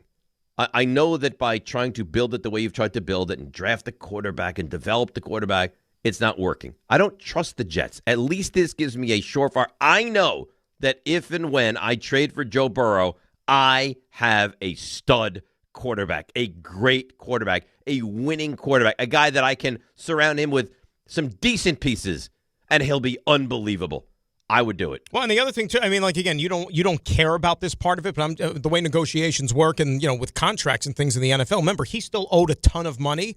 That part of the whole whatever the compensation is going to be going back and forth, it's going to be okay, Cincinnati. How much of this contract are you going to eat? Are we taking the whole thing on? Well, there lies the problem. If we take the whole thing on, then I'm giving you less picks in all of sports in Cincinnati. I mean, they're cheap, right? They're notoriously cheap. I mean, beyond cheap. And that was part of the argument that I made 2.5 months ago as to why this thing could be feasible. I get on the phone and I start doing Jedi mind tricks to Mike Brown. Hey, Mike, your quarterback, he's hurt again. He's always hurt. You see how much money you still got to pay him for whatever many years? How about I take him off your hands? Here's a couple of picks for you. That's what you have to talk into something like that. So John chimes in to the group text, and I think this is a fair question. He said, ask it this way. Would you trade Sauce and Quinnen Williams for Burrow? because that's basically what you're doing after the fact. And of course you would. Of course you would do that. That's what you got for those guys. So you take what you got and you ship it on out. Now, they're probably going to want your pick this year and not their pick, and that's going to be a big difference, right? You're going to probably be picking top 5, and that other pick will be 15, 16. So, but I'm doing it. I'm sorry. I've been so irrelevant for so long. I signed Favre. I'm 8-3. I'm rolling along. He gets hurt. I collapse. I have Rodgers. It's going to be magnificent. He's a game changer. He's a Hall of Famer. You stink. Darnold stinks. Wilson stinks. I'm sorry, man. Maybe I'm in the minority. I would do it. I mean, when you're desperate the way this team is desperate, I would do almost Well, to go back for to John's point then about would you trade Sauce and Quinnen for... Okay, that's great. Well, you just traded Sauce and Quinnen. How's your defense? That's my point. If you're getting rid of all my premium picks, then how am I going to build a team? And, oh, by the way, if I got a quarterback now who's eaten how much percentage of my salary cap because he makes $60 million a year or whatever the number is, I just can't go out there and shop for players to help me on defense. Well, Mushi, go do your job. Go hit. I'm not taking all your picks away. You're still going to have first-round picks. So you know what? Take those first-round picks and move back in the first round. And now take 2 guys on defense. Wait a sec. Hit on a third-round pick. All right, so there's 2 first-round picks left because I'm giving you 3 of them, right? Yep. And how many 2s do I have over the next 2 years? If I give you 1 2, I want 2 2s. You want 2? I want 2 of your 2s. How many do they have over the next 2 years? Is it 3 2s? Right? All right, so I got 2 1s and 2 2s. I don't know now. I think that's what it was. 3 1s, 2 2s. Okay, so that's what you would have left. All right, fine. When so you go back to what you originally had. Right, and here's what I would want. I would want them to eat some of the contract then. Well, that's I don't even think that's a. But I'm just saying. Starter. I think they eat some of the contract anyway. They have to. If I'm giving you that extra 2, good luck with them eating contract. Oh, but then you don't have a deal. Okay, then you don't have a deal. Then I'll good luck. Somewhere Good luck else. looking at Joe Burrow on the sidelines. sidelines. The Raiders or somewhere else, and then he'll beat your brains in, and you'll be like, man, we could have had him, but we didn't because we held on to that extra 2. Maybe. Let's go to Bobby in Westchester. Bobby, you're on ESPN New York. Good morning, guys, and I love your show. Dave, I would just like to – I would say it's a little too much. I would go with 2 1s and 2 2s, but you kind of took a shot at Namath. Now, I saw him play, and I saw the Super Bowl. If Namath played in these rules now – yeah, you're not wrong about that. 6,000 yards. Yeah. He would have passed for over 50. So, listen – Joe Namath Burrow was ahead good. of his time. I wasn't meaning to take a shot at Namath either, and I also think that Namath on the Jets was not the best version of Joe Namath. Well, I mean, that was the only version of Joe Namath. Remember, he played every year with the Jets, except for 1 year with the Rams at the end when he was really decrepit and broken earlier, down. Joe Namath was a better version of Joe Namath. Correct. And Joe Namath, by the way, was the first quarterback in professional football to throw for 4,000 yards in a season. Doesn't he still have the Jets' single-season record? No, that's Ryan Fitzpatrick now, believe it or not. Oh, that's and Namath did that in 14 games, by the way, in a time when they didn't pass the ball. 14 games, remember, bump and run down the whole field. Yeah. 15-yard off. If you got called for holding offensive line, it was 15 yards, not 10, right? And they killed the quarterback and the receivers. If he had Maynard and Sauer now in these rules with Joe, I say 6,000 yards, 50 TDs. You might be right. You might be. So maybe it's just you can't compare era to era. Namath was a special quarterback who had an amazing arm, and he would have lit the league on fire. You're right. That wasn't what I was trying to do. I'm just saying. My point was, Joe Burrow is so special. Right, he's very good, and it's different. It's impossible to. The thing with Joe is this, Dave. And look, I'm not sitting here trying to tell you that I saw Namath play. It was before my time, but I know the history well enough. You know, people just go to Pro Football Reference and see a guy who threw more interceptions than he did touchdown passes in his career, and they say he's overrated, and his whole career is one game. Go back to the people that were around then that played against it. Like, do you know how important? There may not be a player, like people like NFL historians will tell you, there may not be a player who was more important to the current version of the NFL than Joe Namath. I agree. He was the guy who catapulted the NFL into I don't think the NFL TV. would be what it was if not for that victory over the Baltimore Colts in Super Bowl III. I completely 100%. concur with that. All right. Hey, RJ. Hi. How you doing? Good. Good. How's the show going today? Great. I think you guys have been terrific. Really? You mean that sincerely? Of course I do. I think it's been pretty good, too, actually. You're trying to deflect the whole collusion scandal? No, I'm too busy looking at all the nice green on the spreadsheet of all my victories as of late. Wow. You know what? You've done really well. See, you know what happened, Dan? They've been so committed to keeping their picks together. Last week they went separate. 3-0, 0-3.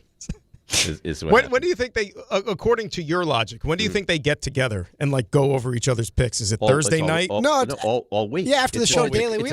It's a constant, Dan. You know it's a lifestyle. I'll let you know at breakfast, by the way, if there's a review. You've seen what we do after the show. You know. You know, Dan, right out there outside the studio door, the big boardroom? We reserve that every day at 11. The big one. Yeah. No, see, don't let them deflect this, Dan. This is not true. They're in a locked room. Yeah. For 20 hours a week to come, it never stops. You say, when do they do it? They always do it. Hey, he'll flippantly throw up like, what do you think about the Chargers plus 5.5? Don't like it. Let's look at another game. Shut up, you big baby. Browns plus 7.5. Bears, cold weather. RJ's big into the weather. Like, they each have their strength. Ray's the Cowboys expert. RJ's the Niners expert. They each have their way. If Rick were here, he would completely concur with me. 100%. So it's fine. So if you guys do what you do, it's fine. Are you ready for the stuff that you missed? Yes. All right. You come now. Walk-up three-pointer. He got it. See ya. Put him in the box. The you missed. Recurring meeting every day at 11. So if you ever want to swing by. You know what? Honestly, it's well done by you. You're invited. The deflection is You know genius. what? You're invited. That's late. 11 o'clock. That's an hour after the show. Well, we're busy after the show. So Kirk Cousins, he threw 3 touchdowns yesterday, all of them to Kyle Pitts. Falcons rally, 29-28 win over the reeling Bucs, who are now 7-7. Todd Bowles, he took the loss okay. It's inexcusable. You don't make excuses. You got to care enough where the hurts. You got to care enough where the hurts. It got to mean something to you. It's more than a job. It's your livelihood. How well do you know your job? How well do your job? Well, you can't sugarcoat that. It was inexcusable, and there's no answer for it. There's no excuse for it. That's what you tell them in the locker room. Look in the mirror. I think he's coping okay with it. No chip ahoy I cookies swear for to you. I thought that was AI when I first saw it. Ray, I'm not even kidding. I know. The fact that it was everywhere, though, that's what took me off the AI trail. I was like, no, this is real. But my first thing, I was like, oh, God, come on, this is not real. And then I started to do some research. It's the first thing I said to Ray this morning. He said, Ray, was this real? He's like, I don't know. Ray didn't even know about it. He's like, let me look into this. He's like, no, this really happened. I'll tell you, both of those coaches in the fourth quarter, I mean, they tried to outdo themselves in terms of, just really head-scratching Todd Bowles decisions. would not be outdone. No, so Todd, when I worked Jets for 8 years, I was telling Dan this before. Dan, you and I worked for 4 of those, I think. And Todd had one of those after a Monday Night Football game. The season was already kind of down the toilet. And it was at 12:45 in the morning. He had one of those cursing barrages? Was it the Arizona game Monday night? Because they got absolutely destroyed. I can't remember what year that was. So it brought me back to that answer. day. And I don't know. I'll have to examine. I'm just trying to think of games where they were completely outclassed. That thing was over before it started, I remember. So that brought me back because you had said, oh, I can't believe you do that. I was like, oh, it's in there. CeeDee Lamb. He's got to get fined for that. CeeDee Lamb still in concussion protocol. Practice in full. Seems poised to play against the Vikings. TJ Watt spent the night in the hospital after... We'll find out exactly what happened. Some kind of injection gone wrong at the Steelers facility. Firmly questionable to play Monday Night Football against Miami. Raiders likely to start quarterback Kenny Pickett with Geno Smith banged up. LSU's schedule is out for football. Lane Kiffin returning to Ole Miss September 19th of next year. And North Carolina, by far one of the worst offenses in all of college football. They decided they're going to make a change. Freddie Kitchens, offensive coordinator. Oh, no. No more. He has been fired. I'm shocked that hasn't worked out. How does Freddie Kitchens continue to gain employment every time he fails at a job? I'm sure Peter will have fun with that. That's what I think of when I think of Freddie Kitchens. Braves and reliever Robert Suarez. I think of the kitchen. Agreed to a 3-year, $45 million contract.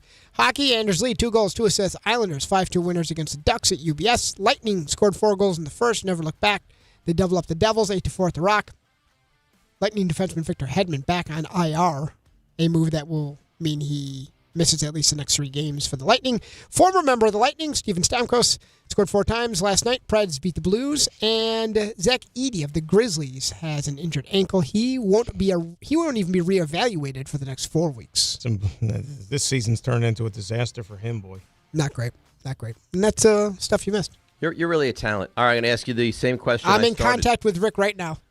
So you have his picks? I don't have the picks, but I'm in contact. Of course not. I mean, we're only minutes away. But that's fine. Sounds like you'll get them. We'll give you all of our picks, and we'll do it next. And it's dramatic. And, color me shocked when these guys take the same games. DNR with you, ESPN New York. The holidays are here, and Amazon Pickup is your MVP of package pickup. Need that perfect gift like a brand new jersey for the big game? With Amazon Pickup, you can grab your order from secure Amazon lockers or counters near you on your schedule at no extra cost. It's fast, it's easy, and it keeps your holiday surprises tucked safely away. So whether you're running from work or heading to the holiday party, Amazon Pickup makes holiday shopping worry-free. Find your nearest Amazon Pickup location at amazon.com/pickupmvp. That's amazon.com/pickupmvp.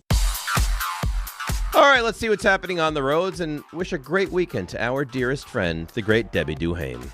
Hi, Dave. Hi, Rick. On this Football Friday, let's see what's happening. It's another gridlock alert day. Alternate side parking rules in effect. Inbound George Washington Bridge, 35 to the upper level, with an accident being cleared. Some more nuggets of information. French Street is closed over in New Brunswick. It's all due to a broken water main getting out toward Easton Avenue. Traffic slowing down on 17 South. Another broken water main in East Rutherford. And over on 106 South of the LIE, it's a collision. Sponsored by Compassion International. Compassion sponsorship means food, healthcare, education, and most of all, being known, loved, and protected. There are thousands of kids waiting over a year, and their wait. Sponsor a child with compassion today.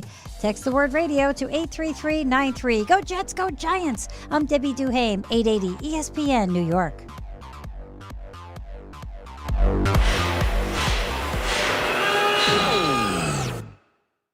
When equipment breaks down and operations come to a halt, every single second counts. So why is your maintenance team spending 60% of their time doing anything but turning wrenches? MaintainX is the AI-powered maintenance and asset management system that helps your team get back to actually fixing breakdowns. No more searching for manuals. No more hunting down parts. No more drowning in paperwork. With MaintainX, your team can access manuals from anywhere, create new procedures in minutes, and turn voice notes into clear and complete work order feedback. What used to take hours now only takes minutes. Keep your operations moving, not your paperwork. Join over 11,000 maintenance teams that are already fixing more and filing less. Try MaintainX for free today. Go to maintainx.com/AI. That's maintain in the letter x.com/AI. At Jake's 58 Casino Hotel, we're celebrating this holiday season with our $155,000 Slay the Road drawing, including your chance to win a new Land Rover Defender and $10,000 cash. Earn entries all month long, then be here on January 1st between 12 and 3 p.m. when one winner will be drawn every hour to win up to $20,000 cash. At 4 p.m., one lucky winner will win a Land Rover Defender and $10,000 cash at Jake's 58 Casino Hotel. If gambling is a problem for you or someone you care about, please call the 24-hour toll-free helpline at 1-877-8-HOPE-NY or text HOPE-NY. D'Agostino Law Bite Back. I'm injury attorney John Ryan D'Agostino, nicknamed The Closer, continuing D'Agostino and Associates' legacy of helping the injured for over 35 years. My father, John D'Agostino, built this injury firm to help accident victims. This is John D'Agostino, and this is a family firm.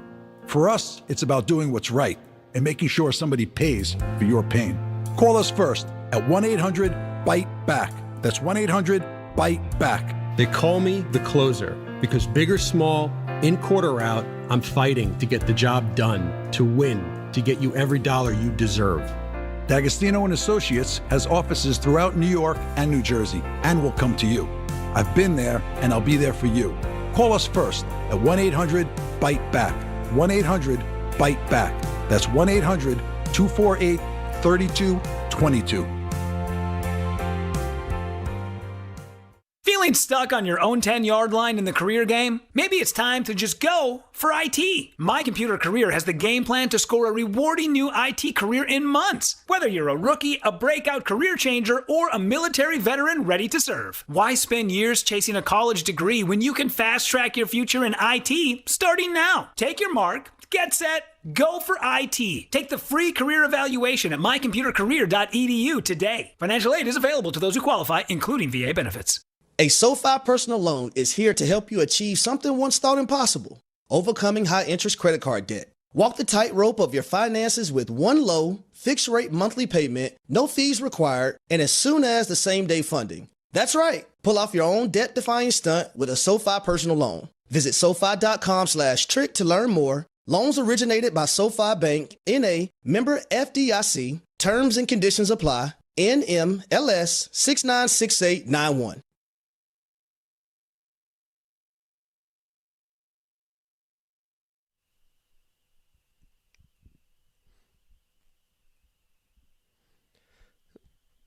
Happy holidays. DNR with you, ESPN New York Football Friday. You know, Hanukkah's Sunday night. Might get some snow going into Hanukkah this year, huh? Dear God. You a fan of that or no? Presents abound, the holiday time, Christmas music. Oh, what a time. This is such a nice time. Andy Williams and Bing Crosby own this time. Oh, what a glorious, glorious time it is. Michael Bublé now. Throwing some Burl Ives. Bublé. Yeah, I like Bublé. By the way, I was thinking about this when the song popped up in the car the other day. Burl Ives, you're familiar with him, right? Yeah, yeah. Burl, the given name? Is that on the birth certificate? Like, who names their kid Burl? B-U-R-L. Well, if in fact the given name is Burl, it didn't take.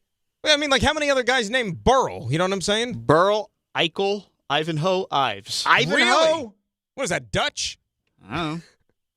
How are you? Where was he born? Is that a B-U or a B-E for It's a Burl? B-U. B-U. Well, professionally, it's a B-U. So it's like Burrell. Yeah, B-U-R-L. B-U-R-L.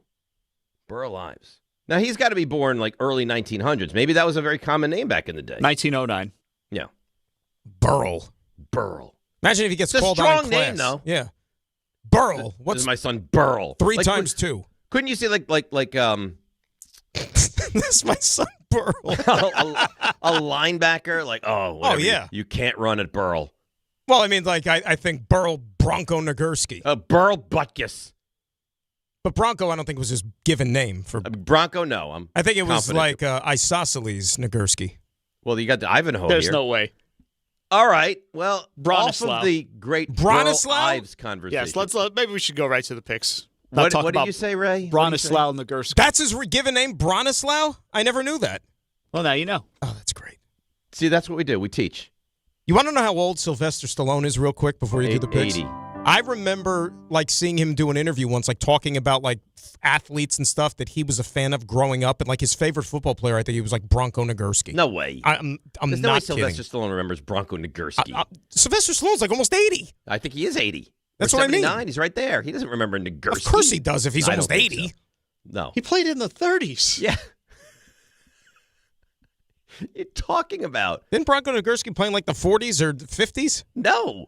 I think he's one of those guys who had his career affected by the war. Maybe to the 40s, but Stallone doesn't remember football in the 40s. Well, maybe he's a little bit of a football historian. Yeah, right. I'm sure he's breaking down the he did sports movies and Bronco Nagurski film. All right. Did a soccer movie. Raymond, let's go.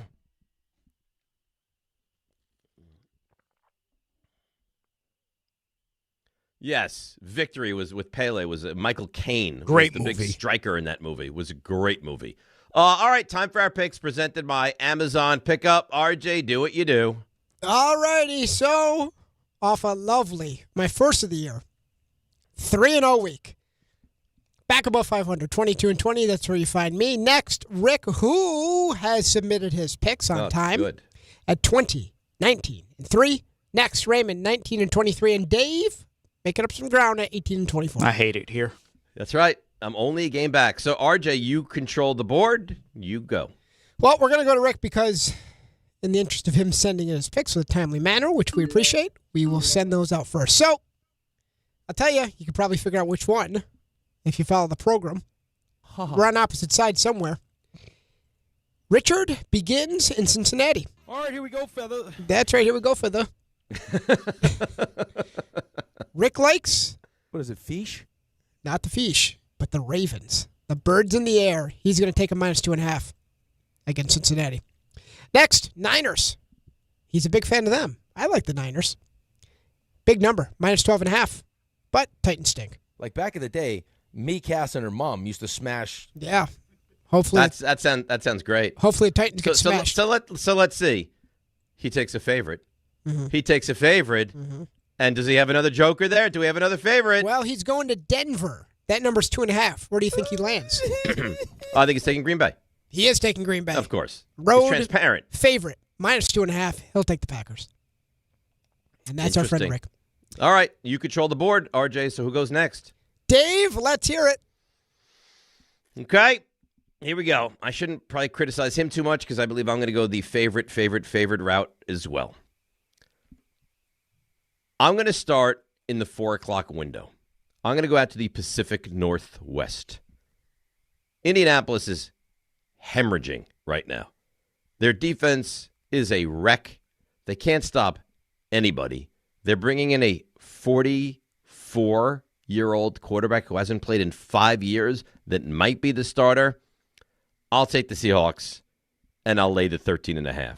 The Seahawks kind of feel like they might be that bully that you punch them in the mouth, they might not respond back. But if you can't punch them in the mouth, they'll maul you.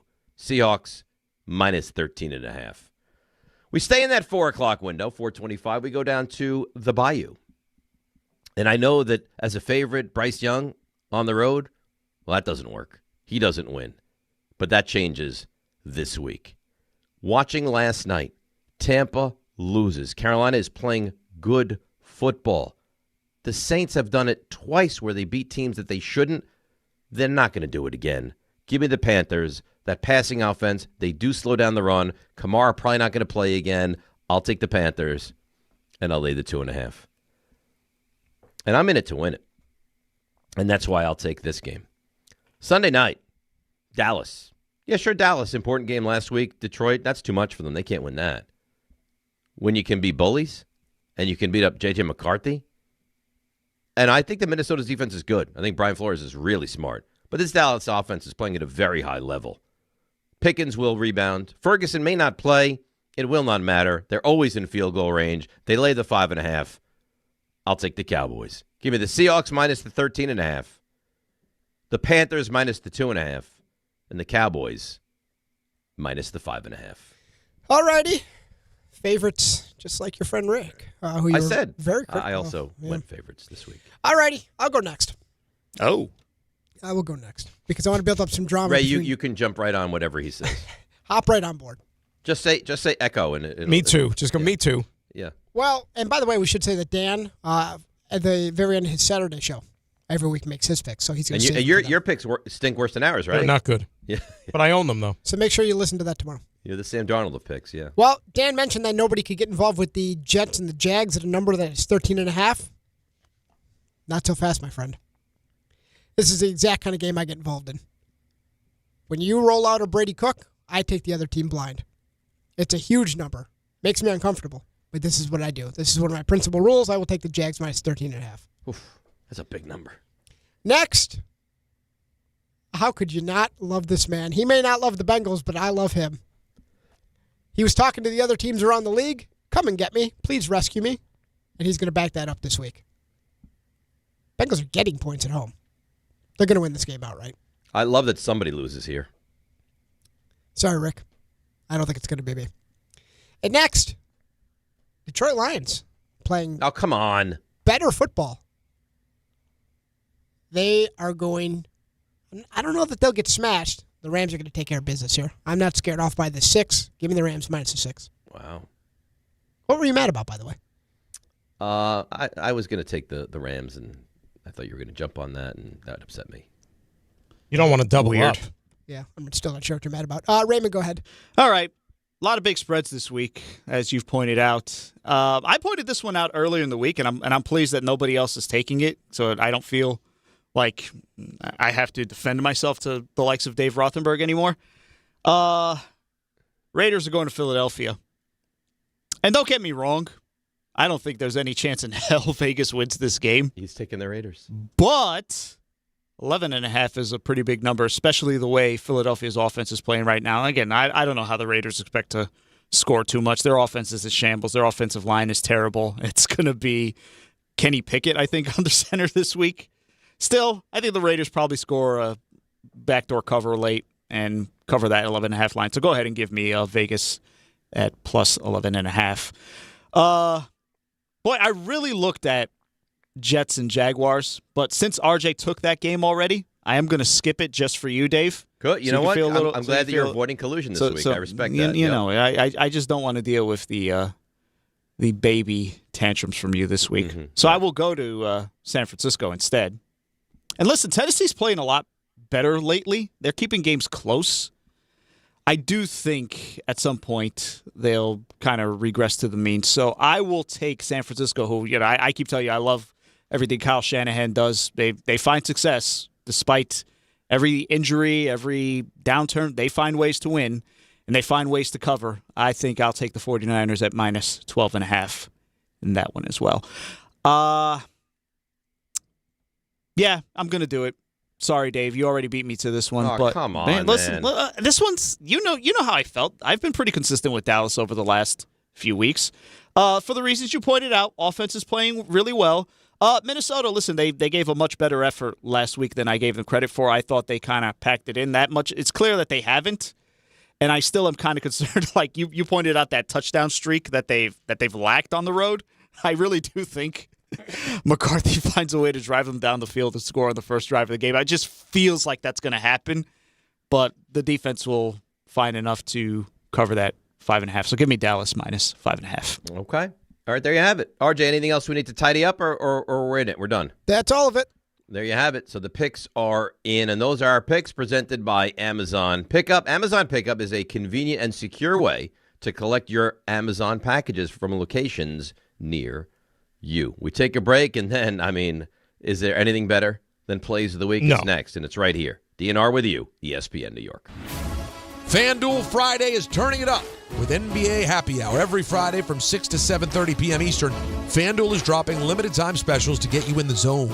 Boosts, bonuses, surprises, all designed to bring that Friday energy. This isn't just another promo, it's your weekly pregame. NBA Happy Hour every Friday, 6 to 7:30 Eastern. FanDuel is dropping limited-time specials to get you in the zone. Boosts, bonuses. And faster with artificial intelligence. AI is a race, and companies that act first will win. Thrive Managed AI is your advantage over all your competitors. Thrive partners with you on a smart, secure AI strategy for your business. Then they deploy and manage it for you. Be first and win the race with Thrive Managed AI. Start with a complimentary strategy consultation at thrivenextgen.com/ESPN. That's thrivenextgen.com/ESPN. Listen up, New York. It's football season, and you should be out there enjoying every play, every tailgate, every moment. But if you're dealing with neck pain, back pain, joint pain, or sciatica, even getting off the couch can feel like a challenge. That's where Dr. Jay Shaw at Sandwell Pain comes in. He's one of New Jersey's top pain specialists, Ivy League trained, double board certified, and dedicated to getting you back in the game. Here's the difference. No surgery, no scars, no long recovery, no pain medication. Just precise, non-surgical, image-guided procedures that get real results. Dr. Shaw treats everything from neck pain, back pain, migraines, nerve pain, and chronic joint pain. And he builds a custom game plan that's right for you. Same day or next day appointments are available with offices in Woodbridge, Livingston, and Inglewood. And yes, most major insurances are accepted. So don't let pain keep you on the sidelines this season. Go to SandwellPain.com to call, text, or book online. Relief is closer than you think, and it starts today. Too much on your list this season? Get 50% off your first 6 months of payroll at gusto.com/radio. Gusto saves you 2 days every month on payroll, taxes, and compliance. So you can go from making payroll to making gingerbread houses, checking your books to decking the halls, spreadsheets to snow angels. Switch before the end of the year and there's no need to transfer payroll history. Now that's a reason to be merry. Choose a future with Gusto and get more time for what matters.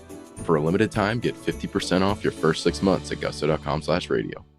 A Progressive Home and Auto Bundle can protect you round the clock, but we can't protect you from those painful moments in sports. Oh, I can't believe we blew a 5-touchdown lead.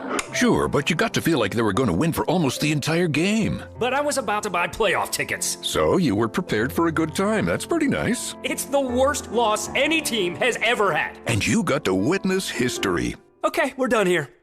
Well, at least your home and auto are protected with a bundle from Progressive. Progressive Casualty Insurance Company affiliates and other insurers. Not available in all states or situations. From the regular season to the Super Bowl, ESPN New York is your destination for football. We've got crazy fans. If the Giants somehow beat the Cowboys, I'm going to take a dump on your head. You can feel good because you're a damn football team. Expert analysis. Marcus Spears joins us now. ESPN NFL analyst Damian Woody. Mel Kiper Jr. The Hall of Famer Steve Young. He's kind of our resident general manager, Louis Riddick. We got Mike Tannenbaum right now. And all your fantasy and wagering needs. This is ESPN New York. We are football.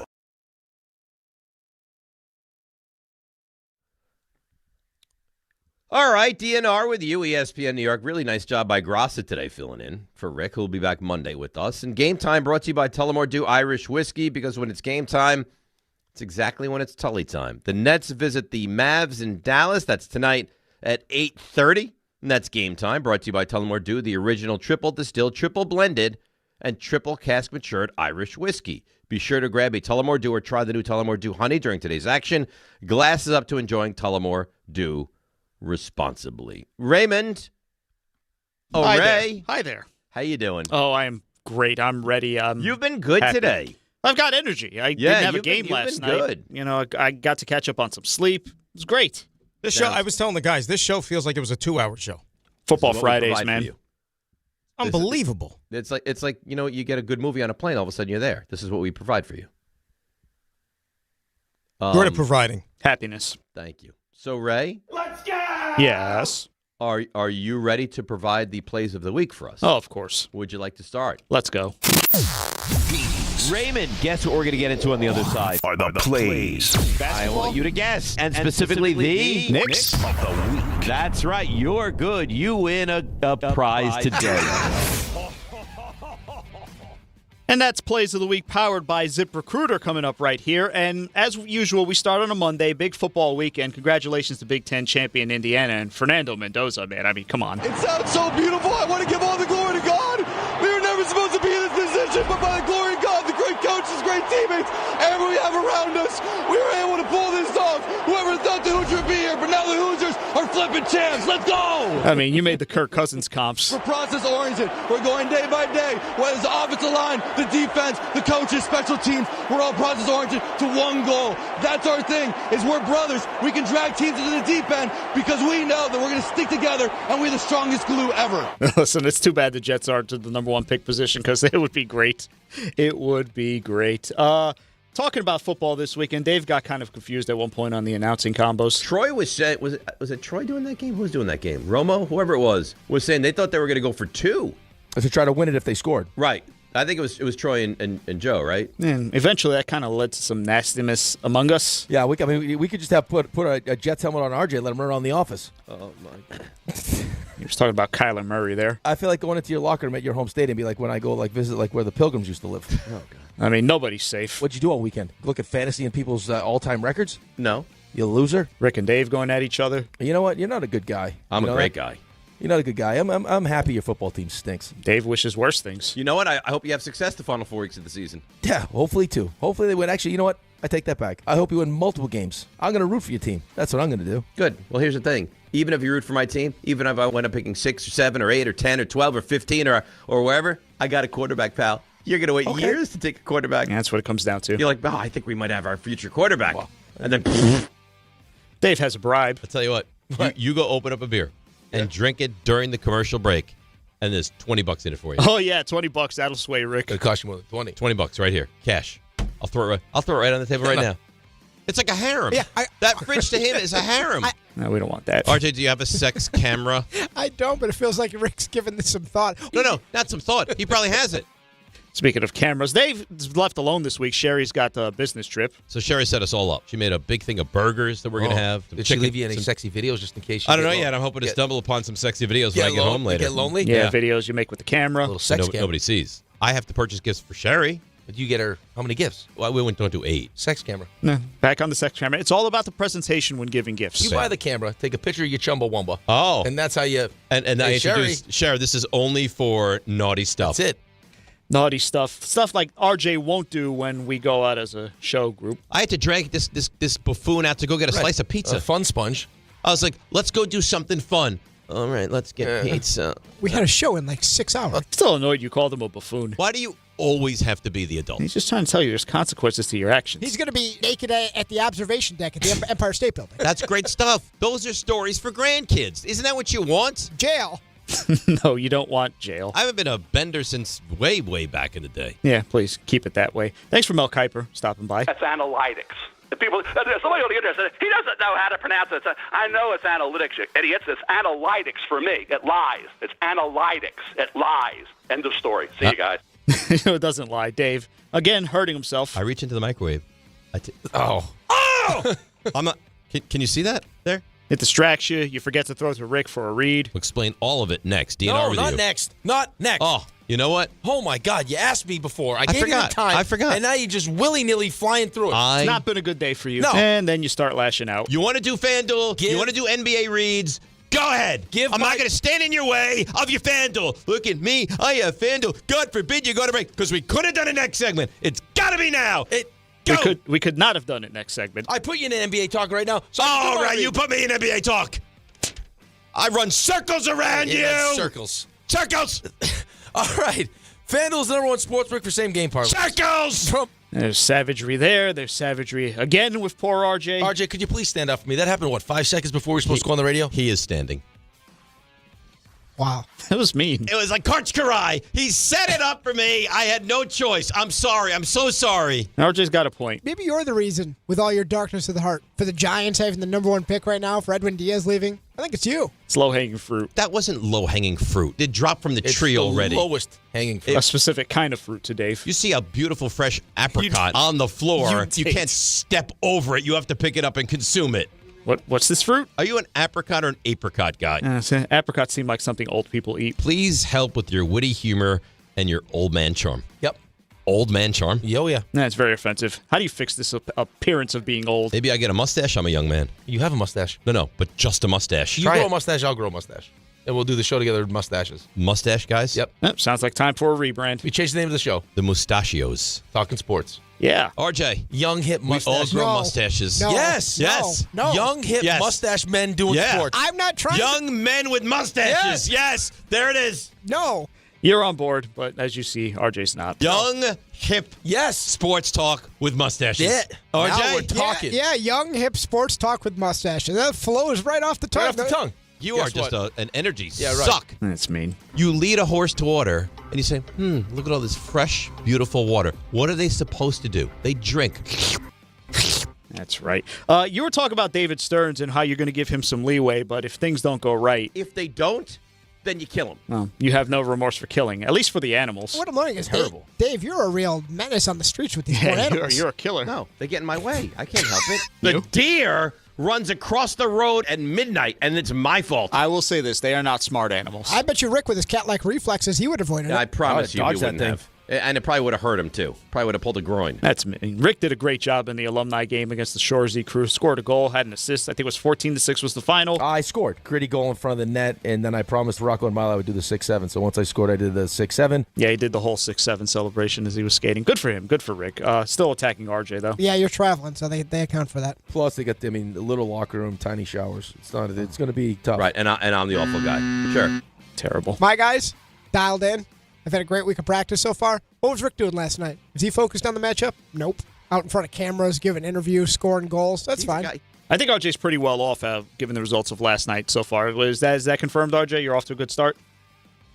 Oh, I don't think they had anybody play last night.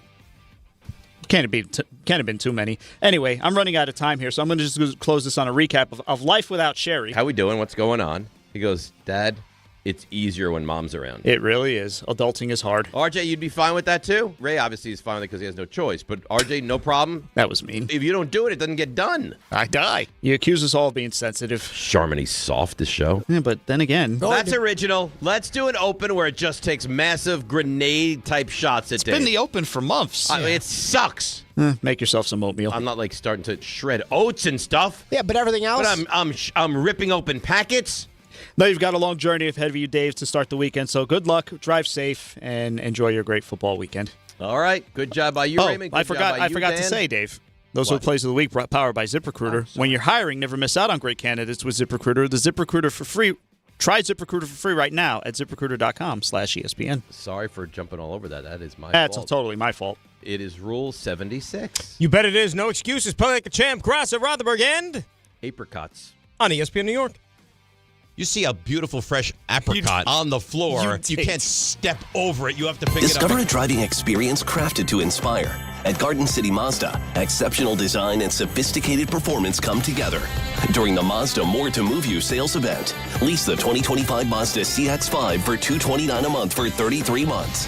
Or the 2025 Mazda CX-50 for $239 a month for 33 months. Both with $49.95 due at signing. It's the Mazda More to Move You sales event at Garden City Mazda. At Garden City Mazda, expect the exceptional. At Jake's 58 Casino Hotel, we're celebrating this holiday season with our $155,000 Slay the Road drawing, including your chance to win a new Land Rover Defender and $10,000 cash. Earn entries all month long, then be here on January 1st between 12 and 3 p.m. when one winner will be drawn every hour to win up to $20,000 cash. At 4 p.m., one lucky winner will win a Land Rover Defender and $10,000 cash. At Jake's 58 Casino Hotel.